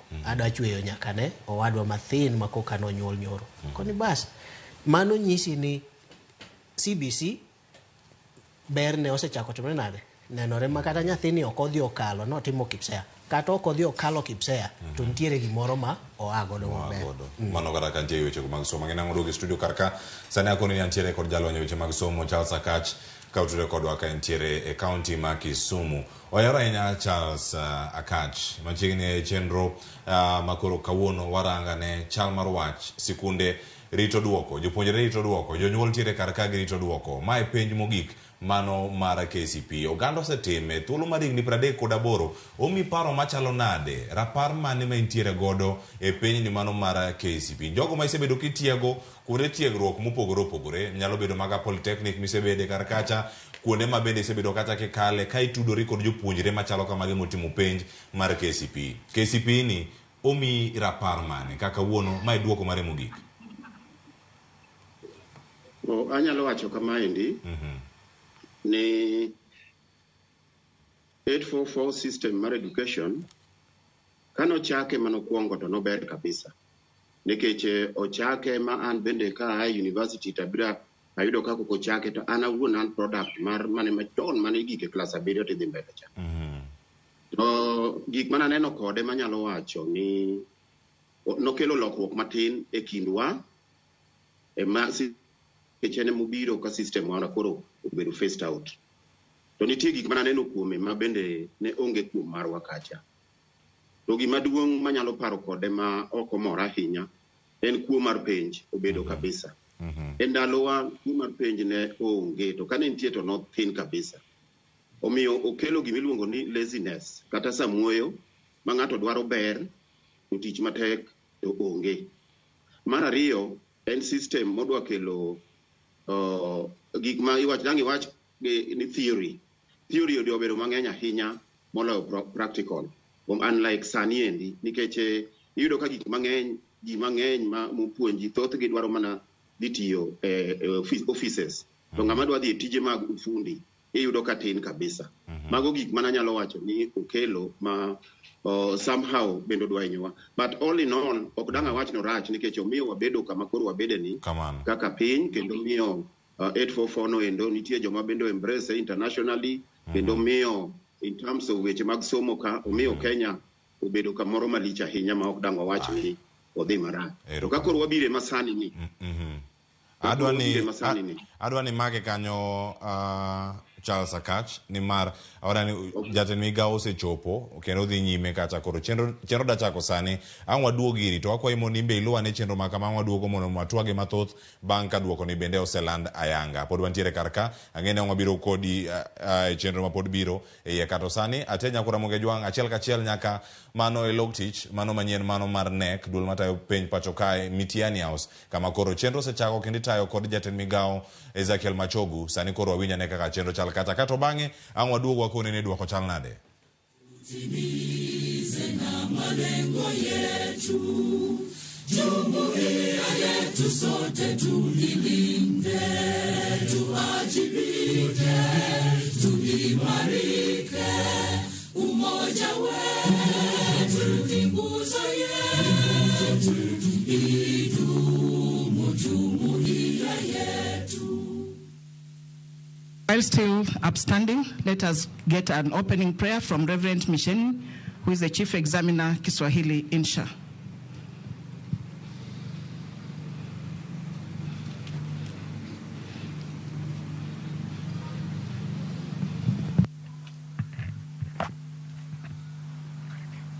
Thank you. Ladies and gentlemen, let's bow for hand of prayer. Everlasting Father, in the name of Jesus Christ, the name above all names, the King of Kings and the Lord of Lords, we bow before you this morning as we thank you for your goodness. We praise you for your care.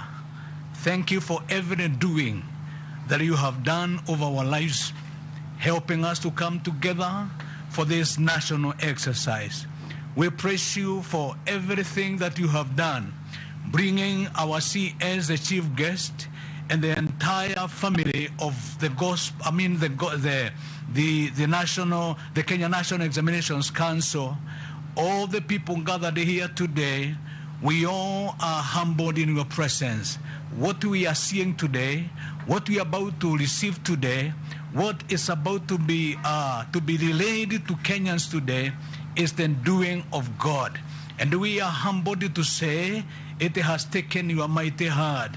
Thank you for the journey that has been undertaken by the candidates who sat for the examination. We thank you that we enabled the marking to be done flawlessly, the hand of God being involved, traveling here and there, and all the people that played their role in ensuring that this exercise has come to a close successfully. We can only say thank you. And so we pray that you may grace this occasion by allowing your presence to start with us and to carry us through. When you have made it possible for us to see the end of this exercise, then we shall say, honor and glory be yours. Thank you for hearing our prayer, and thank you because you are with us. For indeed we pray this, trusting and believing through Jesus Christ, our Lord and Savior. Amen. Amen. Thank you. We can now take our seats. Our chief guest, sir, allow me at this point to do a brief introduction of the people in our midst. Sir, this time we are privileged to have invited the chief examiners for both English and Kiswahili Insha. And we have invited them because this marks the end of our KCPE examinations. So in our midst, sir, we have the Chief Examiner English. Please be upstanding with all the Deputy Chief Examiners for English composition. We can give them a round of applause. Thank you. We also have the Chief Examiner Insha. Please be upstanding and then be accompanied by all the Deputy Chief Examiners. Thank you. We have also invited the following persons in our midst. Sir, we have invited all the multi-agency departments in our midst, but they will be introduced by our peers later on. We also have in our midst the staff from Kenya National Examinations Council. Can we all be upstanding, please? We just a few present here today because we still have got administration of the KCSE ongoing, and quite a number of us are in the field. Thank you. We can give them a round of applause. We have been working with the National Youth Service, and in our midst we also have the young men and women who have been assisting us across board. In fact, in total, we've really used quite a number. So we really appreciate the support we are getting. Please be upstanding to be recognized. National Youth Service. Sir, in our midst, we have also invited the chairman of KPSHA, Kenya Primary Schools Heads Association. So he's here, but later on he'll be given another introduction. At this point, sir, that is where my size of the shoe reaches. And I just want to allow that at this point, because we are coming to the end of KCPE examinations, we have a poem that is going to be presented by one of the examiners, Pamela Odongo. Pamela, please be upstanding and move to the podium. I have shared that poem on the tables, and she'll be presenting this poem just to mark the end of this examination. So Pamela, please take the podium. Thank you. Hifadhi zote zikihifadhiwa. Mimi naitwa Bi Pamela Osingo kutoka Migori. Shairi hili nimelitunga kutambua kutamatika kwa mtaala wa 844. Karibuni. Ni miaka na mikaka somo 844. Kweli mbali tumetoka kwa shule za miaka 8. Tamatini tumefika mtaala wa 8. masomo 844 imefika ukingoni. Hongera washikadau, kazi mmekamilisha, kweli hatutasahau, mmefanya kazi tosha, mkaliongoza dau, mkafika ufuoni, sasa 844 imefika ukingoni. Baraza la mitihani, ufanisi tumeona, kudhibiti mitihani, matokeo kupeana. Tunawapa shukurani, ninyi waja wa maana, sasa 844 imefika ukingoni. Hongera watahini, taji Mola tawavisha, mmefika tamatini na kufanya kazi tosha. Si rahisi kutahini, kazi mmekamilisha, sasa 844 imefika ukingoni. Beti 5 na tulia, ninawaombea mema, kofia na wavulia, kwa kufanya kazi vyema. Mazuri tumefikia, sababu ya kazi njema, sasa 844 imefika ukingoni. Asanteni. Thank you, Pamela, for that presentation. At this point, sir, allow me to hand over the program to our CEO, Dr. David Njengere, to take over the program, sir. Thank you. Welcome.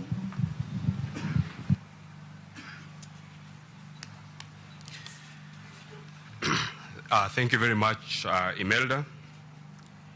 The Cabinet Secretary, Ministry of Education, Honorable Ezekiel Mashogu, the Principal Secretary, State Department for Basic Education, Dr. Belio Kipsang, the Chairperson, National Assembly Committee on Education, Honorable Julius Meli, the Chairperson, Senate Standing Committee on Education, Senator Joe Nyoto, the CEO, Teacher Service Commission, Dr. Nancy Masharia, the Chairperson, NEC Council, Professor Julius Nyabundi, Council members of NEC, CEOs from other state agencies, TSC directors, directors from the Ministry of Education, the chief examiners for English composition, Kiswahili Insha, and Kenya Sign Language, and the deputy chiefs who have been introduced this morning, representatives from security agencies, representatives of KCPE marking centers, staff from the Kenya National Examinations Council, the media, all invited guests, ladies and gentlemen, good morning.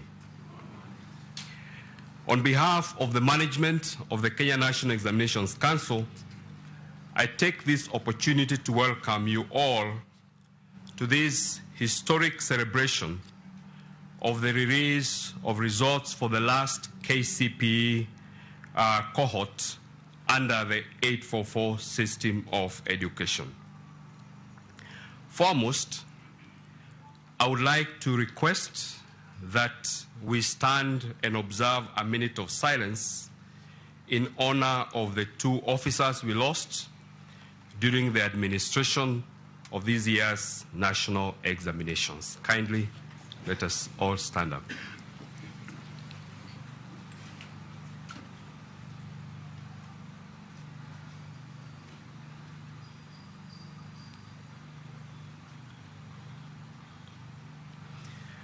May their souls rest in eternal peace. We send our condolences to the bereaved families. CS, the KCPE examination is a summative, norm-referenced examination that is offered to eligible candidates at the end of the primary school education. Since 1985, 39 cohorts have sat the KCPE examination, with 2 major reviews being made on the assessment tools and the awarding criteria. The reviews were aimed at addressing curriculum change with respect to curriculum load and the content. The KCPE examination has been offered to over 26 million candidates in the last 39 years.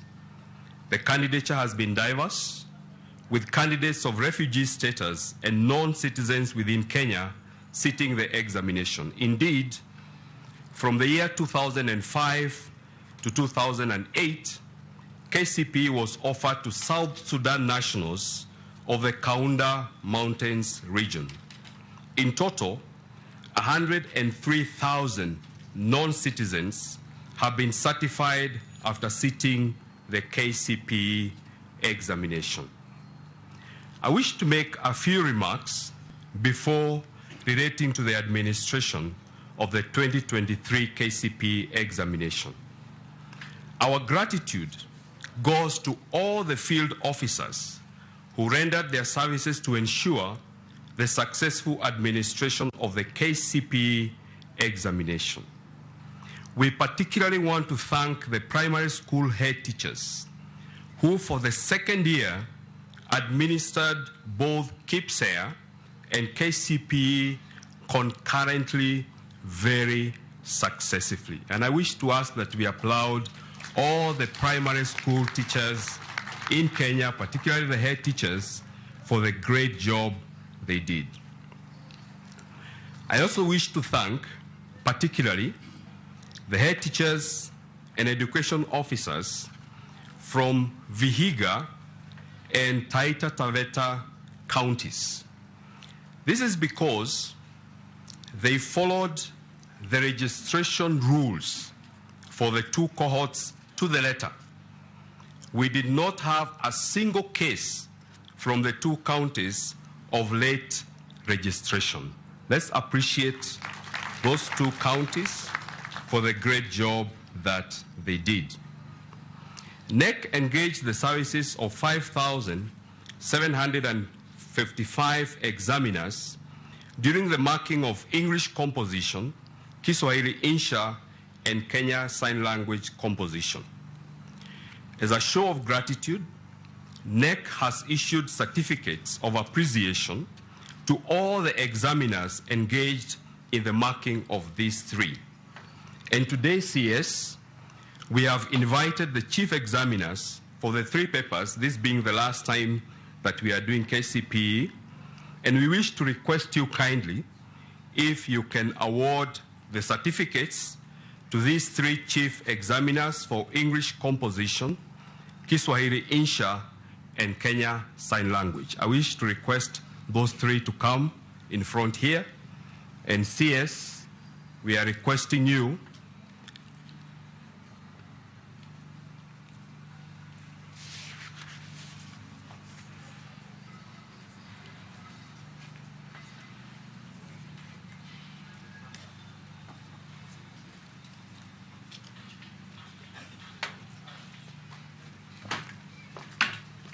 Thank you very much, and we're done.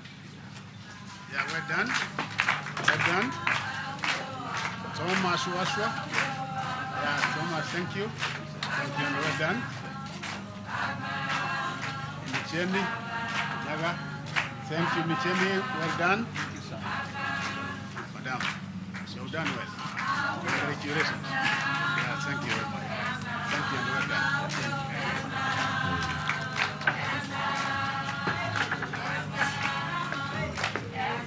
Thank you. Okay. Thank you very much, CS. For us, those are our heroes. They are the ones who make sure that we are able to do what we do as NEC. Before I conclude my remarks, allow me, sir, to inform the parents of persons who had KCPE candidates that the marking of KCPE was prioritized to allow the ministry place the 1.4 million candidates in secondary schools early enough, and NEC is finalizing the processing of the KCPE results, and the reporting of these KCPE results will be done at 3 levels. There will be an individual learner report, a school-specific report, and a national report, and we are committing ourselves to make sure that these reports are ready before these learners proceed to junior secondary in January of next year. With those many remarks, CS, I now wish to invite the NEC chairman, Professor Nyabundi, to make his remarks, and thereafter invite the COTSC, who will make her remarks, and invite the PS to take over the program. Thank you very much.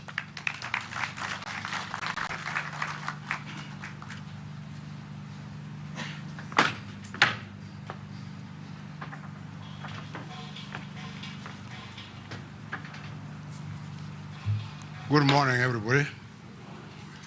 The Cabinet Secretary, Minister of Education, Honorable Ezekiel Machogu, the Principal Secretary, State Department of Basic Education, Dr. Belio Kipsang, the Principal Secretary, Department of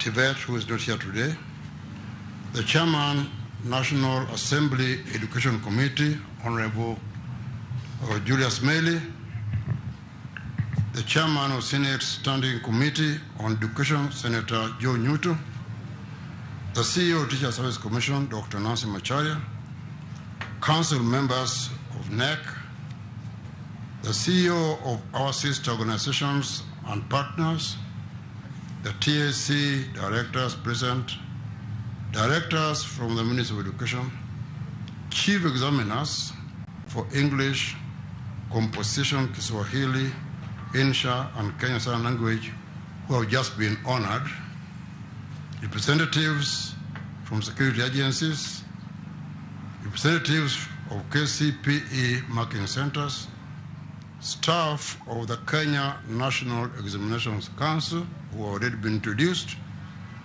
members of the Fourth Estate here with us today, all invited guests, ladies and gentlemen, good morning one more time.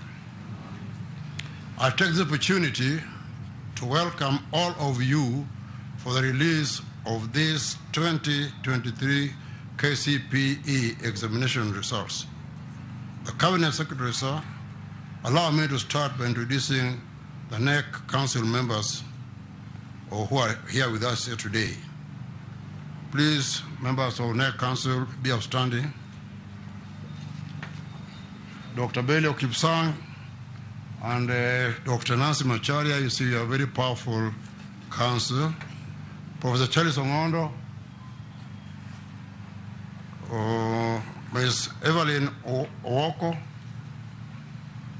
Rosemary Saina, Martin Okio, Professor Eric Ogur, Colonel retired Leonard Owambo, and of course, last but not least, the CEO, Dr. David Njagere. The Kenya National Examination Council is committed to upholding the credibility of national examinations. And I believe, as you sit here today, seeing what we have seen in the KCPE this year, it has been a very smooth, very free-sailing examinations. And I think that is a hallmark of credibility and integrity.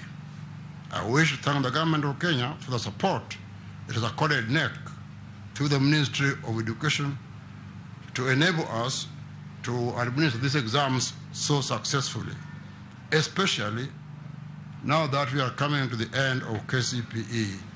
We thank the government for the 39 years that KCPE has been in existence. You are told that KCPE has graduated about 26 million Kenyans. That is a big number, almost half the population. I would also like to express my gratitude to the Cabinet Secretary himself for the leadership that he has provided to ensure that my team delivers on the neck mandate. Thank you very much, Bwana Waziri. Sir, today we present to you the results of the last cohort of the KCPE. This marks the end of 844 curriculum the way we know it. I take this opportunity to congratulate the primary school teachers for administering the 2023 KCPE and KCPE examinations concurrently and without compromising the process. This was indeed a great feat. In fact, this is the second year we are offering both KCPE and KCPE. It appeared difficult, but you have done it very well. Finally, my sincere gratitude goes to the candidates, parents, and all stakeholders in the education sector for the support they accorded the council during the period. The Cabinet Secretary, sir, I take the opportunity to thank you for presiding over this occasion. And at this juncture, allow me to invite Dr. Nancy Macharia, the Secretary of TSC, to pass her regard.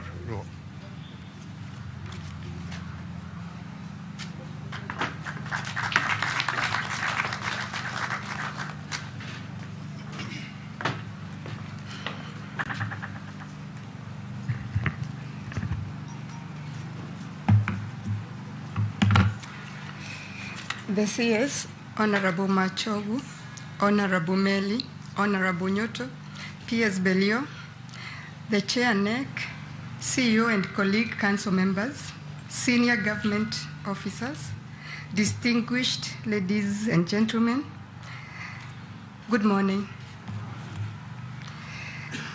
Honorable Minister, allow me to start by asking the officers who have accompanied me from the TSC headquarters to stand and wave at everyone here. Please stand and wave to officers. Thank you. I wish to sincerely thank our teachers who for 38 years have consistently and meticulously prepared learners for the KCPE examination. Over these years, the teachers have produced a robust generation of manpower that has helped to propel our country to the enviable socioeconomic development levels that we currently enjoy.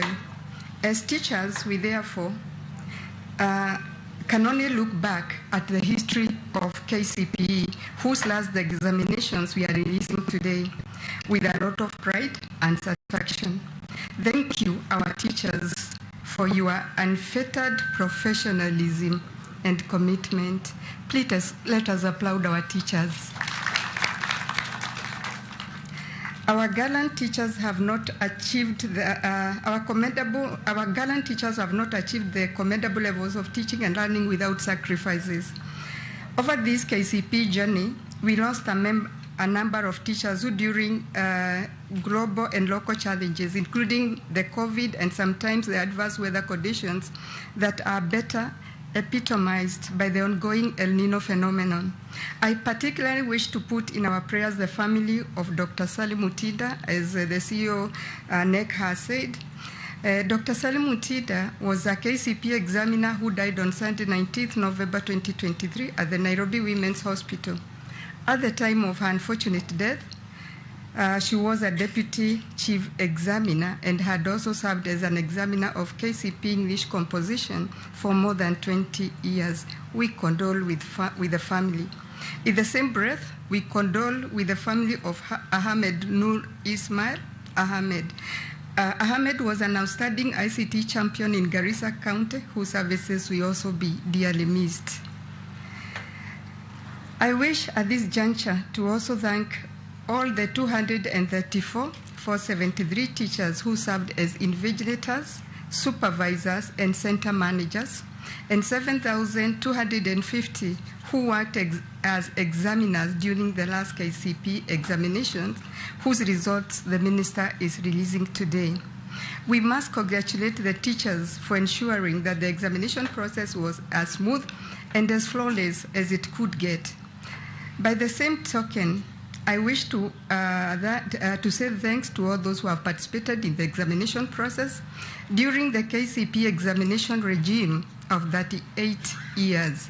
And as I talk about the 30 years, I can't forget to mention our chief examiners, especially those who were awarded here today.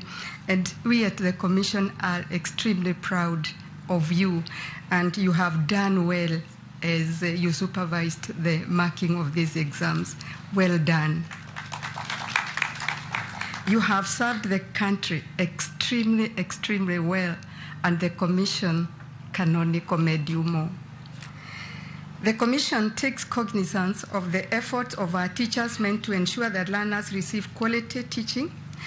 As you are aware, during the this year's World Teachers' Day, celebrated on the 5th of October 2023, the Commission recognized and awarded 500 teachers based on exemplary performance, both in academic and curricular activities at different levels. I wish to assure all teachers that the Commission will continue to recognize and award teachers in line with the performance recognition, reward and sanction policy framework and in line with the Presidential Reward Directive. Additionally, we will award, Minister, these 3 long-serving examiners of the KCPE who have served in the marking of examinations for more than 30 years. Please clap for them. As I finish, I now wish to usher in all our teachers to the new curriculum-based assessments and encourage all of us to acquaint ourselves with the new way of doing things under CBC. As a commission, we are committed to work with all other stakeholders to ensure that all our teachers are well retooled to effectively deliver CBC. And I won't also forget to congratulate our county directors in absentia, in Vihiga and Taita Taveta, whom I'm informed by NEC did extremely well during the registration certificate. They registered all the students, there were no hiccups, and we shall also be recognizing them. We applaud them. With these remarks, I now wish our KCPE 2023 graduates success as they prepare to join Form 1 next year. I also wish all our stakeholders and the candidates a happy festive season. Thank you and God bless you for listening to me. I now take this chance to invite P.S. Belio. Welcome.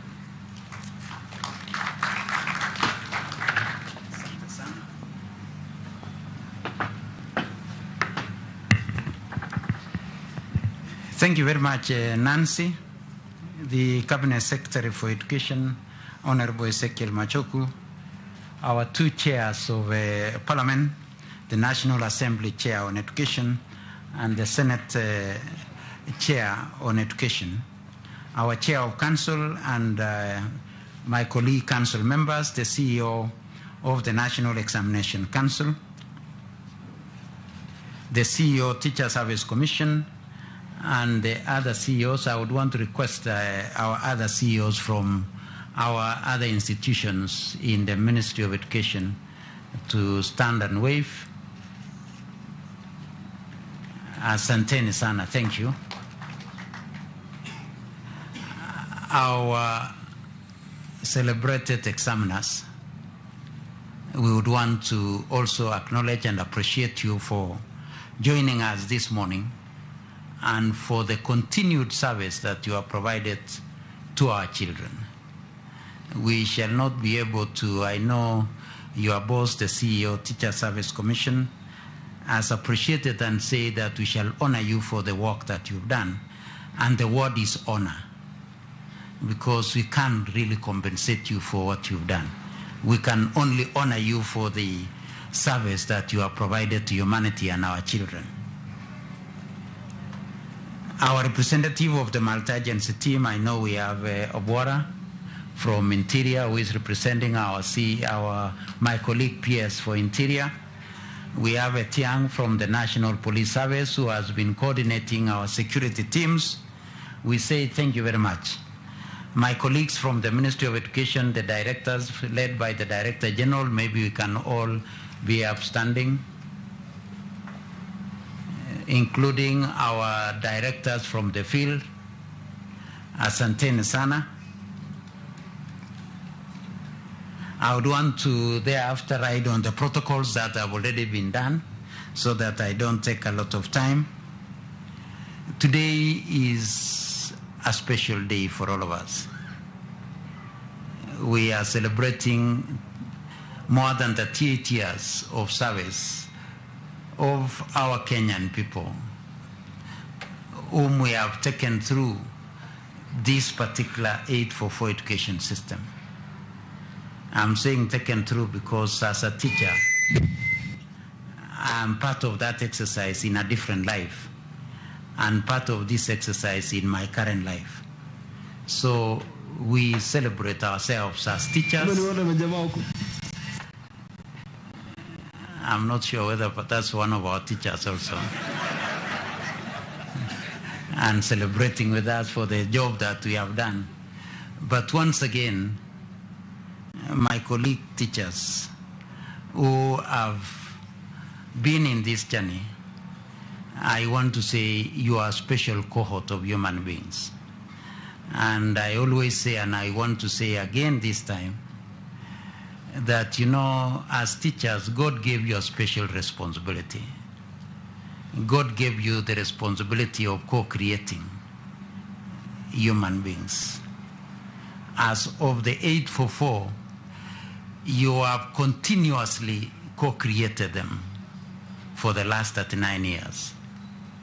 And in that process, you have co-created in this country 26 million Kenyans through this system. This is more than 70% of the adult population, except most of us who are up here, led by our CS, Nancy, myself, Meli, Nyotu, and Njegere, our chair of council. Majority of our colleagues in the fourth estate, I can confirm, are among the 26 million. We may be among the few who are not there. But once again, our colleague teachers, thank you very much. We can only say thank you. So once again, as already mentioned by the CEO Teacher Service Commission, it's only two months since we were here to commission the examination period and the examination process. And today we are here with our Cabinet Secretary to commission this team of our examination that we've done.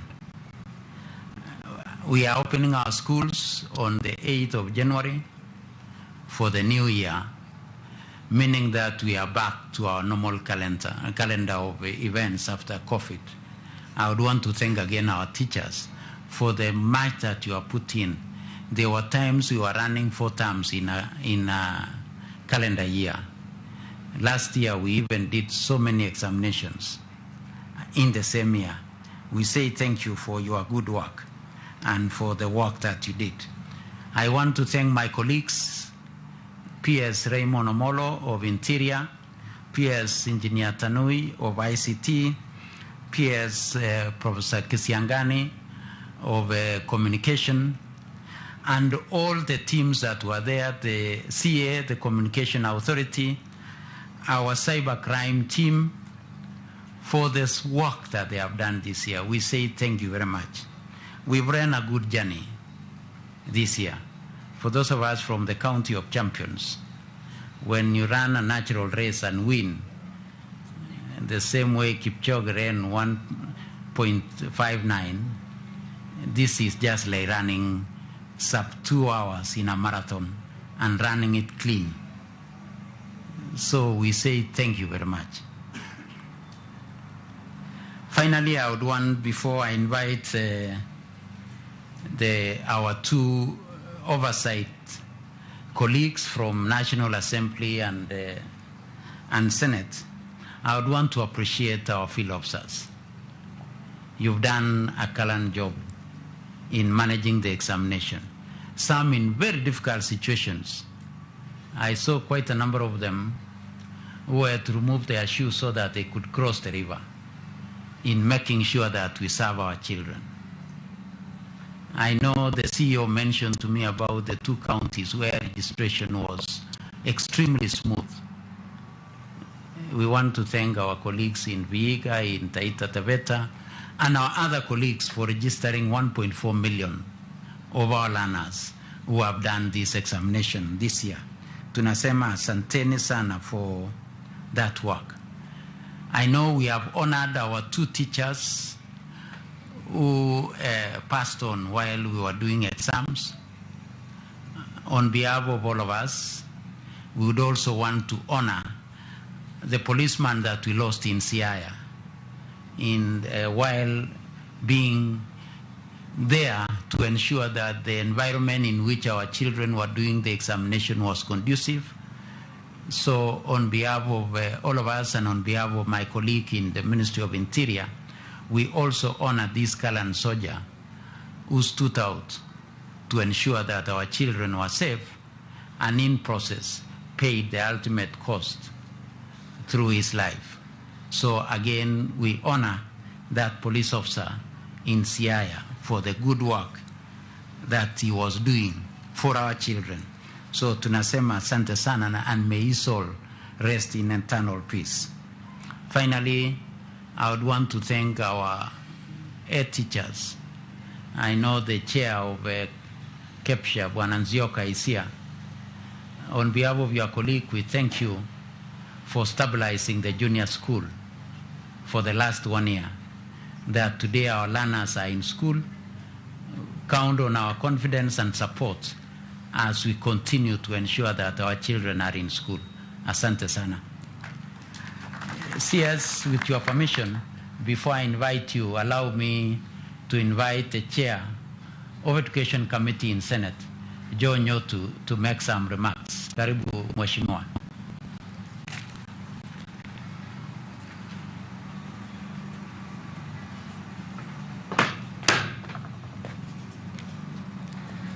Thank you, Honorable PS, the CS Minister of Education, Ezekiel Machogu, the PS Basic, Belo Kipsang, Daktari, the CEO TSA, Nancy Macharia, the Chair, NEC, Professor Nyabundi, the CEO, Dr. Jengere, and all protocols observed. Good morning.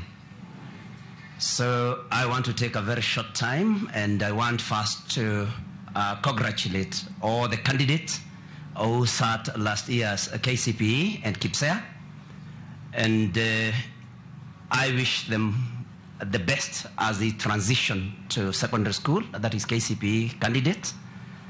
And I want to say that recognizing the many achievements made under 844. But I think I want to take this opportunity to ask all of us, because we know that 844 also started at a very high note where students and pupils were supposed to acquire technical skills. But later on, I think it metamorphosized, or it slowly again ran into an examination system or an examination-based curriculum that all of us, as we usher CBC, led by the Minister for Education, that we never again allow our learners to be assessed on only one parameter, and that is academics. Because of course, we know that all of us are gifted differently, are talented differently, and that is why I'm an ardent supporter of CBC. That going forward, now that we are done with KCPE and 844, that no learner will ever again be classified as a failure simply because they were assessed on a parameter that they were not necessarily talented in. And so it's incumbent again on all of us, led by our able CS, to see to it that we do not drift into an examination system once again. And so I do not want to take much time.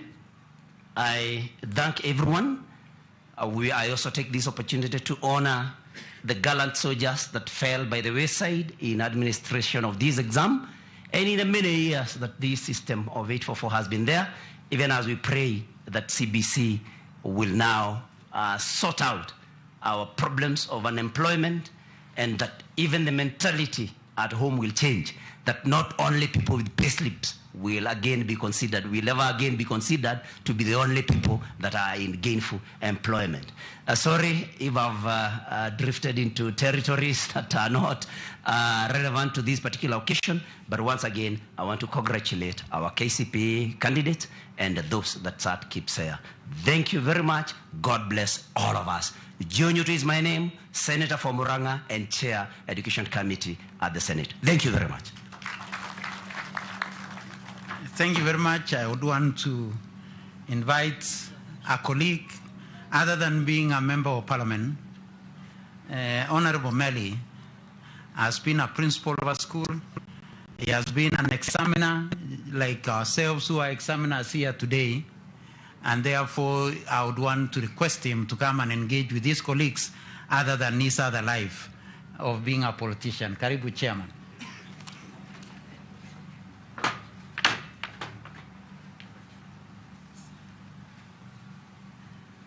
Our Cabinet Secretary, Honorable Ezekiel Machogu, PS Belio Kipsang, CEO, Teacher Service Commission, my colleague, Joe Nyotu, Chair of the Examination Council and the CEO and the Council members, officers from the Ministry of Education, colleague examiners and teachers, good morning.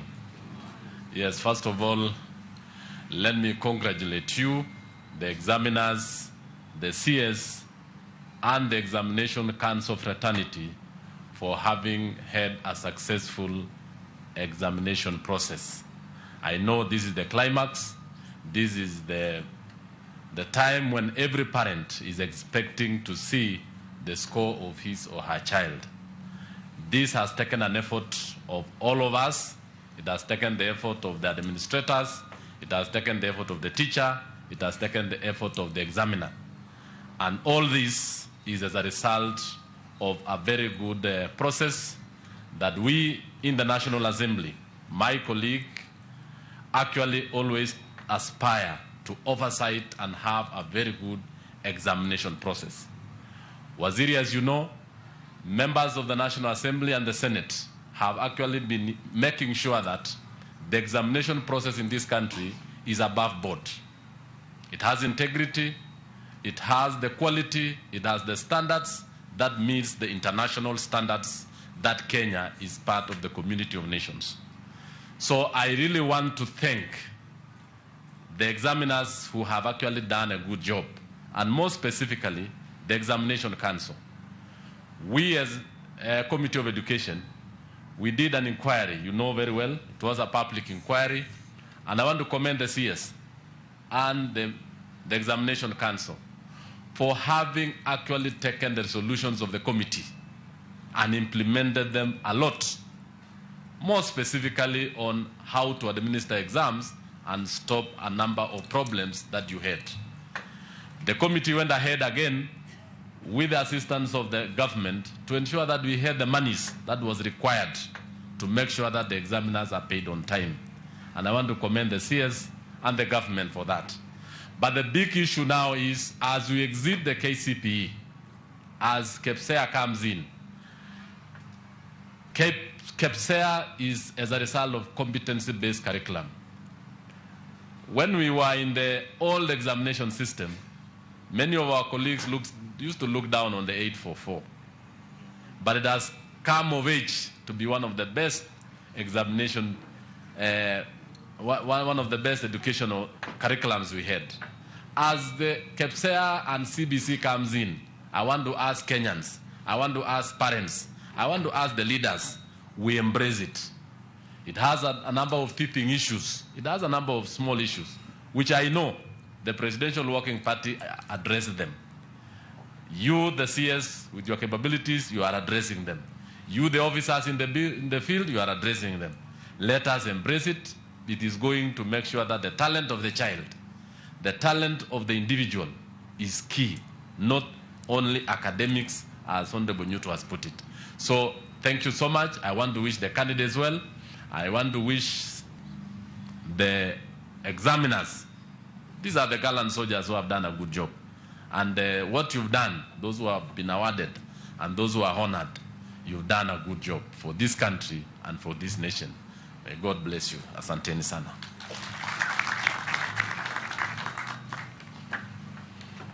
Thank you very much. I would want to conclude by confirming that our examiners who marked KCPE CS as the accounting officer of the Ministry of the State Department, that we have paid all our examiners who did KCPE marking. We also want to assure my colleagues in the KCSE that we shall ensure that they are paid within the time that is required of us to pay. The other assurance is that we are working already with our colleagues at the at the National Treasury, so that we can be able to fast track payments of capitation in our first term. We are already working with our colleagues at the National Treasury. The process has already started, so that we can ensure that as we open school in January, that we shall ensure that our schools will run smoothly. I would want to congratulate our young ones who did KCPE, this last cohort of KCPE, for the good work and the results that they will be receiving after the CS releases them. You have realized that I don't want to mention anything about this year's results, because, you know, mimi ni mtu ya mkono of my boss, the CS, so mine ends there. It's now my distinct duty to invite the Cabinet Secretary to make his comments and release this year's examination. Karibu Wasili.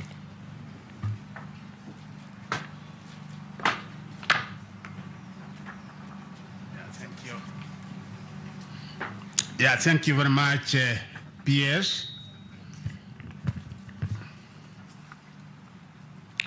Yeah, the Principal Secretary, State Department of Basic Education, Dr. Pero Kipusang, the Chairperson, National Assembly Education Committee, Honorable Julius Mary, the Chairperson, Senate Standing Committee on Education, Senator Joe Nyotu, the Chairperson, Kenya National Examination Council, Professor Julius Nyabundi, the Chief Executive Officer, Teacher Service Commission, Dr. Nancy Macharia, the Chief Executive Officer, Kenya National Examination Council, and also the other CEOs of various state organizations who are here, Madam from Internal Security, who has been with us during the entire period of this exam, the Chairman, KEPSA, Mr. Nsioka, who is here, senior officials of the Ministry of Education, representatives of the unions and associations, NEC staff, and the members of the media. Ladies and gentlemen, good morning. Good morning once again. When he stood at a podium like this one, 39 years ago, to release the first set of the Kenya Certificate of Primary Education examination results for the 1985 cohort, former Education Minister Peter Oruaringo could not have imagined that the KCPE story could last so long. Yet, since 1986, minister after minister, cabinet secretary after cabinet secretary, I stood here to narrate the success story of the KCPE examination, a story that will be told over and over again by many Kenyans, the majority of them products of the 844 education system that has for years served our country immensely well. No one can indeed again say the fact that the 844 education system has produced some of the best brains that have made our country work tall, both academically and in the world of work, regionally and globally as well.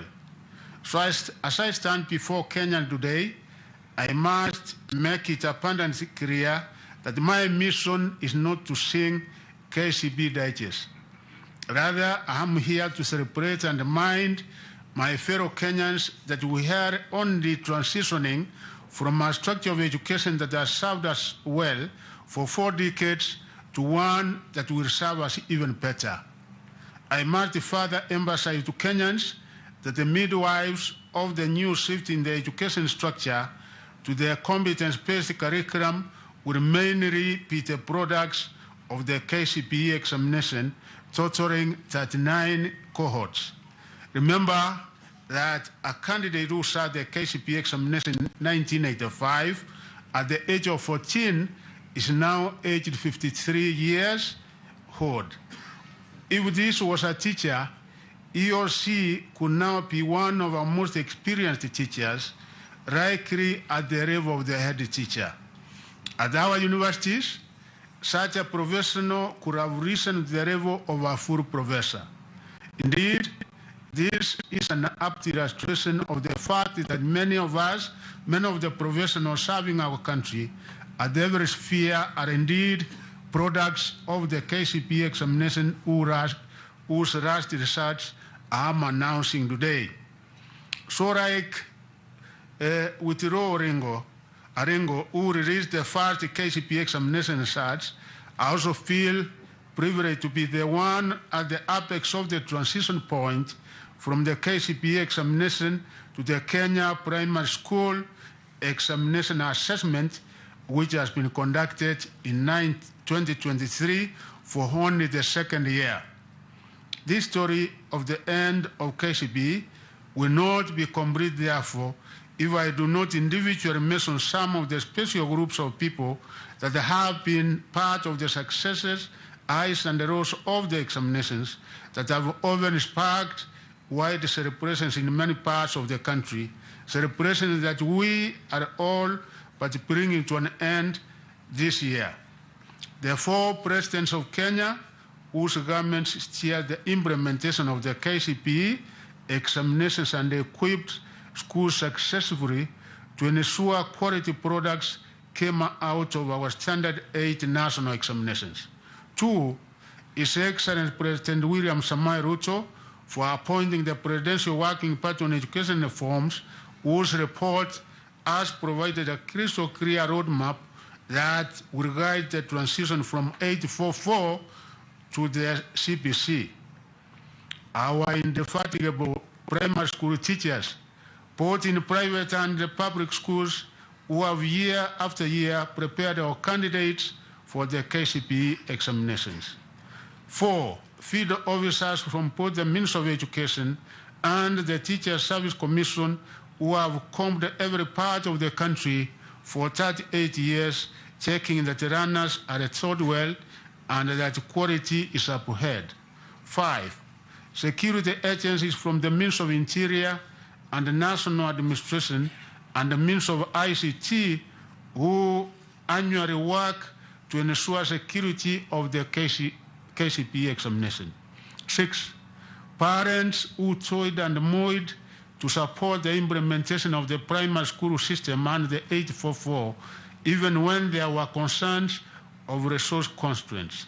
7, development partners who committed their resources to support our country in implementing their school system. The list of all those that I wish to acknowledge for their role in the success of the 844 system in the primary school level is endless. Allow me to therefore thank everyone who in one way or the other was instrumental in the success of our school system. I welcome you to extend your generous support also to the implementation of the CPC system. Allow me to register my appreciation to His Excellency President Dr. William Ruto for leading the agenda of education in the country and for instructing me to coordinate his work at the sector level. Education embarks on each household at individual levels. It is the backbone of any country's socio-economic well-being. Our president has made all efforts to ensure that the quality of education is upheld through various initiatives instituted under his leadership. I also wish to recognize with appreciation the support accorded to the Ministry of Education by my counterparts in other government ministries, departments and agencies during the field administration of the KCPE and the ongoing KCSE examinations. This multi-agency collaboration is guided by my colleagues, Professor Kiture Kindiki and Engineer Erio Dowaro from the Ministry of Interior, and the coordination of national government and IT and digital economy cannot go unnoticed. I am proud that our country managed to deliver the KCPE examination in the face of the El Nino challenges. In some cases, it was difficult to access some of our examination centers that were cut off by the floods. Delivery of examination material to some of the 576 distribution centers countrywide was affected by the heavy rains. This necessitated use of air transport in order to ensure that all candidates successfully sat their examinations. I wish to thank all the teachers, field officers, security officers, NEC officers, and other stakeholders who braved the hard weather challenges to conclude the examinations. The fact that the 2023 KCPE examination cohort was the last under the 844 system has given the government's 100% transition policy from primary to secondary school level greater importance. We are all aware that any candidate who could fail to transition to Form 1 will not have an opportunity to repeat a class as was the case in the past, owing the end of the KCPE examination. Aware of this, the Ministry of Education ensured that all runners who were in Class 8 sat the 2023 examinations, even in cases where they had not been registered. As a result, 205 candidates who had not been registered for the KCPE examination this year took advantage of the registration waiver which I issued to sit for the examination. They are therefore among those whose results we are releasing today, and they will therefore have an opportunity to join Form 1 next year. To ensure no candidate misses out in joining Form 1 from the final 2023 KCPE examination cohort, the Ministry of Education will conduct thorough mapping of any those who may have failed to sit the examination of this year in order to administer a special examination in January 2023. The indicative figure we have at the moment for those who were not able to sit the examination is 9,354 candidates, and we have given the opportunity to sit for an examination in January so that they can also be able to join Form 1. I wish to assure the country that the government has enough capacity to accommodate all the 1,406,557 candidates who sat their KCPE examination in 2023. Therefore, all parents should take advantage of the 100% transition policy to enroll their children in Form 1. I wish to assure the country that we are fully prepared and committed to a seamless transition from the 844 system to the CPC. Many of the issues that were unclear in this transition process up to last year have now been solved through the Presidential Working Party on Education Reform report. Currently, we are preparing a sessional paper and the necessary draft legislation for submission to Parliament for consideration. Once passed, the document will anchor most of the recommendations of the Presidential Working Party report. As per plan, the first cohort of the CPC runners will transition to grade 8 in January 2024. All education indicators show that the cohort is undergoing quality running and teaching. I wish to assure the country that all curriculum materials are in place to support the runners. One other recommendation that the Working Party made regarded the funding of public universities and our TVET institutions. The Working Party recommended the introduction of the variable scholarship and the loan funding model under which students are funded depending on their level of need. I am happy to announce that the rollout of the new funding model has been successful. Already, the Higher Education Loans Board has released the sum of 5.2 billion to first-year students in our various public universities. In a short while, we will be dispersing scholarship amounts to the universities as well as to our TVET institutions and the trainees once the necessary processing is completed. We are confident that the new funding model will gradually restore our universities and TVET institutions to a path of financial security and sustainability, thereby allowing them to focus on their core mandates of education, training, and research. Since 1985, a total of 26,067,181 candidates have been examined during the KCPE examination. I am happy to report that the 844 period has recorded an improvement on achieving the gender parity in the education sector. In 1985, the country had a low gender parity favoring male at 59.2% and the female at 40.8%. Encouragingly, from 2013 to 2022, the country achieved near gender parity for male and female candidates. However, in the 2023 KCPE examination, the gender parity slightly shifted in favor of male at 51.30 and the female at 48.70.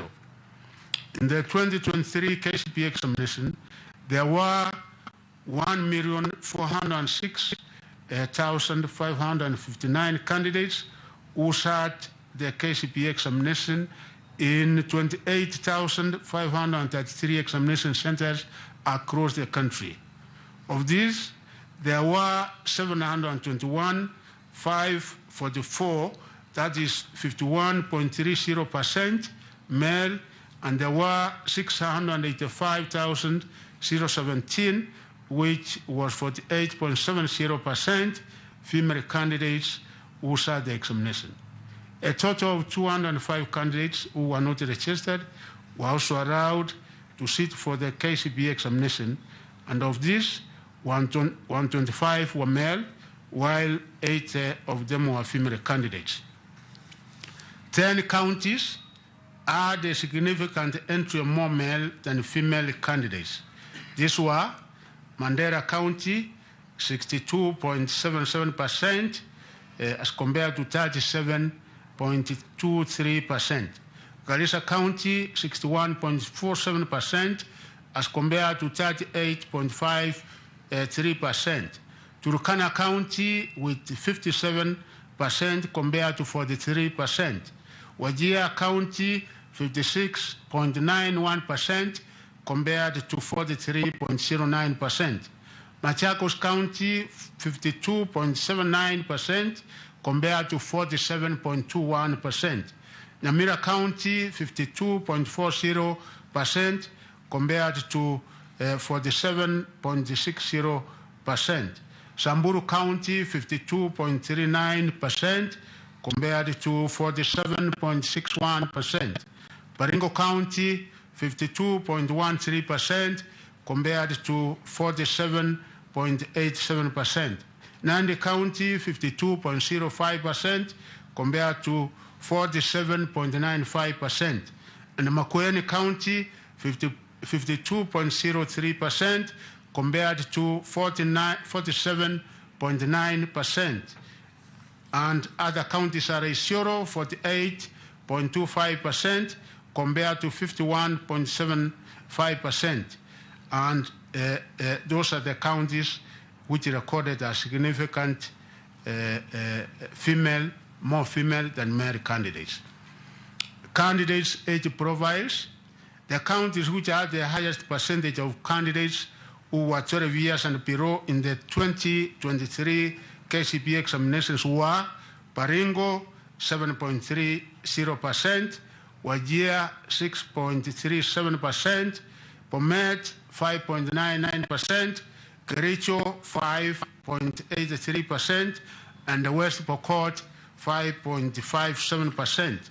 The highest number of candidates in the KCPE examination that were in the appropriate age bracket of 13 to 15 years were 1,023,859, forming 72.31%, a trend which has been observed over the last 5 years.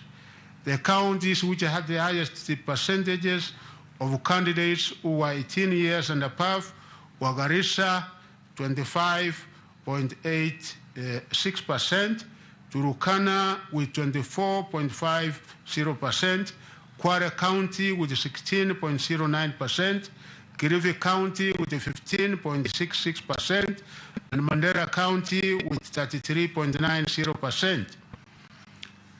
The performance of candidates in each and every subject was as follows. The two papers, English language and the Kenyan Sign Language, composition recorded an improvement in performance in the year 2023 compared with the year 2022, while 8 other papers, English composition, Kiswahili Insa, Kenya Sign Language, Mathematics, Science, Social Studies, and Religious Education, recorded a slight drop in performance in the year 2023 compared to the year 2022. In terms of gender, the performance of male and female candidates was comparable in social studies and religious education. However, female candidates performed slightly better than their male counterparts in English language, Kiswahili, and the Kenya Sign Language. Male candidates performed slightly better than their female counterparts in mathematics and sciences. And in the 2023 KCPE examination, 80,523 candidates, which is 0.60%, attained a score of 400 marks and above. This was a drop compared with the 2022 KCPE examination when 9,443 candidates, which was 0.76%, scored 400 marks and above. The percentage of candidates scoring between 300 and 399 was comparable to last year with a percentage score of 24.94%, which translated into 307,756 candidates in 2022 and 24.92%, which translated into 352,782 candidates in 2023. The full summary is as follows.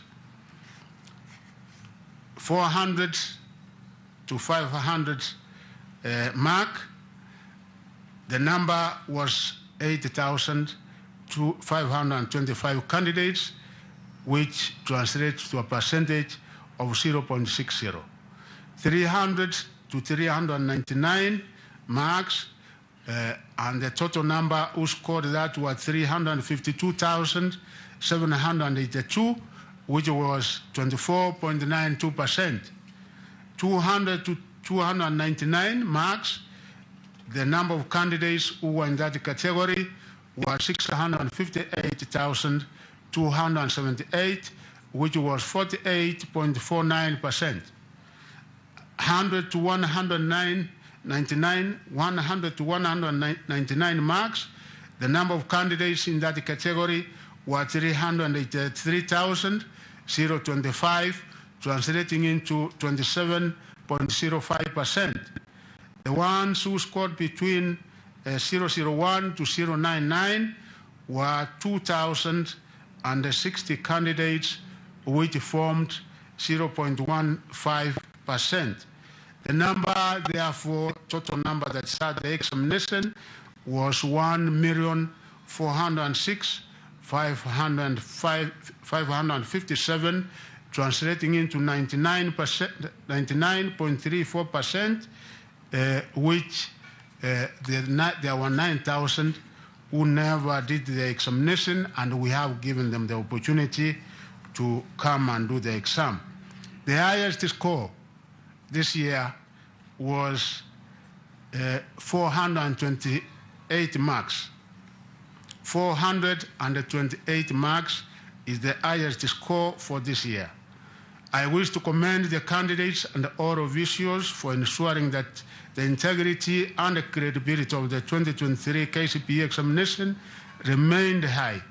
Only 2 candidates out of the total 1,406,557 were involved in examination malpractices during the 2023 KCPE examination. One of the candidates was found with unauthorized notes in the examination room, while the other candidate was found with a mobile phone in the examination room. As I've already said, the ministry will offer Form 1 placement opportunities for the candidates who sat the 2023 KCPE examination in our public and the private secondary schools. Already the ministry has developed a fair and a transparent system for Form 1 placement that will ensure national, regional, and socioeconomic balance is achieved. The placement process will start on Monday, the 27th November 2023, and conclude within a period of 2 weeks. This will allow parents and guardians adequate time to prepare their children to join Form 1 in the year 2024.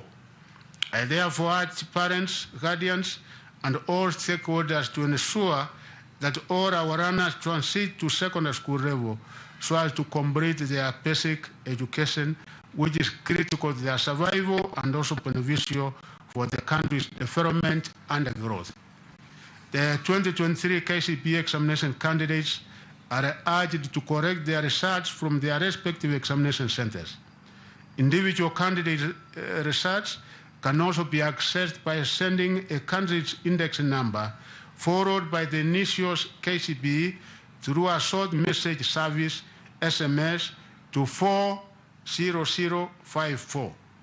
This service will be available immediately after this event.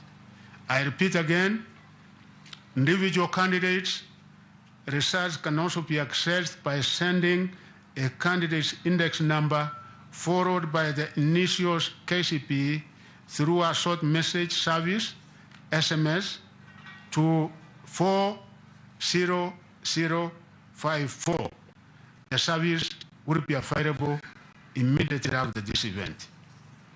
It is now my humble duty and privilege to declare the 2023 KCPE examination results officially released.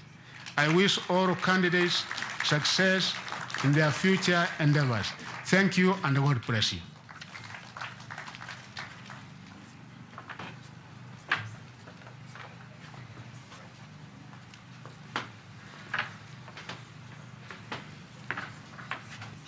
The PS, Chairman.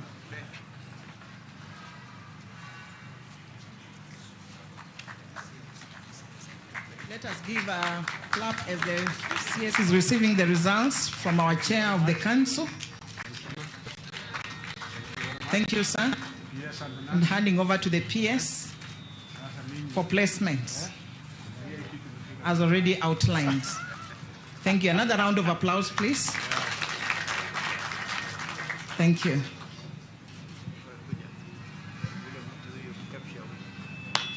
Very good.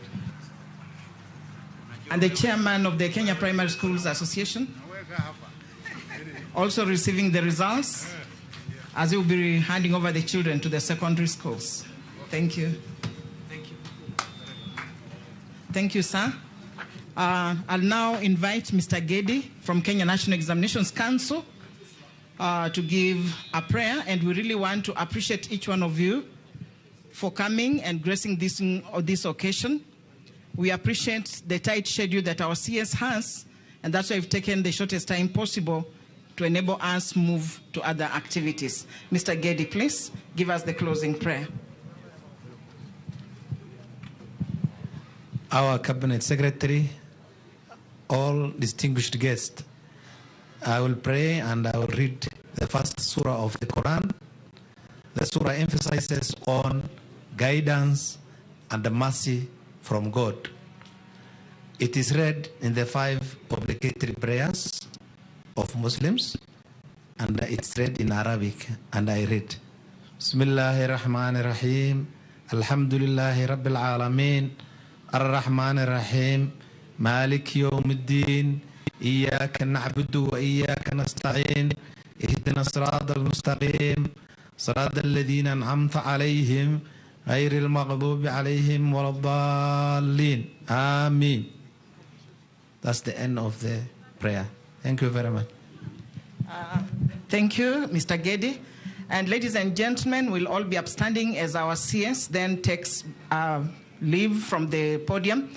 And so we are requesting that if possible, you plant for us a tree to commemorate this day so that we remember the last day of KCPE.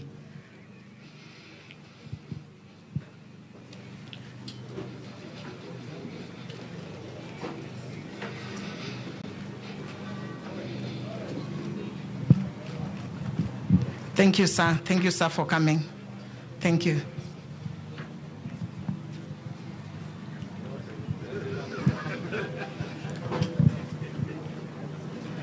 Thank you. We have served a cup of tea. Please, we'll be given a cup of tea after this. Thank you.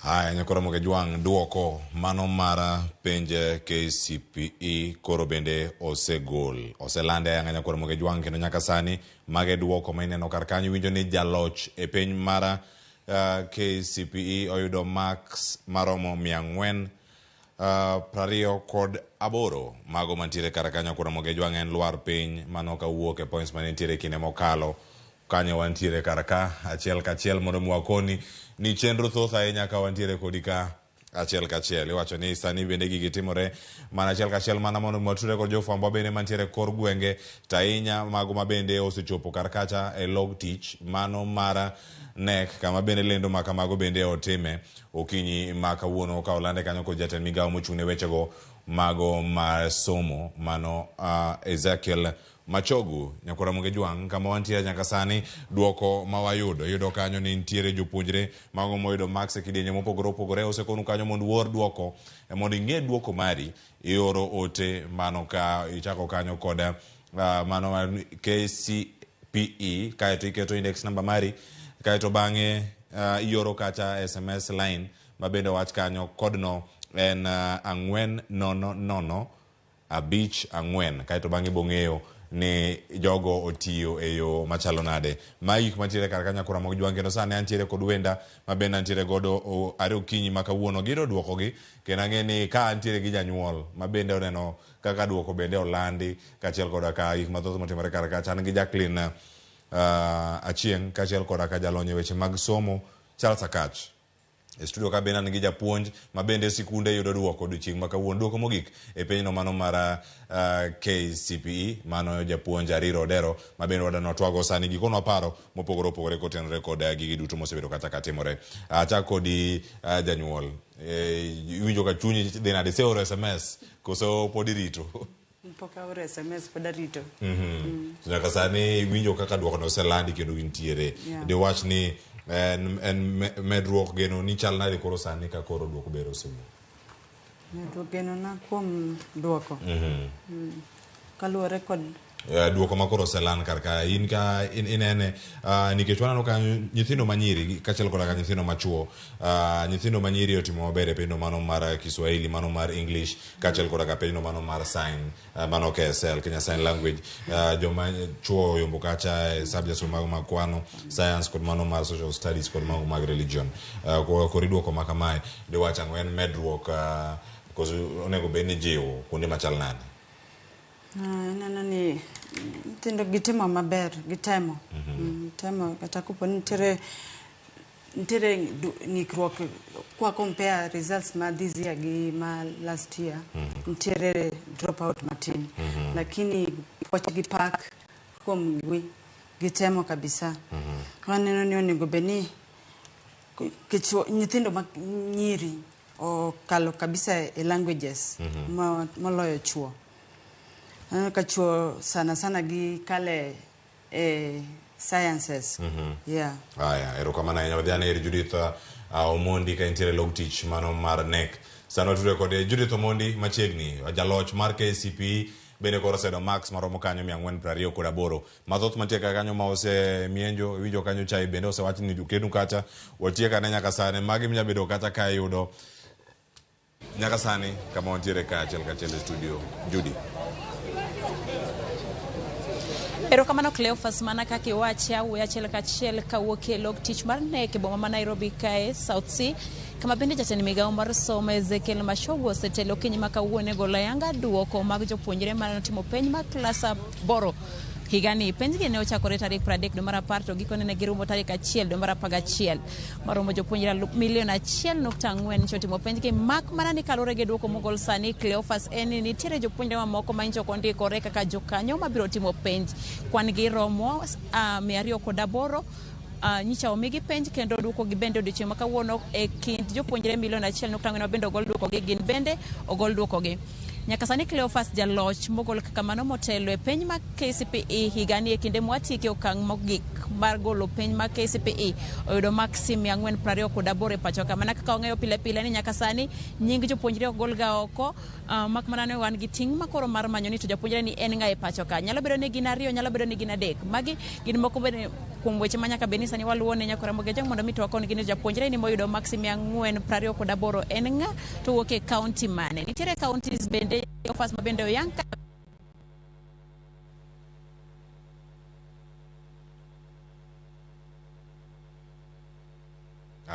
nyakora Ramogi Judith Omondi oyudo ng'ikruok makagi kacha kolerno counties mabende nitie kar kacha ma oyudo lokruoge mopogore opogore, jogo mabende oyudo maximum moko mabende opogore kar kanyo. Kora Ramogi wamedo luonigi kendo ng'eni Judith Omondi iseduogo dhi nyime kacho kama ni we mondo mi ang' wakwanya kar kanyo kendo mana kama ni chopo ni we kama ni lere county mana kama no wawe winjie counties mabende otimo maber.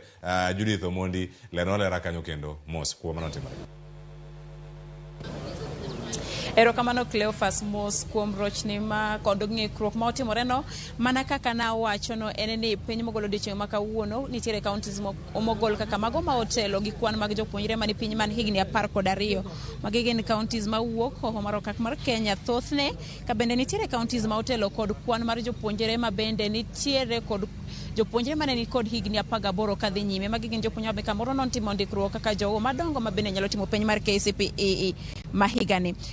King'iyo kaka jopuonjre otimo higani kipimo kod higa mokalo ne penj mag English, Kiswahili, Insha, Composition kaachiel kod Sign Language gin moko kuom somo ma bende notelo nyime. Higani pod gitimo maber kendo gi dho ngere wanyalo wacho ni gi improve kipimo kod higa ma okalo. Jopuonjre ma nyiri otimo maber e somo go kipimo kod jopuonjre ma chuo ka somo moko kama oting'o kwano, science kendo mamoko jopuonjre jowuoyi okalo kipimo kod jopuonjre ma nyiri.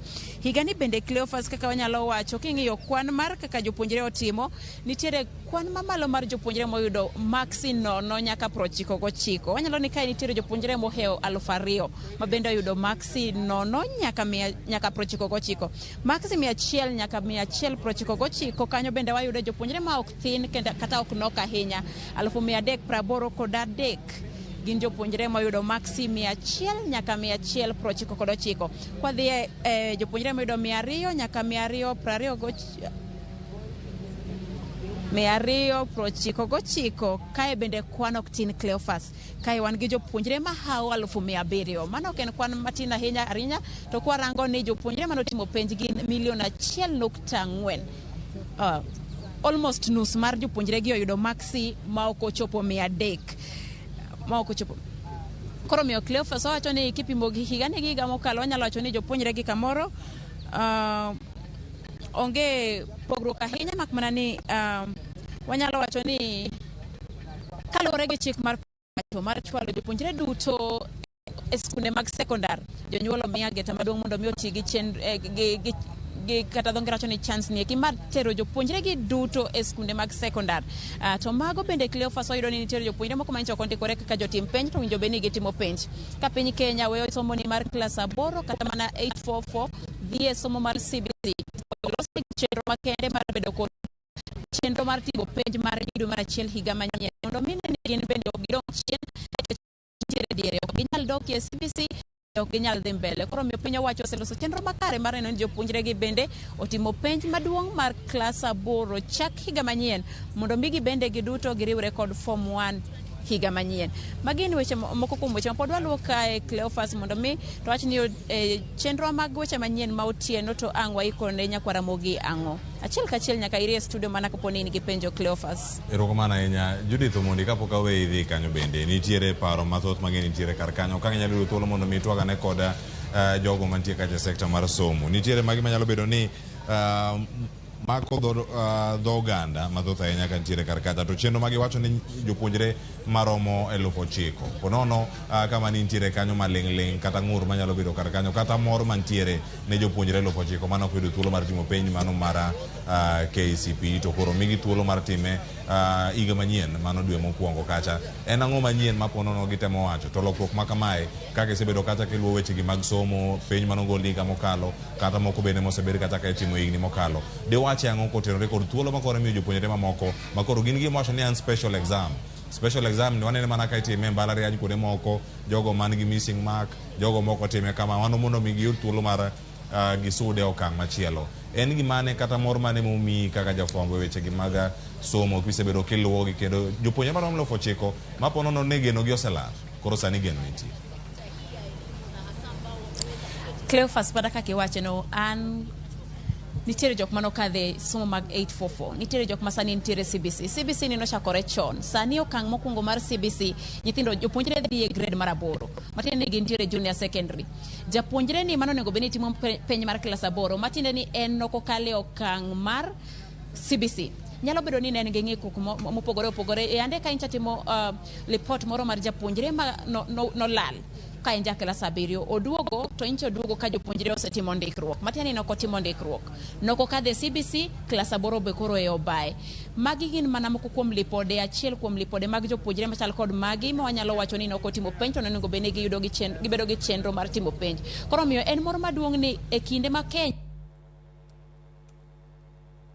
mos ahinya koro moke jwang' weche go mok nyal geng' ng'ato chaka gima onyono waya ma Judy atiyo go kanyo onyono waya no kendo Judy olal wacho ni Judy thang'o waik sigana no maber e yo makare e kinde ma wakelo weche manyien mago mag migago odiochieng' ma kawuono kachal koda mago mag ang'ich welo kano chieng' tich ang'wen ang'ich welo kod mano mar oyimore nitiere kar kae japuonj Ariro Dero ijo duoko makama ikaka japuonj isebedo ka iluwogi kindegi duto pachi kotenore kod gi duto mantiere kar kae kata kama nyakura moke jwang' mana mondo mi wapar ni inyalo konowa sani ni SMS line ma bende ioro ka e Ramogi TV kine giduoko moro amora mantie marwa e Ramogi ka en 3-600 kik iornwa index number 1 ka koro orne jo nek mondo mi iyud duoko SMS kichako gi KCPE kae indik index number mar nyathini kisendiko index number iore namba ni iore namba 40054 aya ndike kendo koro ang'ene mokwongo no bai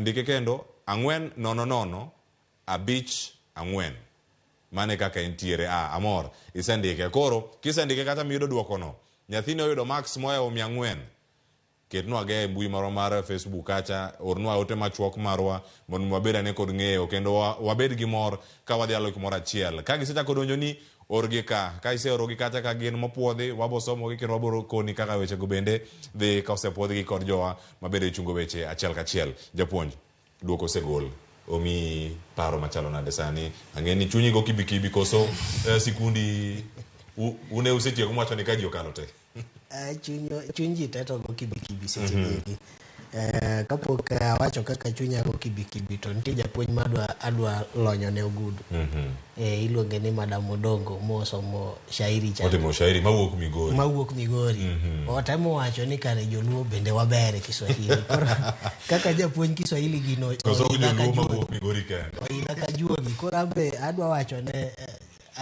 line moro achiel kawo kofia na mwalimu tena asemi atuachi kipata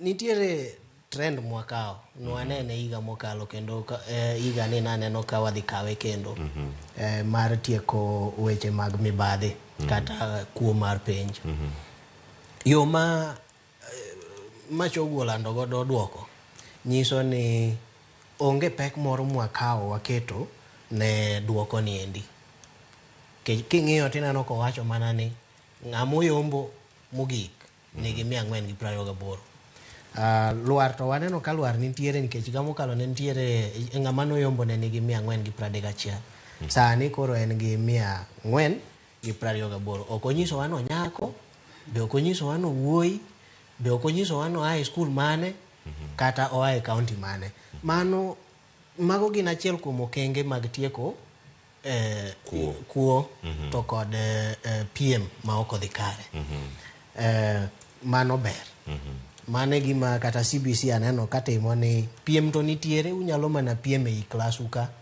to kogik e kiwango mar piny mangima to koro PM nino ok landi mano konyo ahinya nyithindo manyiri oko keto pogruok ahinya e kaka gitimoga penj ni pile ka pile gikadhoga ahinya e languages Kiswahili, Kisungu to kod Kenya Sign Language yuwoi bende otimo mana kaka gitimo pile mathematics to kod science ema gikaloga ahinya kata bed ni duoko luar maduongo bete duoko to pod gitimo mana kaka gitimo pile koro mano okaneno ka okelo trend obedo mopogore ahinya kata doko ni mae KCPE mogik gimanyien ahinya onge mano gima nyalo bedo kar kanyo akiana sedo thuolo mar yudo jalonyo weche mag somo wantiere kod Charles Akach ka otudre kod wa studio e county ma Kisumu ka wantiere kode mondo mi okonwa ni ento oyude e yo machalo nade mano Charles Akach ka entiere e yor Zoom. Aya, ikona kanyo ni podi pokwa yude e yo makare. Kata kamano nyakora mogi joga mana mondo mi waparni ni ote makamagi nyalo oronwa sani. Ka penjo kanyo ni bende intiere kata in gi japuonjre kata nyathi mano ma ing'eyo mano nyathi ma oyudo max ma heo mano e penj masani bende koro se yudo duoko machalo kamae orno mana oteno orno nying nyathino orno nying sikul orno pichane waoro ni namba wa mar WhatsApp en 011 mane namba wabedo waketo kacha mbui mondo mikoro wabeda ne kod ng'eyo ni kanyo wanyabedo gi thuolo mane mano mar yude ang'eni ang'wa yudo pichni ko e kinde mabiro mondo miwachiwa ne puoch gi pak ne jopuonjre mabende ntiere kuonde mopogore opogore mana sama wantiere kar kae nyakora moge jwang' mana mondo miwaparni nyaka sani ntiere ng'ur mopogore opogore mano moting'o wechego mago mag yudo sir mag sirkal mabende olan kar kacha weche mag puodho wechegi mag somo mabiro jo kata ka Ezekiel Machogu olose ahinya e kinde ma koro wantiere sani. Jacqueline in kaka janyuol ikuri ne koro tero nyathi e form 1 gigi duto setimre duoko segol kendo sani wayudo kanyo duoko mopogore opogore mang'e maber ni jonyuol osechako yudo gi nyaka sani. En ang'o manyalo wacho kotenore kod chenro mag chwalo omenda e sikunde pek mantie ga ka jonyuol tero nyithindo form 1 madhi nyathi mokwongo madonjo kacha form 1 tin bende ma isebedo kacha ka kale diwacho kaka serikal osebedo ka mag somo kod magi bende mag chwalo omenda mag konyo wacho mag capitation bagin japuonj ariro ang' duogane maki ni omenda michwalo ga gi ginde chwalo gi machalo nade. Okay, gima nyalo wacho ka luwa record omenda ma government gologa ne jonyuol. Aneno ka ntere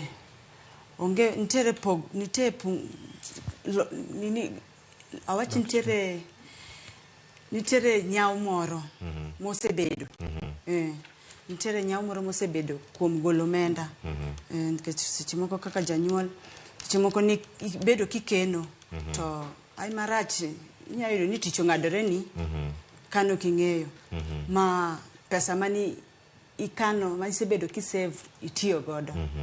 Koro kuom gima nyalo wacho ni onego be ni government ong'i maber wach mar chulo loro pesa e skunde mapema mondo at least nyithindo yud kaka somo maber. Kamane kinde mantiere karka wach mar oro omenda e sikul e kinde madwaro japuonj riro.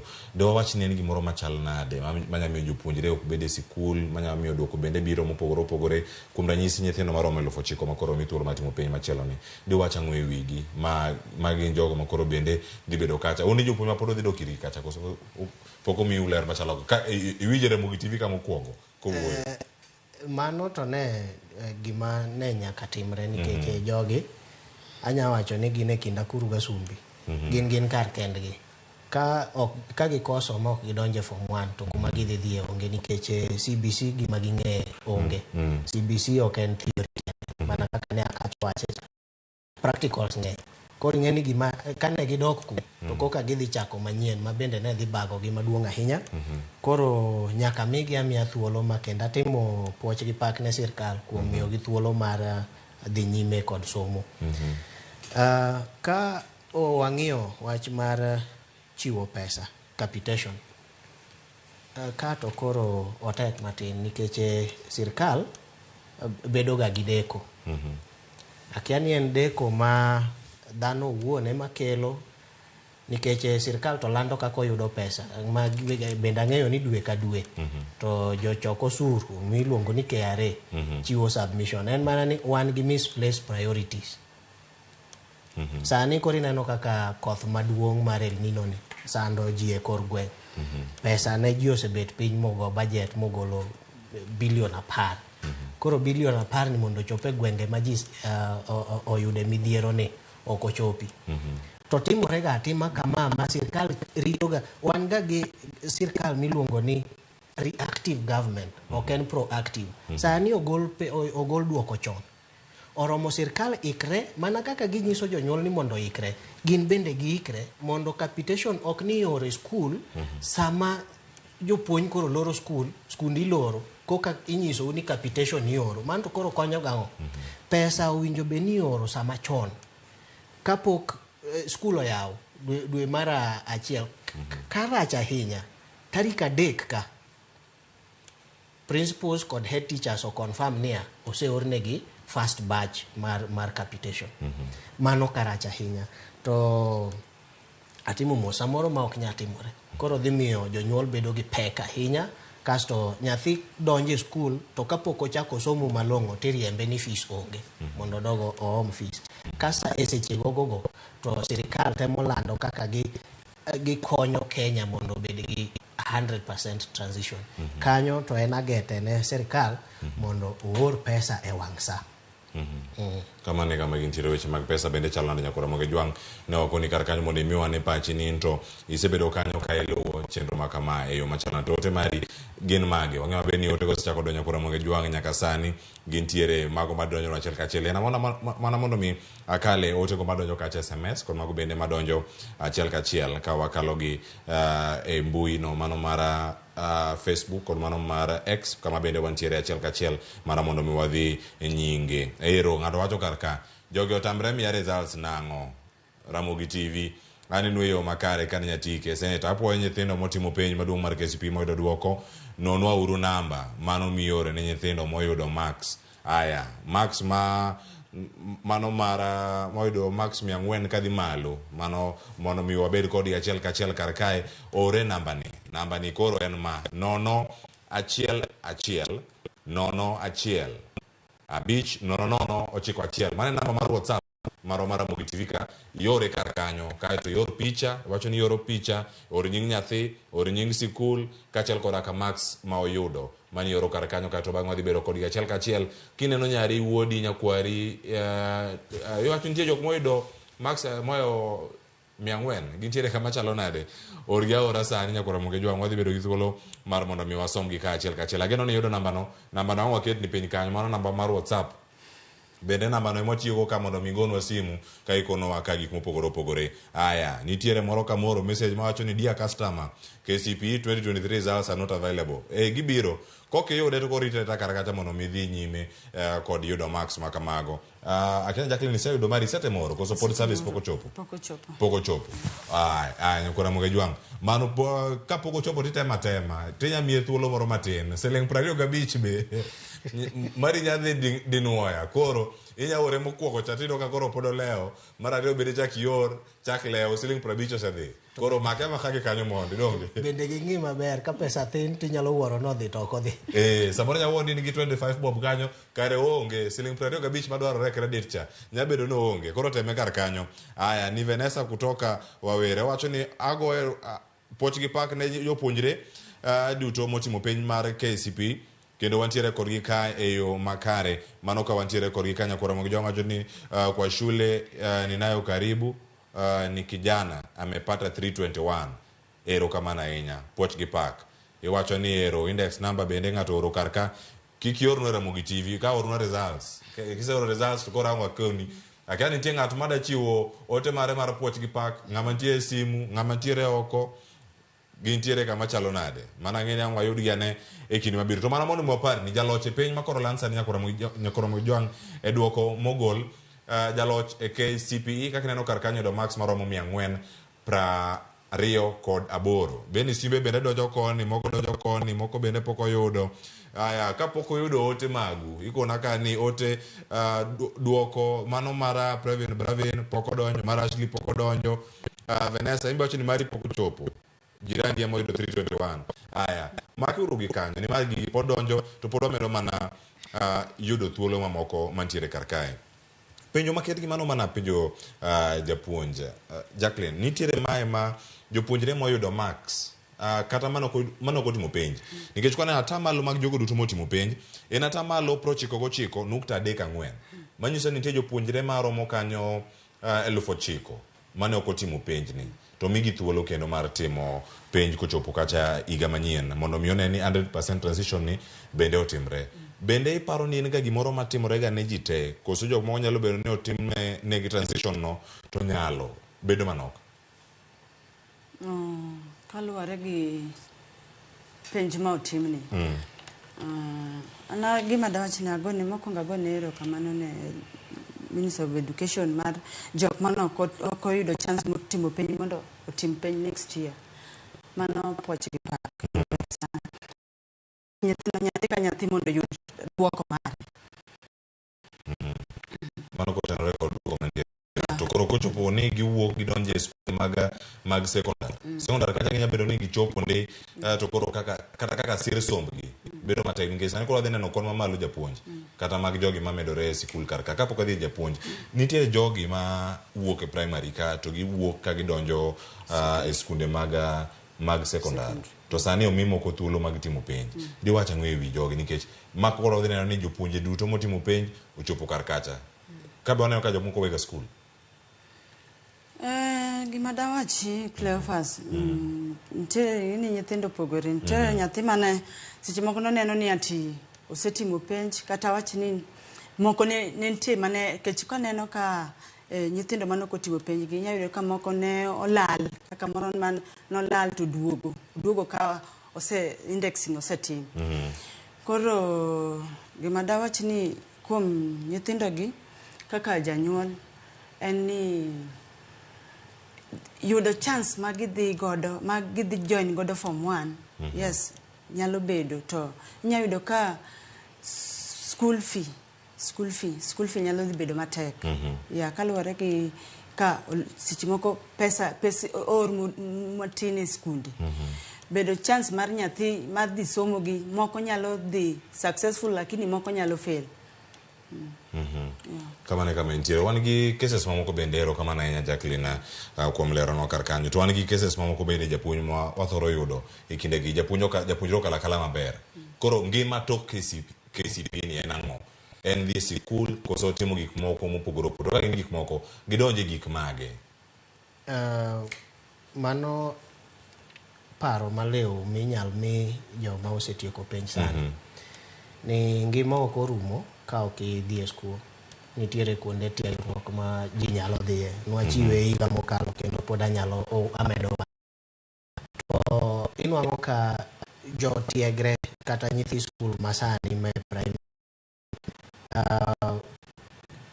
thuolo ma gin godo thin ahinya ne gik mitimo gi lwedo mondo mi gidhi kata tibet gichaki bedo matek to ang'eyo ni bang' koseland duoko kama gima wadwa chako neno sani e kind samo land duoko ni nyaka sama ji dhi skul en pek ma jonyuol ni godo e tero nyithindo skul nyithindo moko maae e miere ma ok ni godo ji ok onyalo ging'eny Kenya ka kendo higni mosekalo gi waseneno ka ng'ato ni dala nonwang'o 400 to en dala nikech fees mochak godo onge jonyuolne joma nyalo konye onge ma ka ok jofwambo gi keyo to thothgi dikoro pod ni dala omiyo agoyo erokamano ahinya ne jofwambo gi keyo inwang'o ka gichoro nyaka e miere manie bunge ma giyud nyithindogi ma giketgi e limelight giketgi e public ma ji ng'e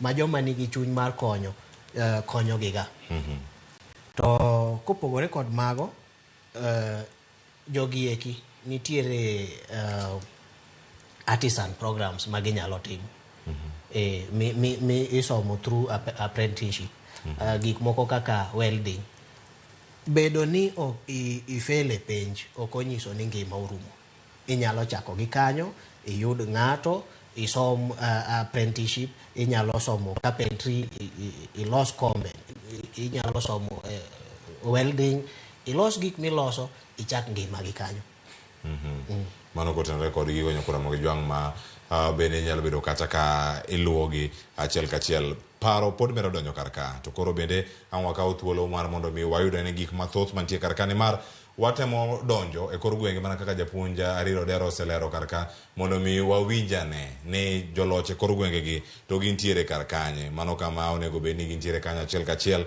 mar mondo mi wabedane kod ng'eyo ni nyaka sani to wayudogi e kinde mage nyakura Ramogi Jwang' apar ni bende sani nyalo dhi nyime mar mondo mi yorno maxigo namba wa mar WhatsApp mar Ramogi TV wabedane kod ng'eyo ni kanye yudogi e yo machalo nade anuni ge kata gi kisungu N01 ok 7 kikindik 7 kanyo chacha gi 01 50091 anuwe kendo 01101 50091 mane namba mar WhatsApp to koro kisekete kacha to wabedo gi thuolo mar neno maxigo kaka gintiere to wacho ni yoro picha kachiel koda ka nying japuonjre nying sikul kachiel koda ka max ma oyudo ni gin mage mago yomo wantiere kar kaka leote moko ari adek bende ka pod wamedo seto jofwambo wa kama gintiere mondo mi wayud giane achiel kachiel manyaka sani report ma antie kar ka wacho ni mano dieli opong wacho ni otek matin wang' ni ok wang'eyo gima ochopo duoko maiga ni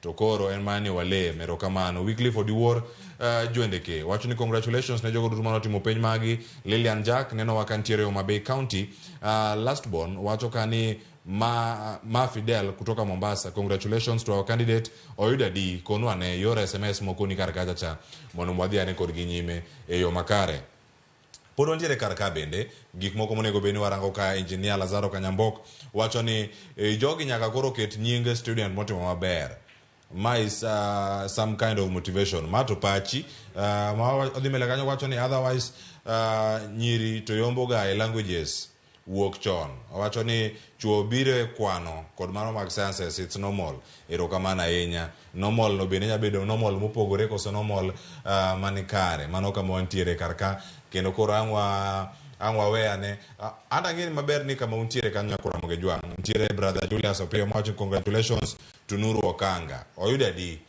konwa uru karka ora ne kama tie karka Ted Mary wacho ni warito duoko mar Nuru Okanga okulandnwa ka wayude kini gi duoko mare tiornwa kata Nuru Okanga kanenowa ornwa duoko mare wabukete mana kanyo kwa Ramogi Jwang manynwa uru Nuru Okanga jiteni mana karka ya nyakwa Ramogi Jwang wacho ni mar Lakisama warito wambe duoko mago mag jowa manotimo penj mano Nyango Sharon wacho ni warito duoko gi Sironyo wacho ni ka mano mar English mano mar CS wacho ni an mano kalona wacho ni an gima winjo en mana ka ofulore aya gik moko nitie mathoth ka all the best to our kids ote makamago medo donyo kora Ramogi Jwang wachwalgi SMS lano mar Ramogi TV en ariadek auchiel nono kikono ni yudowa eyo machalo nade mana mondo mi wapar ni bende nyakwa Ramogi Jwang nitiere jopuonjre mopogore opogore gi duoko magiyudo kawuoke max kidienyo mopogore opogore moyudo max 0.1 mano one mark nyaka ochop 99 ma 99 gin 2,060 joma oyudo max maromo e kind 100 nyaka 199 gin jopuonjre maromo 383 kod 25 mano mantiere kar kanyo joma oyudo maxi mantiere kind max 200 nyaka 299 romo 650 kod 248 mano kama gintiere kar kanyo ka koro medo luogi jogo ma oyudo ote mano max mantiere kind 300 nyaka 399 romo kanyo 350 kod 782 jogo moyudo max mantiere ewi kind 400 nyaka 500 mano mochopo kata 428 nikech mane max mamalo nyaka sani moyudo pacho kae romo 8,528 mano kama gintiere kar kae ote mamoko mapod medo donyo nyakwa Ramogi Jwang mano ang' wayudane ote mamoko koso e kaunti ma Kisumu mano kama wantiere kata kod jofwambo wa mabende medo luwo ni sikunde mage motimo maber kendo giringo kendo gichopi Millicent Adhiambo seikore karka Millicent Adhiambo Kisumu chal nade nyaka sani chal mar wach duoko mosedonjo mage ma useyudo ine sikul mane to giwachango machiegni Erokamano Cleophas achiel kachiel kwa wuok e skund primary ma Ekima kuma bende kaka inyalo neno batha kanyo nyithindo oikore kendo girito duoko kod liyo ka gimor ka gigeno ni duoko gidhi bedo maber gie thuolo ni endi duoko moro amora pok skul ni oyudo kata kamano pod jopuonj temo ka kod kacha kaluwore kod mbui machal ka gima nitiere ng'ukruok matin nikech nyaka ne gichak oro mondo mi giyudore ni to nyathi mokwongo e skul ni oyudo adi pok duoko makamago biro kata kamano an kod jotend skul kaendi kaachiel kod nyithindo achiel ariyo adek mabende wadakawo pachgi mondo ginyiswa ni to ang'o ma gigeno kotenore kod duoko ma higa ni endi bedo ni mae penj mar KCPE mogik ma itimo kapok ji oloko chenro mag penj ma bende osela kanyo kod jatend migawo mar somo machiegni kaka jatend skul neno ka nyithindo mor kendo girito duoko makare inyalo wacho ang'o in ka jatend skul ni osebedo ka timo nade higa ni ugeno duoko machalo nade ng'e ni Ekima skul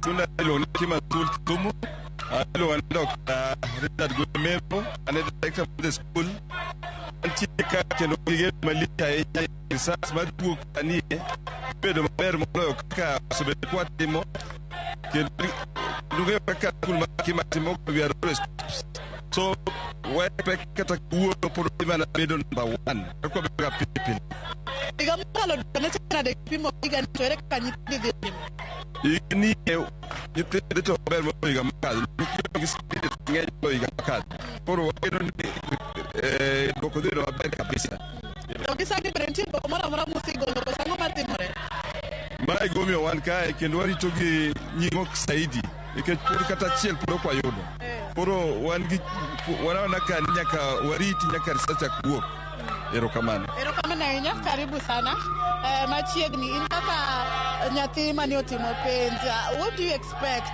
igeno ni dhi yudo duoko machalo nade to be ifeel nade ere kaka iwinjo gi sani kaka ng'ano marito duoko ne ng'i kacha mondo ichag nyingi inyalo kiko gi English kopo ni dholuo dhi tagi nyinga en Marilyn Adhiambo asomo kima to ang'eyo maber ni adhi kalo nikech because I know my teachers have been teaching me very well and I know that I will pass very well. I have faith in them and I have faith in this school. I feel very well. I actually feel very well that this day has come. I have trust in our school. Ang'eyo maber ni wadhi kalo maber. Welcome. What can you say? What's your name? What do you expect? And how do you feel right now expecting your result? Yes, I feel very good. My name is Hekima School. Out right now. We expect the best out of this match first. We get marks possible. Right now, we know that we are the best in even the country. My expectation is that all of us, not even my expectation, I know that all of us are going to national schools, including me. Personally, a personal story is that when I was writing the schools of my choice, I was actually looking at the national schools that I would go to. Yeah, the national schools were my aim. The extra county, yes, I looked at them, but I was really aiming for the national schools. So if you compare this year and last year, your lot, which lot do you think will do best and why? I think our lot will do best because our teachers have really done a lot in us. Yes. Well, thank you. Machiegni nyalo weche ang'o mana mapiyo piyo koting'o kod duoko murito sani. Ang'eyo ni weche mbui sani chendo nikech piny mangima ma Kenya kaendi nitiere kaka ji manyo duoko mopogore opogore ne nyithindegi kendo skunde mopogore opogore bende odich duoko. Ere kaka usechopo to chalo nade? Erokamano, nyinga Pascal Otieno, an class teacher mar class ni. Ok anya wacho ni duoko warito kendo wang'e ni dhi bedo maber nikech gin nyithindo mane waloso kendo ne gin gi luor kendo ne gin nyithindo masomo kendgi makata waonge. Koro wang'e ni duoko ma irito ni wabe warite kendo we are sure ni wasekalo kendo wadhi kalo maber. Mano kaka jatend school ma Hekima, jatend migao mar somo osegolo duoko kanyo kendo nyathi mokwongo higani oyudo mana 428. Iparo ni duoko dhi chalo nade kotenore kod nyathi moyombo ji duto te gi marks moyudo? Erokamano, an Peter Okelo, japuonj maduong' mar Hekima School. Koluwore gi duoko mosegol gi Minister of Education, we are hopeful ni nyithindwa dhi timo maber. Though waneno ka wach ni nyathi moyudo 428 emoyombe Kenya mangima. But wabe wan ga diere kaluwore gi preparation to gi confidence ma nyithindwago. Wang'eyo ni wadhi bedo go nyithindwa moko dhi bedo achiel mokwongo kata mar ariyo mokwongo e Kenya. Koro ang'o moparo ni utimoga unique momiyo higa ka higa ugolo nyithindo makalo maber? Okay, wan gima watimo maduong', wan gi gima iluongo ni wan gi good preparation. Then wan gi hard work and commitment. So we make sure ni cover the syllabus in good time. Then kwasetimo syllabus mo tieko to watimo revision watimo to samo watimo revision to watimo penj and what nono gi maber watimo revision masama nyithindo timo penj gibedo ka gin nyithindo motegno man ga dier no nego gi kadho penj. Ok utim yore mag mibadhi mag kuo penj ma bende nenore e skunde mopogore opogore e alwora mar Kenya kaendi? Ne Hekima weche mag mibadhi onge. Erokamano ahinya. Mana kamano Cleophas, kaka ineno kanyo, nyithindo ikore kendo girito duoko gi mopogore opogore ka gin kod ilo, ka gigeno ni kaka Hekima kata skul primary Hekima gidhi yudo duoko maber kaka gisebedo ka gitimo kendo higa mokalo wayudo ni nitie kaka nyithi achiel nowuok kaendi Hekima ma bende ne oyombo e Kenya kaendi. Kaka ing'iyo kanyo giikore kendo gigeno ni gidhi yudo duoko maber ma bende dhi ting'o nying skul ni malo. Pod wadionore wadanore kaunti ma Kisumu kaendi mondo mi wayud anena tie kaunti ma Kisumu skul mane moyombo nyathi mane moyudo otimo maber mondo mi ang'wa med kelo weche mabiro nyime mag amigago ka gikachako dangi chwelo boimore. Ka kamano Cleophas aduokoni. Millicent Adhiambo nok anadonjo sani da winja ne thum man dhi mbele kara magiwero malich kanyo no sani Jehova oklo akiano dong wawinj gi ane matin yawa kapoko ni Jehova oklo wadoga ne Kisumu matin wawinja ne matin gima timore Kisumu karakata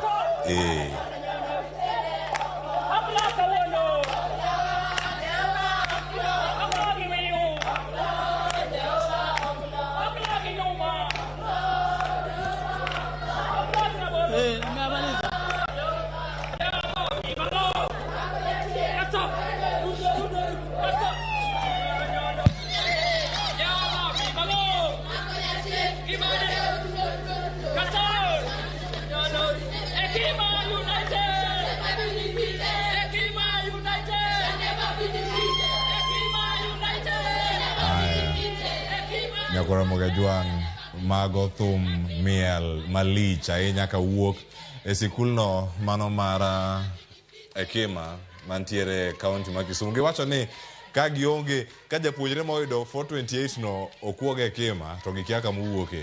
Mano gima mantiere kar kanyo. Kata kamano giwacho ni Jehova ok lo. Wacho ni gimako Maxo kendo girundo gitiere kar kanyo ka gidhi nyimero kamano Millicent Adhiambo kombagonwa wachne yo makare. Ne wamiyo namba wa mara WhatsApp kendo umedo orogi ahinya.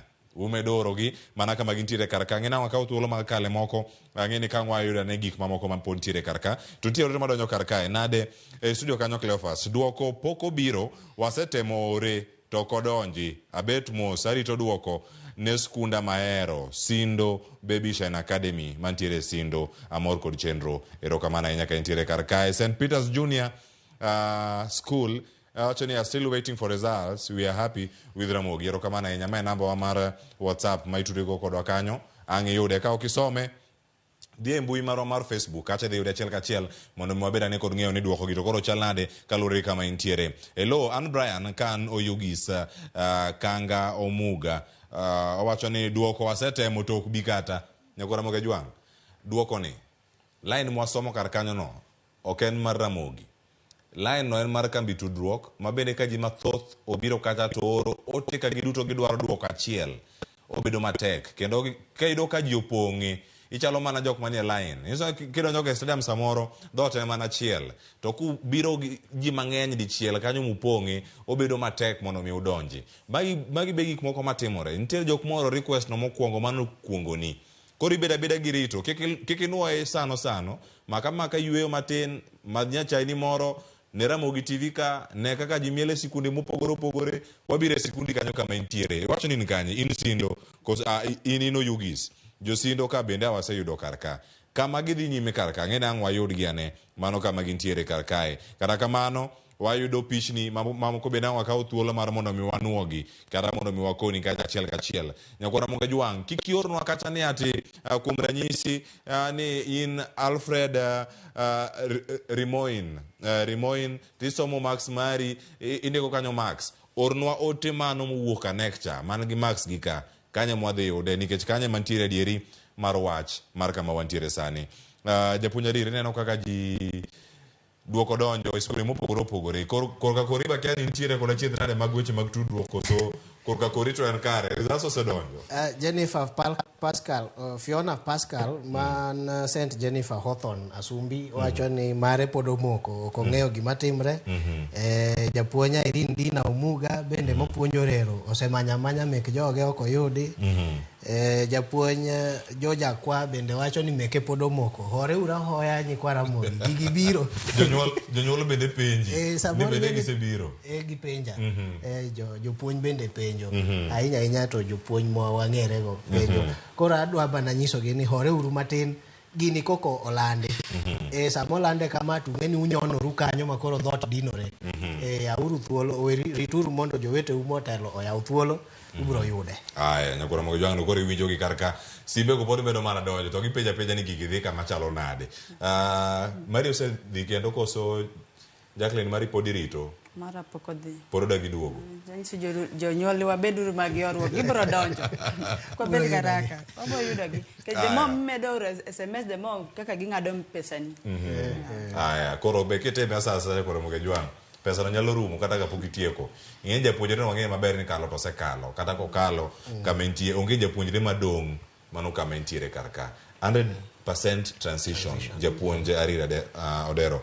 Bende gino manyalo chopo kare. Kaite morange kinde gik mantiere kana non kodi ka otwak weche mag CBC gedo mag classroom sani iwinjo ka kupet yuak gikwani gino gole primary ka otere secondary mondo med gi classroom achiel mano mag class mantiere wiye kanyo nikech kochopo higa mar 2025 higa mar 2025 wadhi bedo kod grades adek madhi bedo kacha e junior secondary madhi bedo kacha kantiere e skunde mag primary.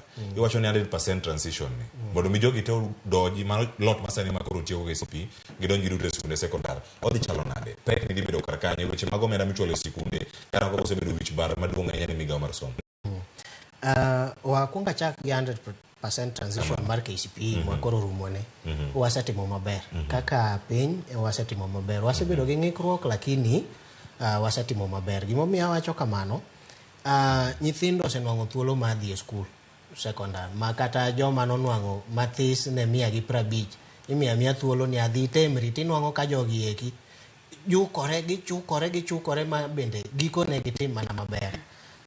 Ka sirkal ochako wacho kendo sani ni oganda 9,000 mano dong' moko otimo penj ka bende ibimi thuolo machielo mondo tim mano nyiso ni sirkal dwaro 100% transition.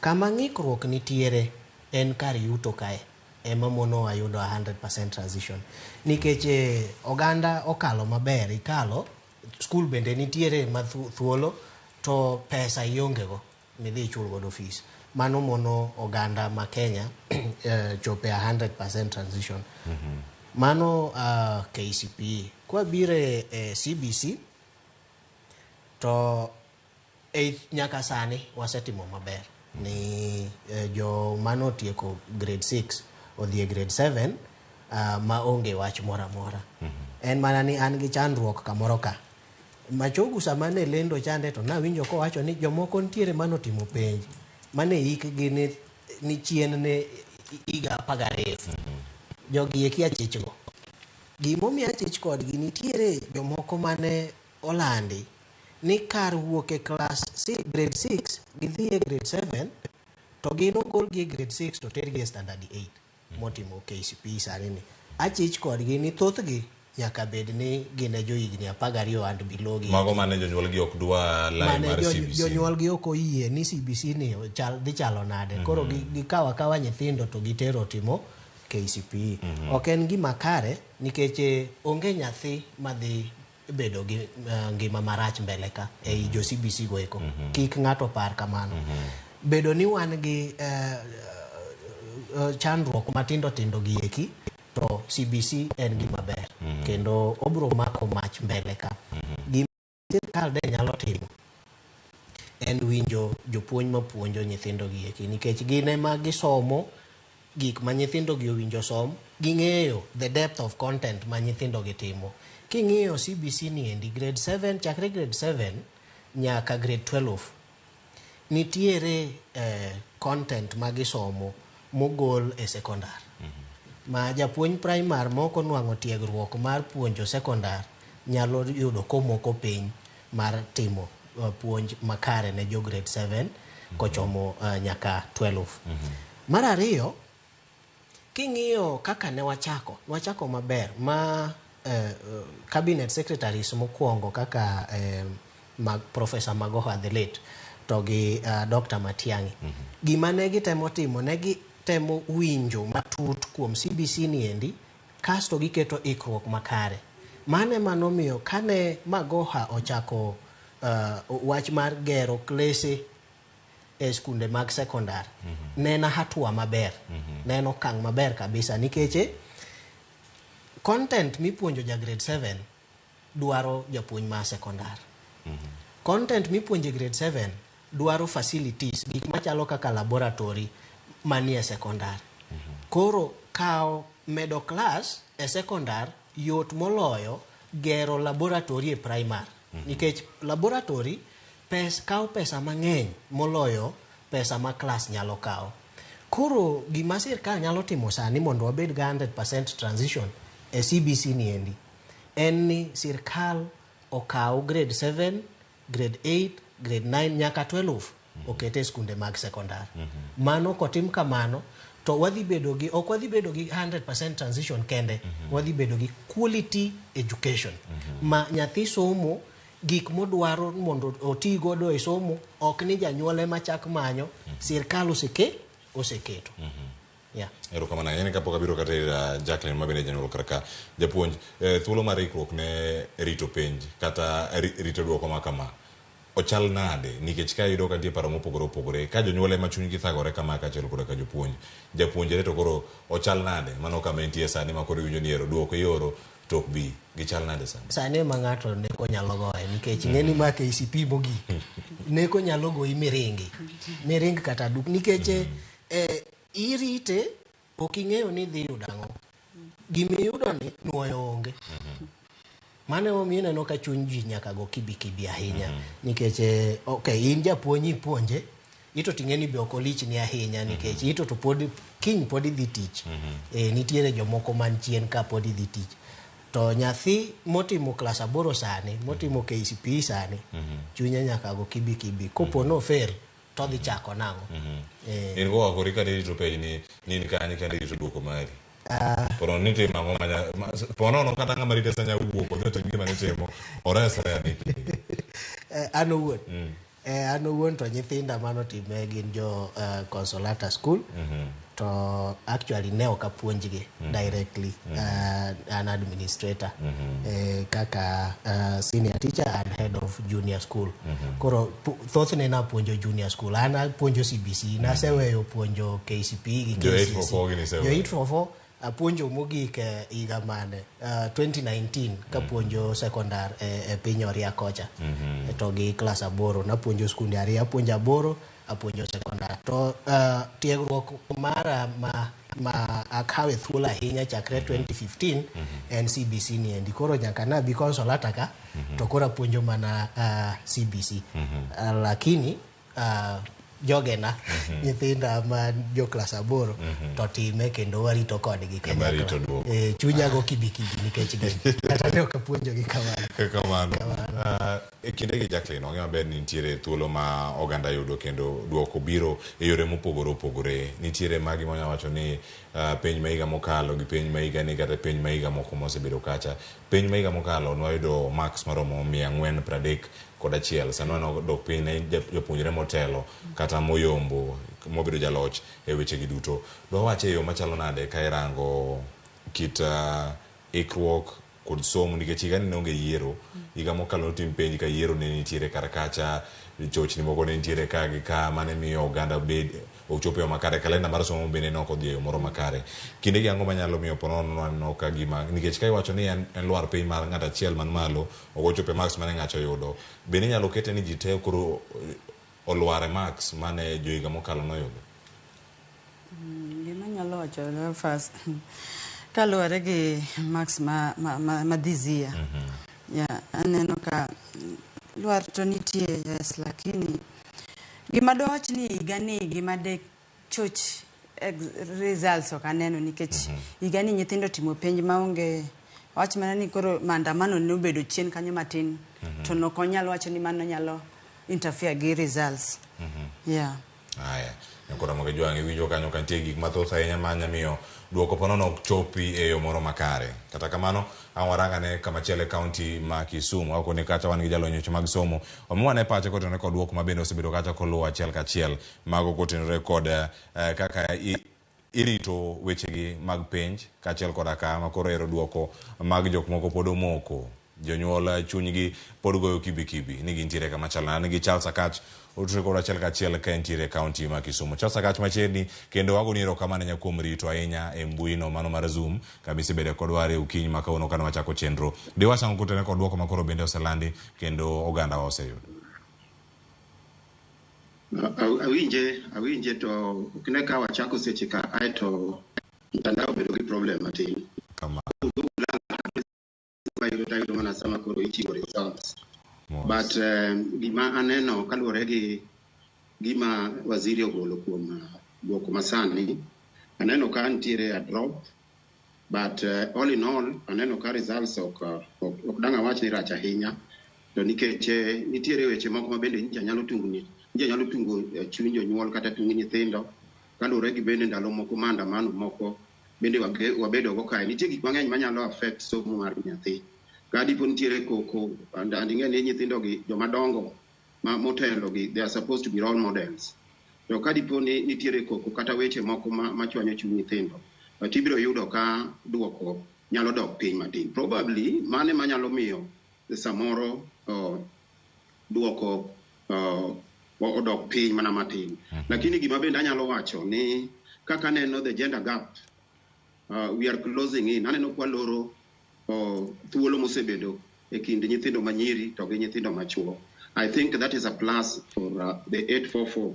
Nikech mapod wawacho mar CBC ni, the new one entered pod ochalo ng'ama kange wach ni miyo to poko onyuolo nyathi, but wanyalo loso authoritatively e mind mar 844 makoro watieko go ni bwana Lwaji. Gima nyalo wacho en ni aneno system mane machon mane marwa mane iluongo ni 3 4 2 to gi 3 to kendo ka koro wachako wadonje 844 kendo koro this one, lakini mapuonje madanga wach na puonjo en mar 844 to 844 na puonje secondary ai to koro abedo technical.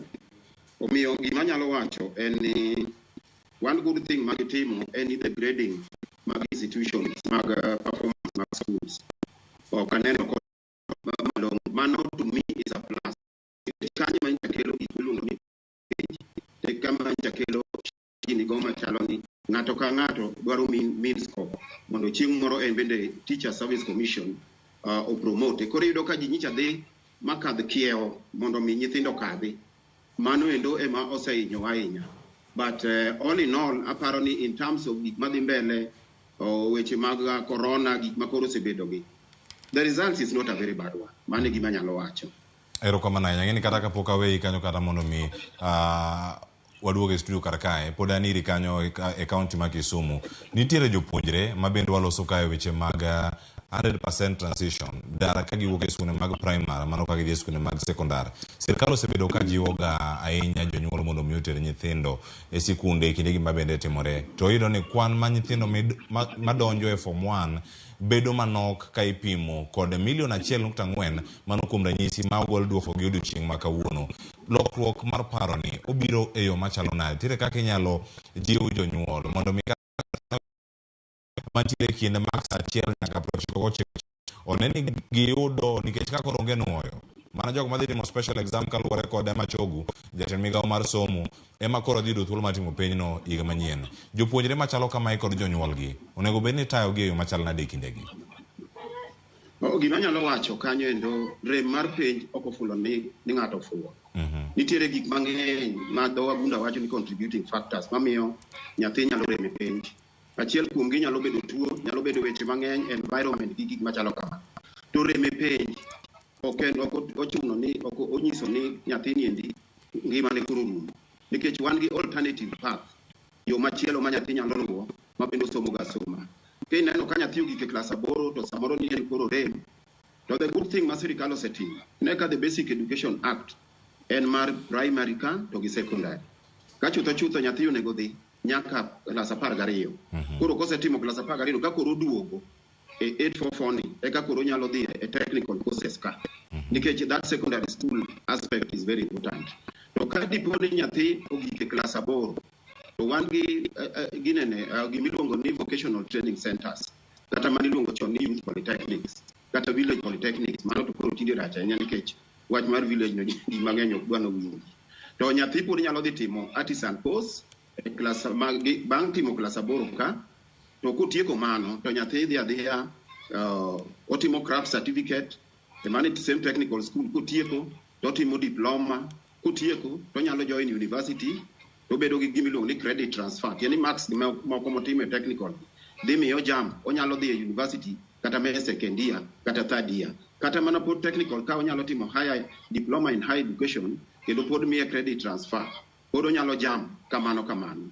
To bedo ni en kamano kata ni nyathi orem ok en gima lich ahinya monego bed ni thago jonyuol. Aparo ni king'iyo national exams performance in our country, ibiro yudo kata king'iyo the path mar jomosetimo kata mana gine 844 ibiro yudo ka ng'ato notimo klas 8 to norem, to ka noserem ni orem in the sense ni ok oyudo marks monego gombo ne okete no dhi e skul makama, to bang'e tiyudo ka odhi mne path mar technical machieng' motim degree, motim masters, motim nyaka PhD, ma finally kotimo research gi weche mamoko go to chieng' en bedo mana professor. Therefore ok ofulo ni ka nyathi orem to ni mano is the end of somo mar nyathino. Kanyo problem osebedo ga ahinya gi joma jonyuol, nikech yudo ka janyuol samoro en medical doctor, en bende dwaro nyathine ni otim medicine, to kanyo gima ikonyowa en the new curriculum ma sani, nikech nyathi dhi kawo kore kapod en mane primary ka, koro kore no endo emowuotho go kodhi go mbele. Inyalo paro chalo CBC ma koro watimo ni, en gima dang' awach ni nonego chak Kenya ka chon. King'eyo Education Commission kaka mar ominde gi ma 1964 nochiwo emphasis e gik machalo kamano. To maendi 844 ber nitie berne be to rachne bende nyaka bedi nikech ibiro yudo ka moko nitie momiyo wa jomiluongo ni educated illiterate. Osomo kendo en gi kalatese mabeyo kabisa. To ka koro kete competency ni koro time gima kama ok onyal timo.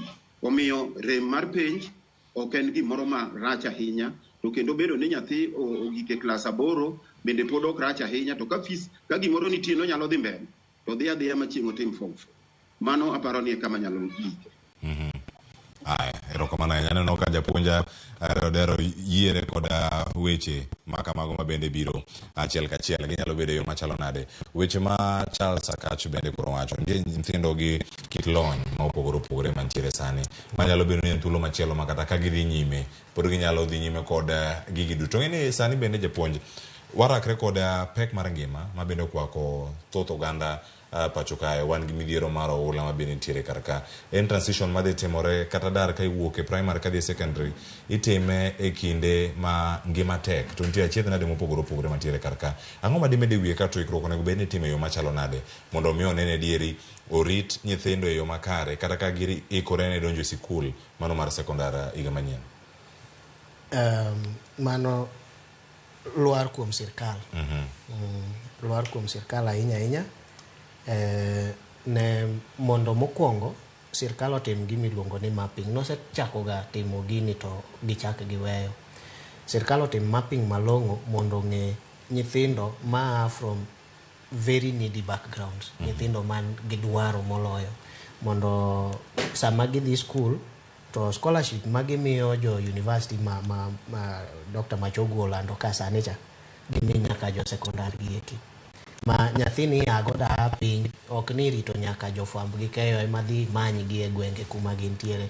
Na paro ni kane jo sirkal machalo kaka chief okony sirkal maduong' mapping out nyithindo gieki to giyudgi kasto gi support gi mondo gidhi e secondary ber moloyo. Nikech ka warito ni mondo gidhiyo to pek mar fees pod dhi tamogi.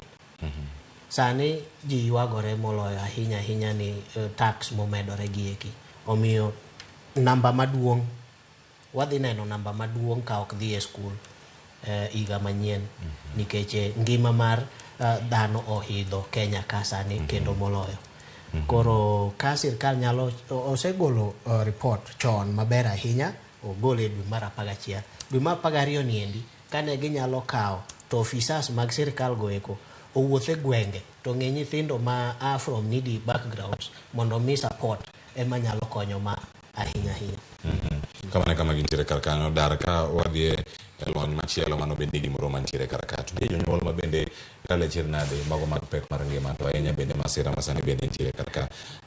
Jacqueline, ndi wachang'o e wi jonyuol manyalo bedo gi dwaro mano mar tero nyithindgi mondo dhi nyime kod weche mag somo to pek mar ngima kono nyalo kiri karka. To sirkal wacho ni en 100% transition to nyalo ni bende bedo kani onge gibede yo mane nikech duoko to koro osewuok jopuonjre dhi kalo moko bende dhi yudo thuolo mar yudo max machama en ga below average. To kata kamano kata jo below average gi duto gidhi yudo thuolo mar dhi e sekondar. Janyuol de gom mar chopo karkacha to sekondar ni bende nitiere omenda midwaro mondo oganda chop karkacha. Gidach nade ikine makoro gintiere karkacha kata ni bende kiko ni matero nyathini form 1 koro. Goero kamano Cleophas, ngima dawachi kolore kon janyuol. Sani adieri kwa wacho to pek mar ngima nitie kendo wan jonyuol wawinjo matek to nyathi be nyaka som, nyaka water nyithindo skul mondo gisom. Aneno ni seche moko nyathi okalo, yes, to ionge gi namna mar tere e secondary. An ka janyuol anyalo wacho ni kopo ni ineno ka tek ahinya, yes, wanyalo wuotho dhi through bursary, wanyalo manyo bursaries, wanyalo yudo bursaries manyalo konyowa, kata awach ni wanyalo organize rambe. Inyalo kata sani wagone Nyasero kamano Ramogi nitiere marwa. Inyalo biro Ramogi, inyalo kwayo kony 1, 2, 3 to gi seche moko inya neno be ka tek ng'iyo ifodo kine ka dhini kaka idwaro. Wanyalo tero nyithindo e college kech mwacho ni a failure in exams, not a failure in exam, in life I mean. Seche moko kineno ka tek, waneno ka tek ahinya wanyalo tero nyithindo through colleges. Wadhi ng'ato nyathi nyalo timo kata mechanic, nyathi nyalo dhi dressing. Tinya yudo ka nyathini ngimana nyalo bedo maber kata noko dhi oyudo chance mar dhi secondary to through hard work to gi oketo mainone e tich ma odhi enoiro onyalo succeed in life. Kona ni kopo ni nyalo bedo matek seche moko nyalo temo to kineka dhi ni through maber onyalo tero nyithinde courses. An mane kaka nene. Inde mi medo karka japuonj kotene kod wacho ni sani en mana ikruok to pek mar ngima ntiere karka tiegruok mai kama CBC cha wacho ni donje mabende sebedo karkacha nikech wacho ni kore sete piny mari mar KCPE kama ne gidonje form 1 kacha kadi pono ok yudo thuolo yudo ka ni lony moro makoro bende dier mar dhi timo. CBC donje gap no maber ahinya manyamiyo oganda suda maber kata gisomgi kaponi duoko bende pokwo. Leo kata kwa kao CBC ni waketo bathe matin. Dhano nigi mich pok mane Nyasaye pogo were en gi were jo 844 mineno gieki osebedo katimo gik mamoko ma samoro nyano ka ng'ani odhi nyaka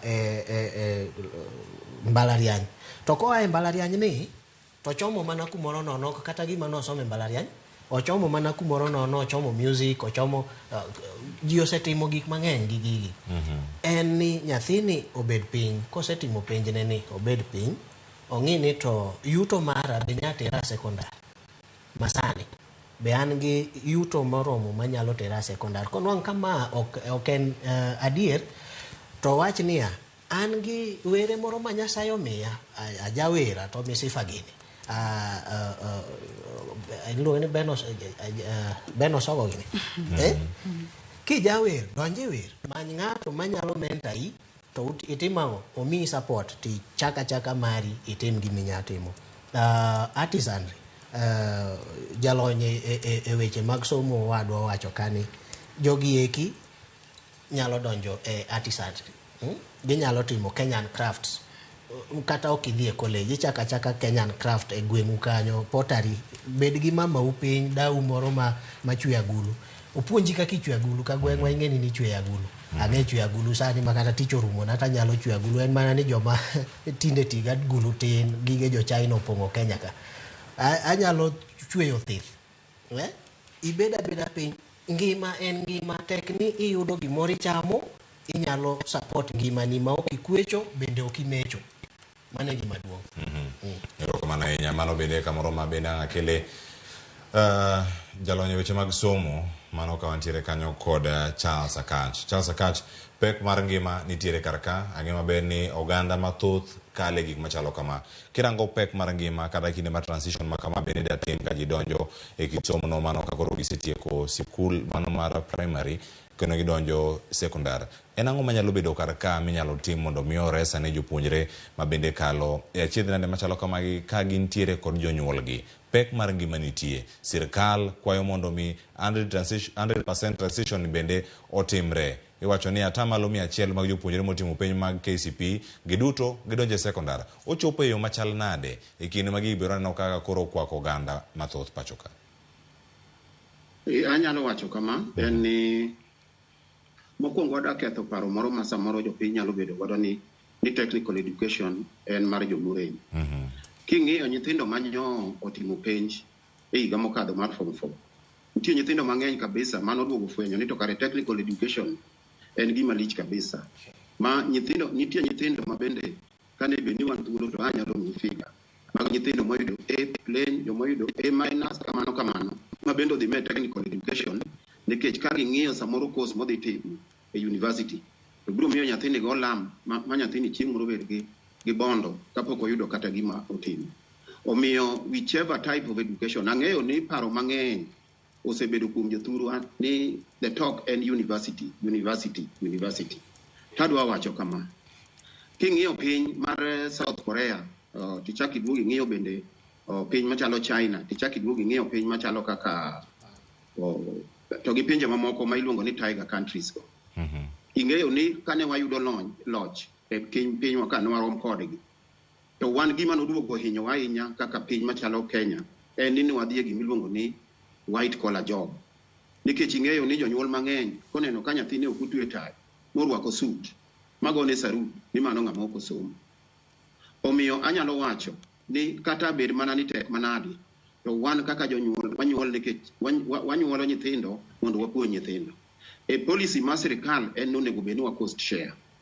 To wa cost share kama, nitiere migawo ma sirikal nyalo kawo, to nitie migawo ma in kaka janyuol bende nyaka ikaw.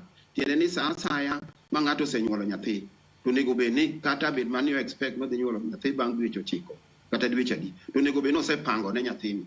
Kata bed mana wach manadi ma kata ka en ng'ama puro, to pura to chamge giendi, okawo to uso to kano pesa mondo en bende okony sirikal e pek mar somo. Adier iwacho ni piny ma ji ok osome en piny machalo wang' mudinore ma koro ok nyal timore nadi ma nyaka imak ne ng'ato lowo eka loso. Adier joma riek be nowacho niya kamano Charles Akach, wamaki kanyo nitie matimore achiel kachiel e kaunti ma Kisumu kar kanyo, kikoyo moko ayudo gi achiel kachiel mano gima timore kata Millicent Adhiambo ni kod japuonjre mano kapod gintiere e sikul, gikono ane sani japuonjre kachiel kod ka jopuonj, to wacho nade mano sama ntiere sani results moko chako donjo, wawinjane. Yeah, waiting for the results. You have seen the few who have come out, they have done well, and the streaming is still very, very slow. We are yet to get almost 95% of the results out. So you can see the few who have come, they have scored very good marks. So we expect nothing but the best out of this result. Thank you. What is your secret? You've always been performing well. Dedication. Dedicated staff and dedicated director. Yes. That's the secret. Yes. Yes. And parents, of course. Of course, without parents. Yeah. We also have good parents. Yes. So that's why we have been scoring, posting very, very good results. Yes. Yes. When you say the results are good, yeah. what are your expectations generally? How to see them? No, we know all are going to pass. In fact, I've seen the candidate with the last index has scored over 300, has scored 337, index 40. So we expect all of them to pass. Yeah. So it might be a year different from other years. Yes. No, there are only 3. Another yeah. one's coming. Out 4, of 5, 4, 5. Yeah. Oh, and there's another one of 4 or 5 here. So that's the 4th one. We still have about 36 to go. Yes. So we expect good results, nothing but good results. Yes. Nyakoro moge jogi wijo kanyo duoko maber ema pod idwaro. Wateri mana ira Charles Akach, atimo mosenya kama no ng'adi kane dhi nyime kanyo kilero kata kodoko ni pek mar ngima pod nitiere, mano pod wantiere iri Charles Akach ka nitiere county ma Kisumu, kituri kodwa yor Zoom mondo mi koro idhi nyime kuom mano kama ne wang'adie kata kane dhi nyime. Erokamano ahinya. Mano luwach gima nyalo wacho en ni mokwongo atimo congratulation ne school maneno ka ilando kanyendo ma bende ok obor kod ahinya kama dake ne Dr. Mimbo kuom tich magitiyo matek machalo kama. Bas ka duoge gima awacho ni pinje ma kwano ka ne giromre gi Kenya ndalo mane Kenya yudo uhuru. To kendo nyalo paro ni Kenya dhi maber, aito bang'e Kenya ochako dhi kombo. Ji odhi ochako dhi kombo nikech samoro en lack of hard work. To maduong' ahinya e kit ngima dhano en the system of education. Ok anyal wacho ni mwasebedo kata makoro wagone oriti mwakete kaburi ya sahau kawuono ni norach. Nitie joma ogolo mo excel ma bende sani are doing very well internationally kata kiweyo e piny machalo kama. To gima wacho en ni kizungu moro nitie mowacho ni kiparo ni somo en gi pek nikech pesa to teme fuwo. Omiyo atemo kwayo jothurwa ni kete uruma ino e somo mag nyithindo. Kar kawo gik moko ni idwa invest e gik moko, samoro nyalo invest makoro in gi mwandu to nyithindo ok osomo kuomi. Samoro in be nyathini no kata nyinge ok piny kamoro amora. In gi tuo ma ibiro tuo nyaka chien. Omiyo watemo wacho ni CBC makoro biro ni is a very good program nikech obiro puonjo nyathi, ochako ng'iyo were mar nyathi kapod nyathi tin ochalo gimiluongo ni technical education. By the way, and technical education in a way, nikech o identify were ma nyathinigo, to nyathini biro mana dhi gi wuodheni, kata ko jawer, to werni emo dhi gadhiya nyaka chieng' obed ng'at moro makoro iwinjo e piny mangima. Kibiro CBC ni, technical education ka, mabende nitie, mabende samoro jowa chalo ni okogena ahinya. Ne gin gi gimiluongo ni CBC, nochakore chon ahinya, ok en gimochakore sa. Magin margi iluongo ni CBET. CBET ni en curriculum based education and training. Gima duong' e somo kuom nyathi, momiyo awacho kata wasebedo kwakwero ni nyathi kik kwal penj, kata kik ng'ato kwal ne nyathi penj. Obro bedo nyathi mosomo, to kose somo ni motimo form okadho maber, to ka kinyi tere university gi grade neno odhi timo medicine. Nyathini owe school koro donjo mana e drugs. Omiyo wazungu nowacho ni ng'ad koti kaluwore gi size mar ng'ato. Ka nyathi nyalo yudo kata mana D+, the better. Mano e gima oseyudo, to nyalo gero D+ neno. Machieng' koro malo kucho chonde koro dhi oyud gima romre kata mana gi A plane, ma ok en gimoro amora kendo. Koro miyo mapek ahinya manyak watim mainone en ni wang'iuru somo mar nyithinde. Pinywa mar Luoland ka waonge mwandu, wan gi mwang'i ahinya en somo mar nyathi. Adier in kaka jafuambo kata kaka un jofuambo gi keyo. Iparo ni nyalo ka ng'ato e market center moro nomera in bi wadwa mi tich mar lendo. Nomera in bi wadwa mi tich mar cabinet secretary. Ok timre kamano. To jothurwa nyaka rid kamba. Adier sirikal bende nitie kako timo. To sirikal bende en mana wananchi mineno ni. To ka wan bende warido ke kamba, to sirikal bende rido kamba, to tich biro bedo mayot. To ka Nyasaye omi were moro ni inyalo puro, inyalo timo ang'o gi lweti, kata tim gini to yudgo pesa, to ipuonjgo nyathi. To kik gimoro bede kata kuom jothurwa ni nyathino endo, ni nyathina no ok onyal, an otamo wang'a. Mano gima ok onego bedi. Discipline samoro wawacho ni ochakore gi ich ma nyathi nitie. Ngende nyathi ka ni ei mama to koko nitie ot. Nyathini biro bedo nyathi ma wild mali. To nyathini ka en e ot ka makoro osenyuole to kwe nitiere, gik moko bedo sorted out. Nyathi dongo gi discipline mamalo ma kaka inyalo timo. Koro imiyo jopuonj bende yot mar ngima, ok imigi pek mar ngima, nikech nyathi oa dala ka en nyathi manigi discipline. Omiyo gima nyak watim ni wan bende nyak wa plan ne nyithindo, kata joma pod Nyasaye omiyo teko mar nyuol. Wa plan uru ne nyithindo, nikech ngima to ok bidok chien. Ngima to kaka en ni. En koro ji dhina kode kama to ji ywaka, to gi ndalo moko nyicha kama cross gimoro kaendi, ni ginene, receipt moro mar ng'ato ong'iewo go petrol 1979. To ng'ano ndalo no ne ji ywak malich kaka gima tek. Koro miyo ywak mar ngima matek no, en to biro mana dhi medo mbele, to nego fuonge matin, mondo ji bendo yud fuongruok, to ji odhi mbele. Mano e gima nyalo wacho machalo. Erokamano ahinya mano Charles Akatnya. Ramogi jwang' gi thuolo no bende wadano wakaw ywewa mokwongo mano tok yudo duoko mabende wayudo kacha kowuok e log tich mano mar NEC mantiere Nairobi kar kae South C. Mabende nyaka Ramogi jwang' waseyudo ni gin jopuonjre mage mabende medo timo maber e gwenge mopogore opogore, gimedo oronwa ote. Apar ni kanyo ni nyalo oronwa ote no kama chalo nade. Wantiere kanyo kod mbui marwa mano mar WhatsApp, kama nyalo bedo kar kacha. Mbui mar WhatsApp no kiyudo ote mari, kaw picha mare, ornwa picha no kama intiere kar kanyo, ornwa picha mar japuonjre, ornwa nying japuonjre, ornwa sikul ma japuonjre ni bende ne owae. Iore 01 anwe kendo iore kacha e 011-015-0091. Mano nono achiel abich nono ochiko achiel. Mano namba mar WhatsApp. Ore kar kacha okang'oro gi pichni ma pod uoro kar kacha. Uoro picha ma podi weni pok uoro duoko. Yo duoko chamondi kaeti yor picha kaeto wabedo jok makare ukinyi odiochieng' ma kawuono kapod wantiere kodika e chenro makoro wamedo menyo gwenge mopogore opogore, kendo wanona ne chal mar somo kata tok duoko mag piny mar KCPE mwamedo yudo. Kikidhi mabor, an pod ate e chenro na nyinga Cleophas Oluoch Jakisumo kanyo kwar mokeo nyaka sango wakaw yweyo masani kete manaka.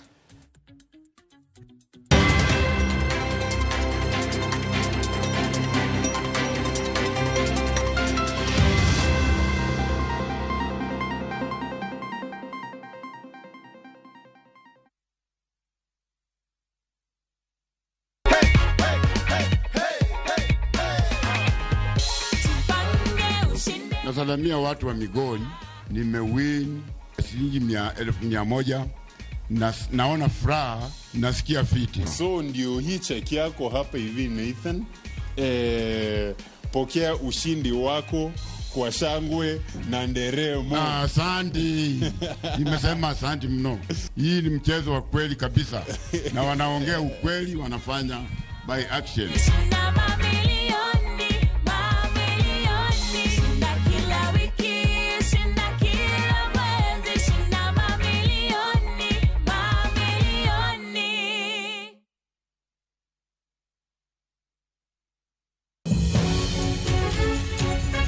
I got my cancer when I was 16. I explained to the doctors, they told me that it's just adolescence, I'm just maturing. We see cancer even in 1-day-old babies. Angoma kelo cancer. To be thieth mare nitie. 50% of cancer treatment is information. To e okang' mane. The doctor tells you go and look for $1 million. You have no choice. Be in jatuo mar cancer. Kata jatuo mane otony e thieth mar cancer. My hair has gone. My nails, even the feet, they are all black. Cancer. E kuku mar wach. Dweni, achiel kachiel e Ramogi TV. Tich adek tarik 29, dwe mar 11 higa mar 2023. Kik bai. Sasa kwa tao moja tu unaweza pata third party cover for your private motor vehicle valid for 30 days. Say goodbye to expensive motor vehicle insurance. Pata bima kutoka Direct Line Assurance. Kujisajili bonyeza *487#. Weka namba plate ya gari yako, ID namba yako, email address yako na ulipe thao moja tu. And your digital cover will be sent to you instantly. Collect your sticker at your nearest Total service station. Dial *487# upate third party motor insurance valid for 30 days. Pap, ni thao tu.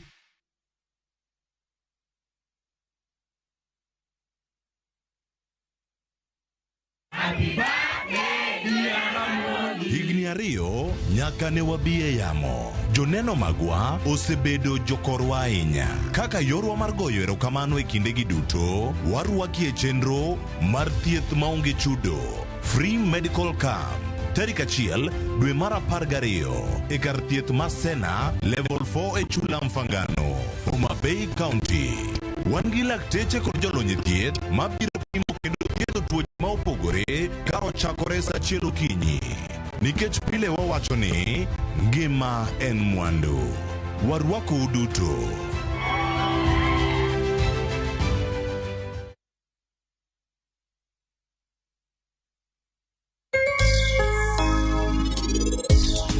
Gimano nachako alani sana en pressure. Nitie seche moko pressure miyudo mang'eny e tich mamiyo yudo ka chunyi jok gi tich. Kasi duogi yudo ni gimitime kambi gi gimichuli yudo ka ok gin together. Lesson ma aselan en ni oala okikete wat. Koro ka gineno tich ma itimo no, koro expect itimo ne nono. Owanda be nigi pesa. Ased medo machine. Mar ariyo aseloso kode ot dala. Nitie savings basetim.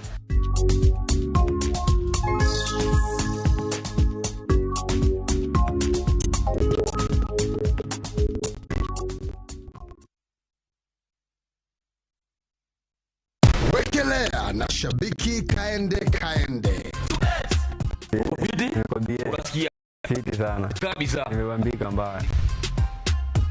Jina ni Aaron Mongai Modhoni. Mimi naishi Mlango, nafanya kazi ya gas. Ulijuaje kuhusu shabiki? TV. Ulicheki tu kwa Mbulu? Ni watu wakikula nikashinda kweli watu wanakula.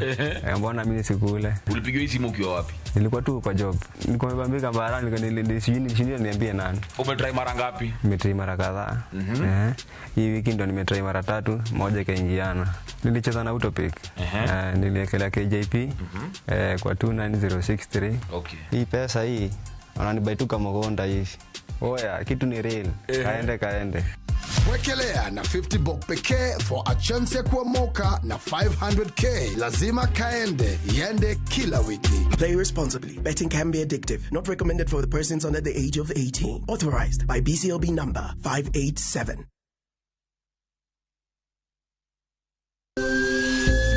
Ikrini wuoth makende mar puonjruok weche thieth kod rito ngima ji. Nitie gik moko mwanyalo timo mondo mi wageng' tuoni. Kota kochakore kariengo nyaka kuonde thieth. Muony yath moro amora kapok daktari opuodho. Wabiro wuoyo gi ji e yo mabiro mulo chunyi kendo miyo pachi yawre. Awuoyo about cerebral palsy.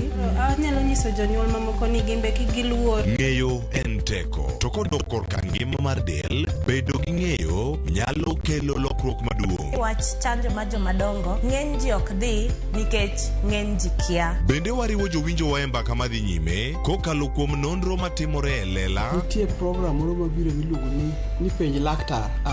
Ober ahinya nikech opuonjo gik mang'eny. Koda ka tudruok e yor mbui. Riwri kod Ruth Otieno e penj laktar. Wuok tich nyaka tich abich saa 12 odhiambo mana e Ramogi TV.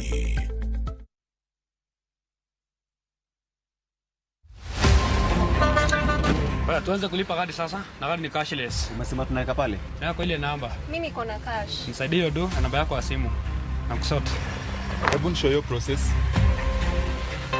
This festive season, safiri salama. Form ni digital. Kama wewe ni abiria wa matatu, iwe safari fupi au ndefu, hakikisha umelipa nauli yako ukitumia form za kidijitali. Hakikisha umepata risiti yako kwa simu yako in case kuna issue na unahitaji kulipwa na insurer. Risiti yako, yani your digital receipt, ndio ushahidi wako. Mambo ni digital.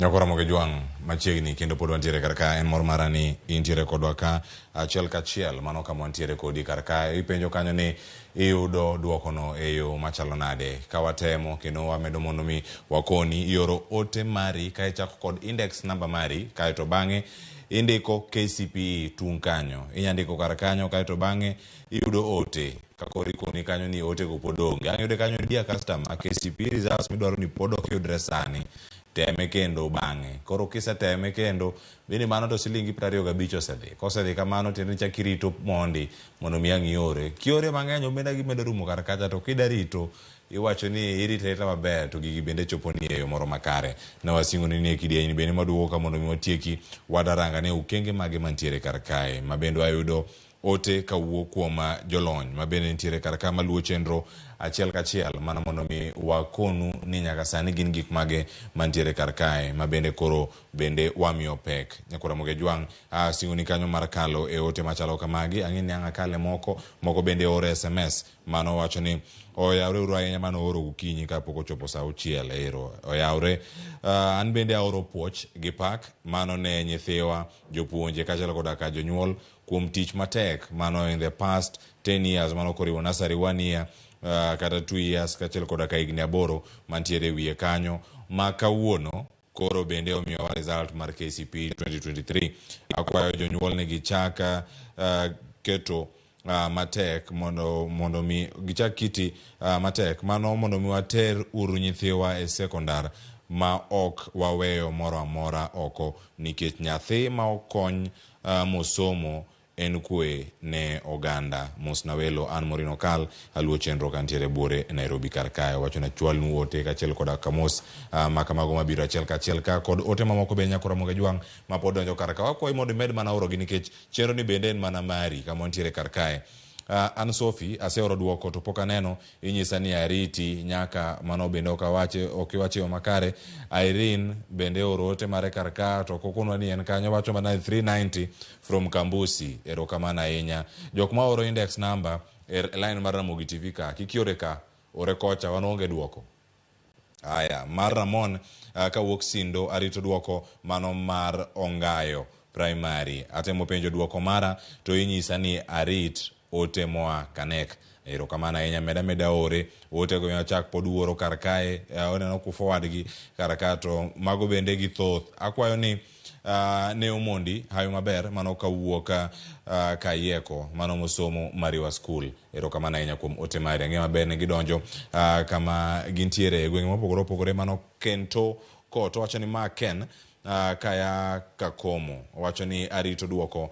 mano mar Jonyenga Primary School mano mantiere e Suba. Erokamano ahinya. Ote machielo donjo ka kuom Beryl wawinjo maler ahinya kaachiel koda ka gi Eunice Willy Tony Ramogi ler game kambare kaya akwayo maber ne Silas Omondi mano mar Uranga Primary School penj mano mar KCPE maduoko ne golo duchieng makawuono. Pod warito results gi Sironyo mateka ahinya system poko yao system tiere piny wang'eni mar opon tiere karkae. Nitie gik mathoth ahinya mang'eni ne walosi odiochieng makawuono makata jatend migao bende omulo mago kuonde mopogore opogore ma bende wasebedo ka wayudo ote kachiel kod kaduoko ma gik mantiere karkata to bende kore wacho karkanyo ni nitiere weche go mago maga penj mabende osebedo kata katimore kendo medo yudogi japuonj Ariro nitiere duoko go mabende nitiere kata kwan mamalo mapod medo donjonwa karka ang'eni ang' wayud gi mana e kinde mabiro achiel kachiel kama wantiere karka to gimachielo mantiere miwacho ni pogruok mago maga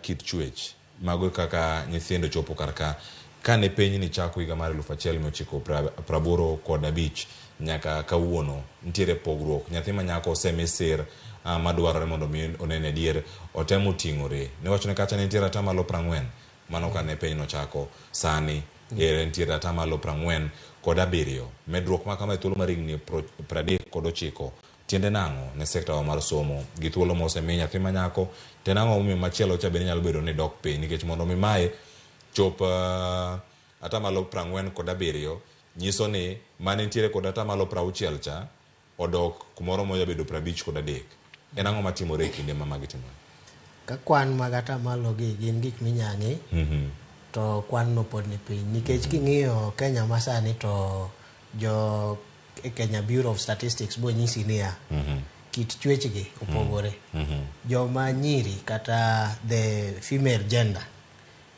kwan gi pod ni malo moloyo kwan joma chuo koro aneno ka pod mano ni piny aparo ni wan kaka jo Afrika ok Kenya kende wasebedo gi yom e tero nyithindo manyiri skul koro inwang'o ka gimomiyo ma nyalo dhi mbele en ni osebed kiwero wer moro ka ni boy girl child apande momiyo kwan ni odhi malo matin boy girl child osewer ahinya e higni 5 mokalo gi miyo kwan no nyalo dhi malo ma en gima ber ni wayie warwako wach mar tero nyithindo manyiri skul mana kaka watero nyithindo mayawuoyi bende skul koro aparo ni ber to ber ni kwan no idho malo matin to an kuom parona to kwan no pod ni piny ahinya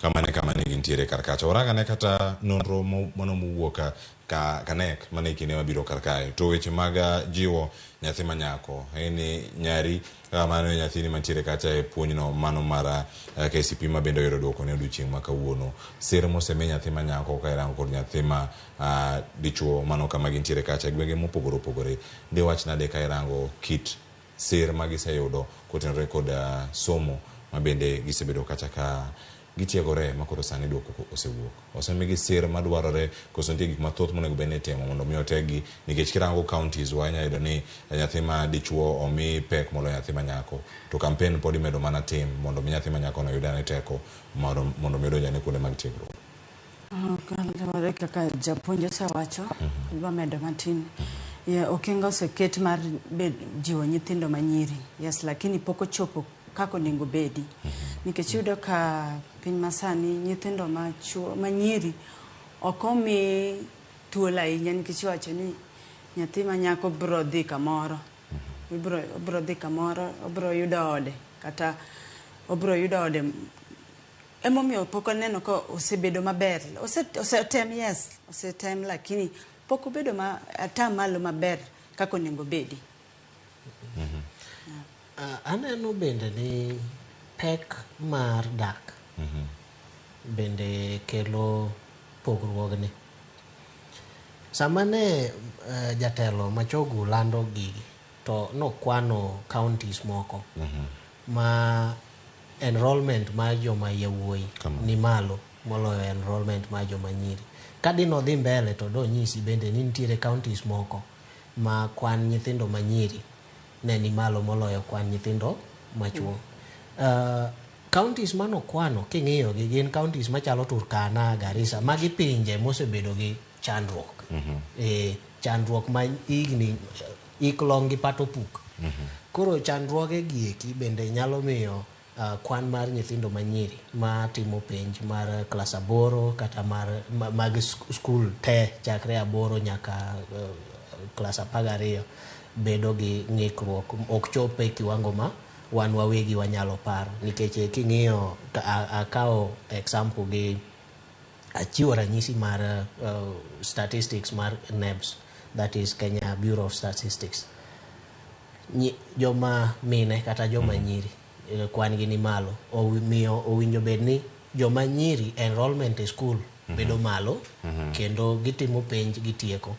Mar ariyo, kit chwech, joma nyiri nigi dwaro e ngimagi mapogore gi mag joma chuo. Dwaro gi eki samoro miyo gi weyo school gi ekore. Anyalo wacho chwanyruok nyalo bet ma nyathi mak ich gi ekore. Ahinya e pinje ma dwaro ng'eny gi eki. Aya. Yene yanga duwo iri kanyo mondo meang dhi nyime kata kamanya kora mojo ang pichi mineno sani kora achiel kachiel mago mawuok ni e sikulo mano mar Yara Springs Academy, mano sikulo mar primary mabende ineno kar kanyo Michael Warutere Oyombo ene jaloch ene moyudo 428 cha wawinji ane. How are you feeling today? I feel ecstatic after, because I didn't expect this to happen. Yeah, after those exams that are kind of tricky, but in the end, God helped me, and I reached the top.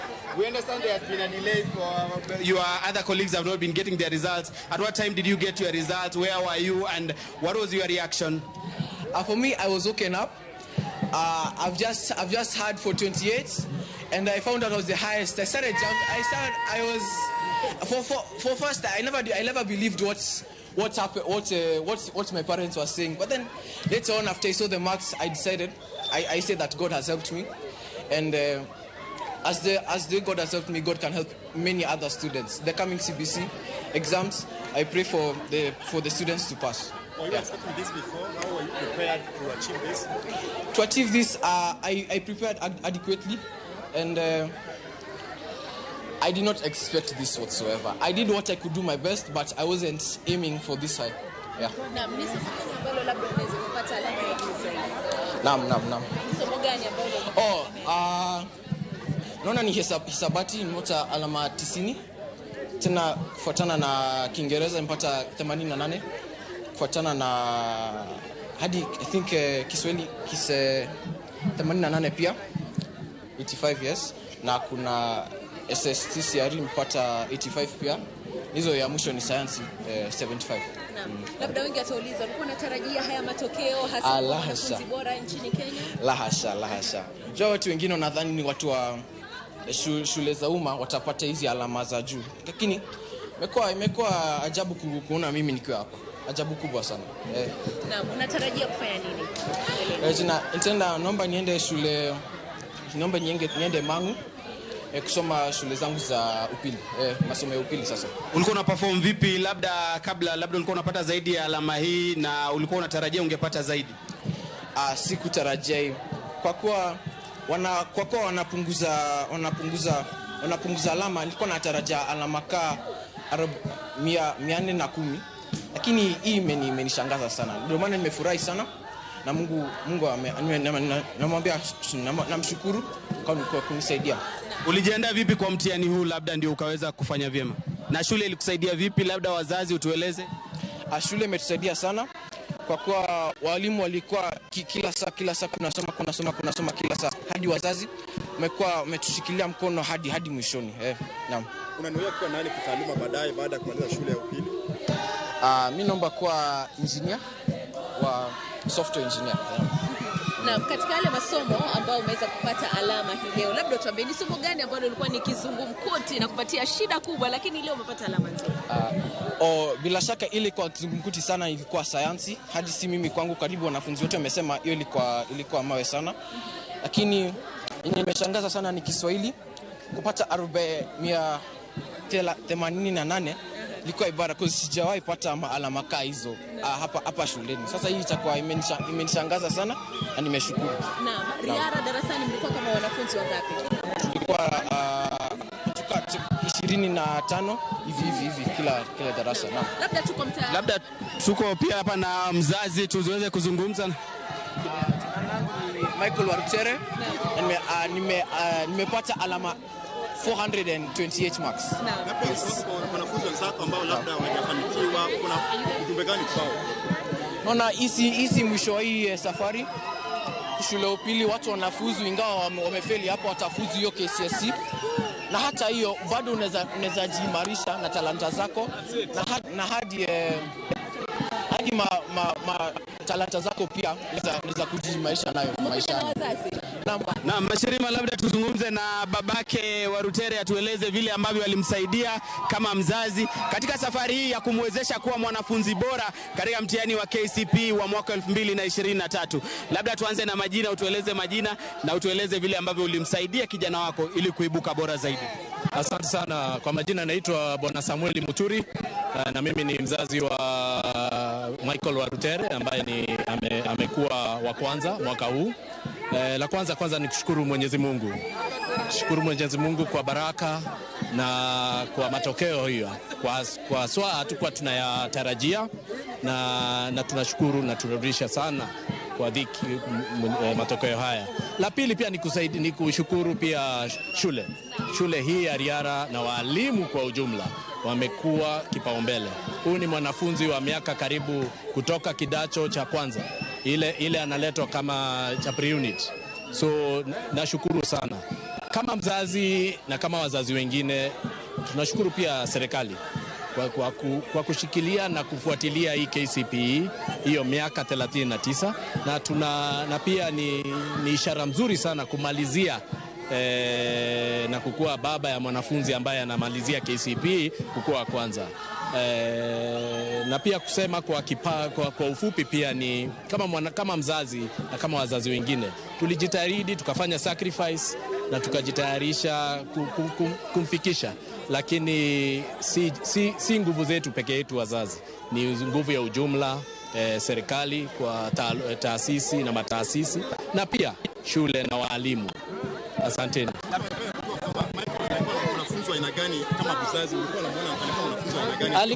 Alikuwa mwanafunzi wa kujituma.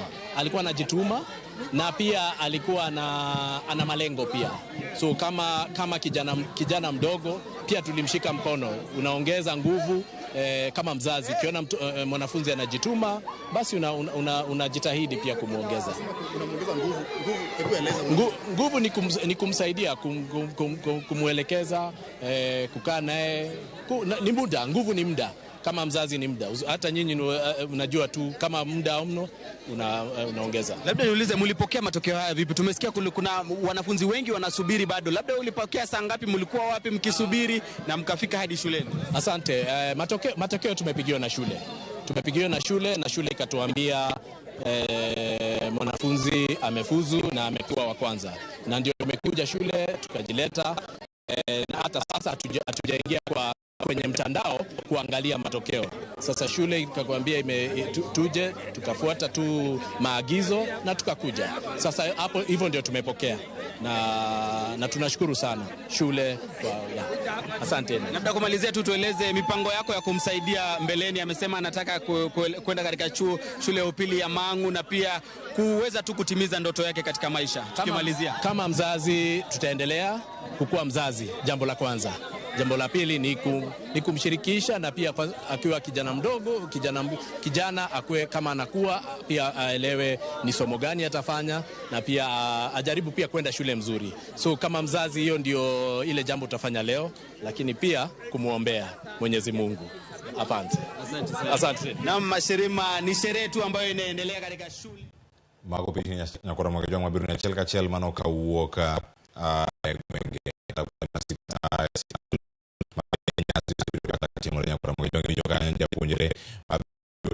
Max mano mama kara jalote penyo mano mara KCPE pacho kae higa mar 2023 mano Michael Warutere mabene somo karkacha e skul mano mar Riara matire bu Nairobi karka winje kanyo koloso kachiel koda ka janyuolne mabende nitiere godo karkanyo donjo nyakura Ramogi jwan kendo sani wadong mana matin ne dakika 10 to tieko twak e chenro ne mabende wakelo ni duoko mabende weche matuch kaka neno kanyo kono Ramogi jwan gin mago mabende donjo kawuok e sikunde ma opogore ne wakoni mondo mi yora ne ote magi ang'ior gi ora kar kanyo kachiel koda ka pichni mabende intiere godo mano achiel kachiel karka tang'u wakoni ioro picha kachiel koda ka max mano ma iyudo mano yore SMS marwa mano mara WhatsApp iketnwa kata achiel kachiel to wabiro ka mondo mi wasome kodi bende ka intiere kodwa kanya koro Ramogi jwang med ornwa gi achiel kachiel mano kama intiere kodi kar ka ang'eni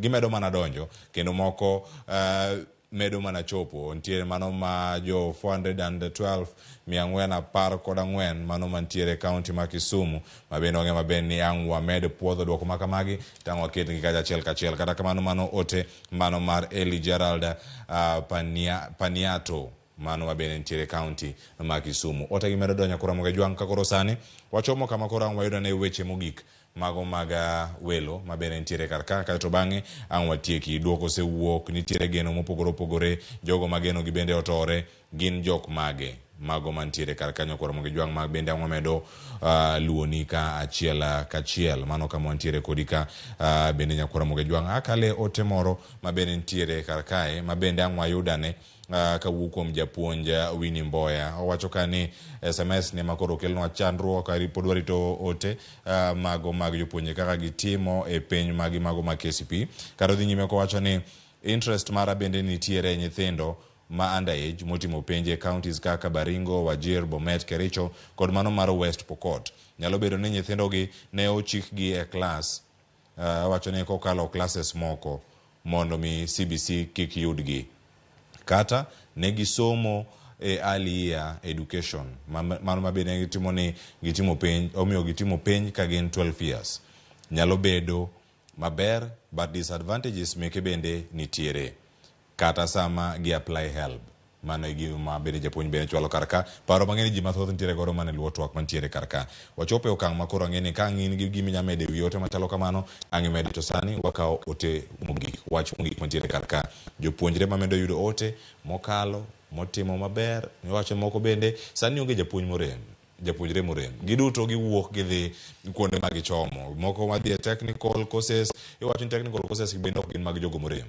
nitie jogo madhi kacha kaluwore kod gino mare gier timo wajiwo gi yo machalo nade wach mogik kacha kodi Jacqueline kato bang'e ng'adhira japuonj Ariro chatieke county ma Kisumu goero kamano Leofas mada mokwongo puoch gi pak ne Michael kuom yombo e Kenya mangima Nyasaye mondo gwedhe mar ariyo gima nyalo wacho kaka janyuol gima dawe godo parents kaka parents janyuol te kaka an katopo ni ne expect nyathi oyud duoko moro ma opogore gi moyudo to kikwa koro wa underrate ni koro seche moko wach kata ni en gi jowete ne tidak ne mana ni in ok itimo maber kori ini ateri school tiketho mana pesa no waer gi duto wajiw gi kata oponi no kalo kata kokalo kata chopo max mano kidwa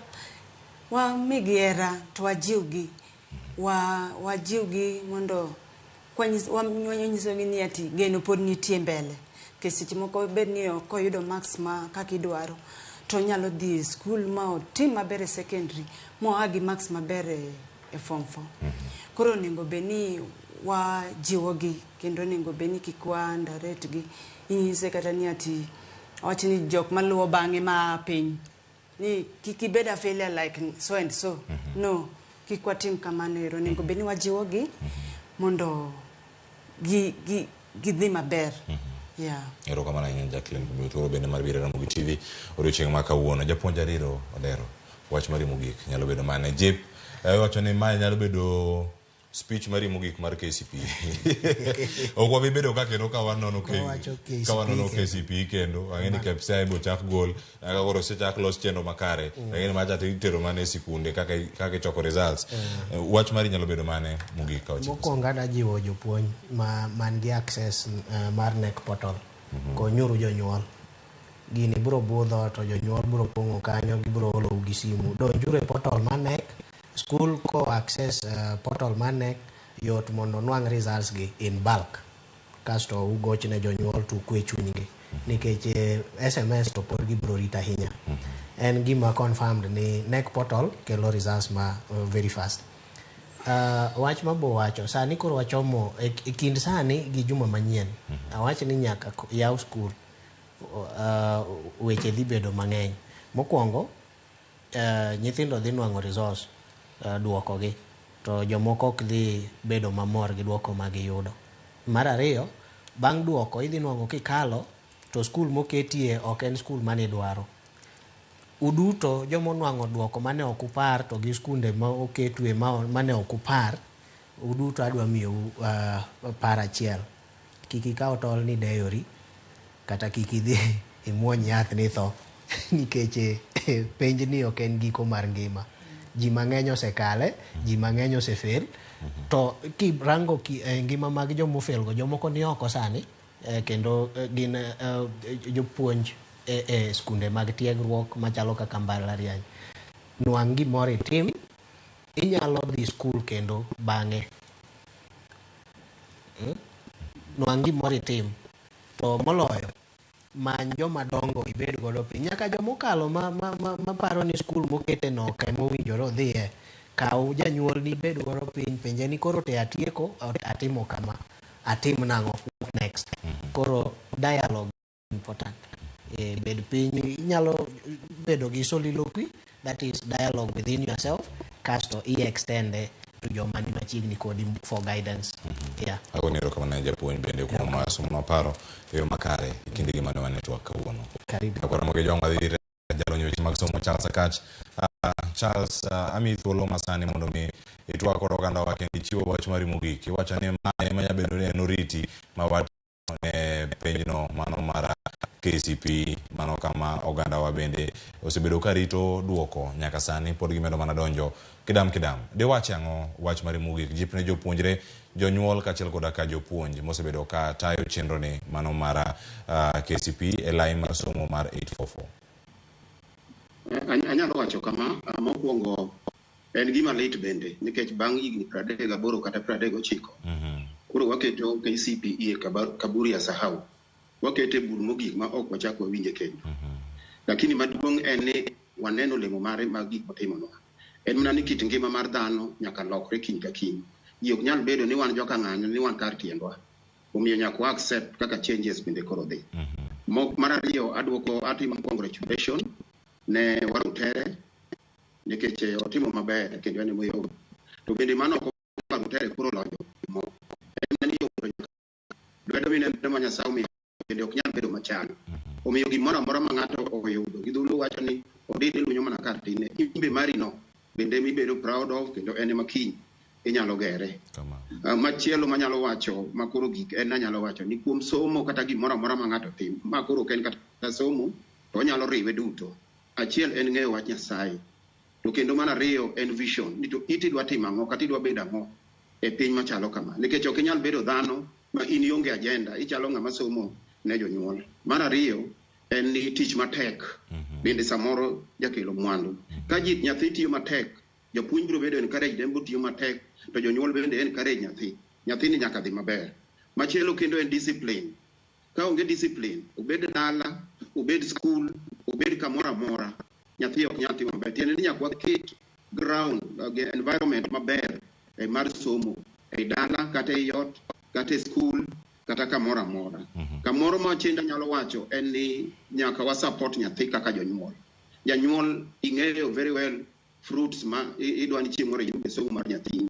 Nyaka in bende ibed gi nyathini ma kata kikiani ko kata it idware ng'ato moro ma jirani kata mana gweng kata mana est bende konyi gik mathago nyathini. To gi seche moko ka bende ng'iyo joma osesomo manyalo bedo role model mar nyathi bende go gi nyathi mbaka okibeda beda ni koro wan joka ng'ane wan nyaka wabed mana kamano mano wendo ka biro timore to jopuonj bende biro bedo encourage dai to gimbe gimedo support nyathi to gilimo nyathi seche te ka thuolo nitie ilimo nyathi tigo mbaka gi jopuonj tipenjo ni to en nang'o nyathina ni dhi nade to kilink kode ni ne link kode penji iwacho ga ni imbe kidwang'e kiti to jomoko bende go mbaka gi mondo ng'e onyisi kaka imbe chalo kamano machielo en luor kuom jonyuol luor kuom jopuonj luor kuom ng'ata nyaka ibed king'iyo nyithindo ma perform maber ibiro ka gi nyithindo man gi discipline mamalo kata mana kaka giloso to gi machielo kendo kuom sirikal ni schools nyaka bed gi resources mabiro konyo nyathi ma facilitate nyathi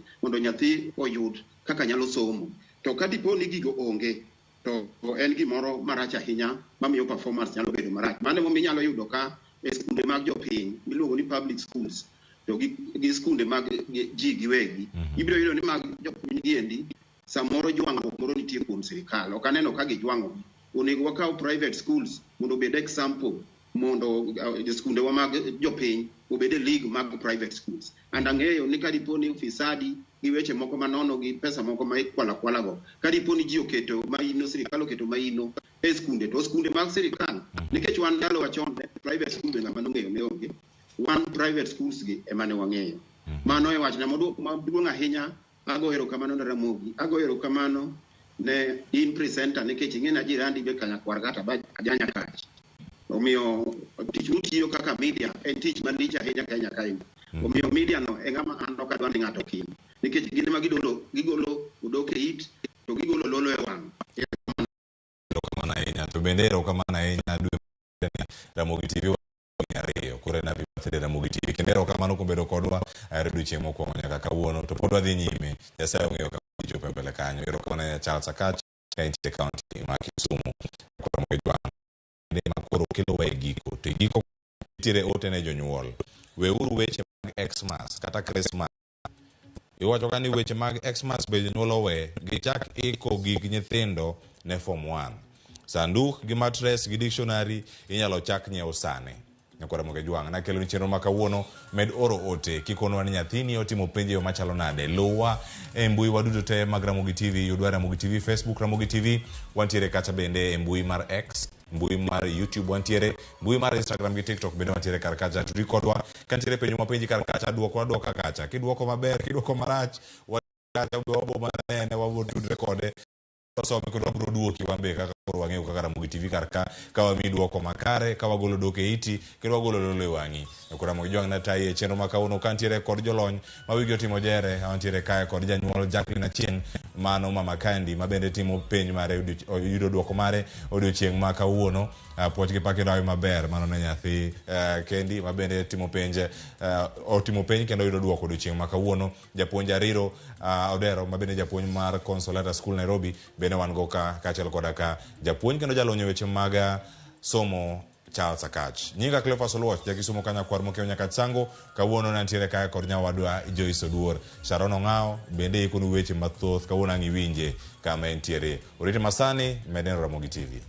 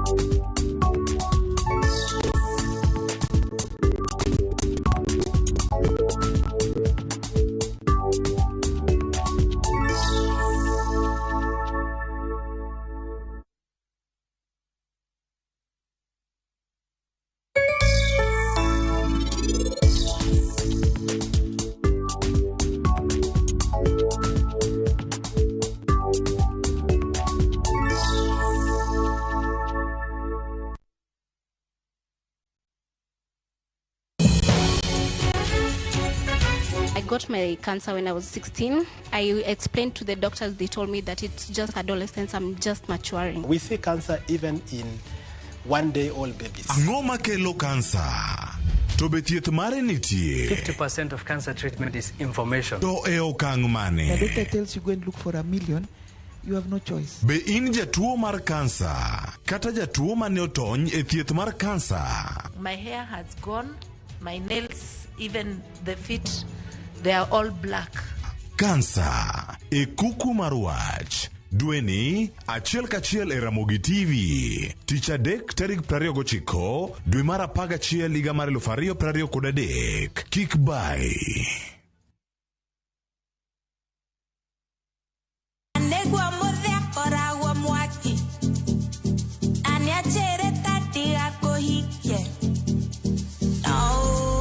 I was actually never singing before you, and then I met my husband, Bao, and he was like, you would sound really good in Tikuru. I didn't like the idea, and then I was like, let me give it a try. We did a song with him. He featured me on one of the songs. I did a chorus, and it was very beautiful, but I still didn't want to. And then when I started songwriting, I noticed that actually producers love when I sing in my native language, so that's how it became a thing. To watch this story and more, download the Citizen Digital app today. Kenya's #1 app, Citizen Digital.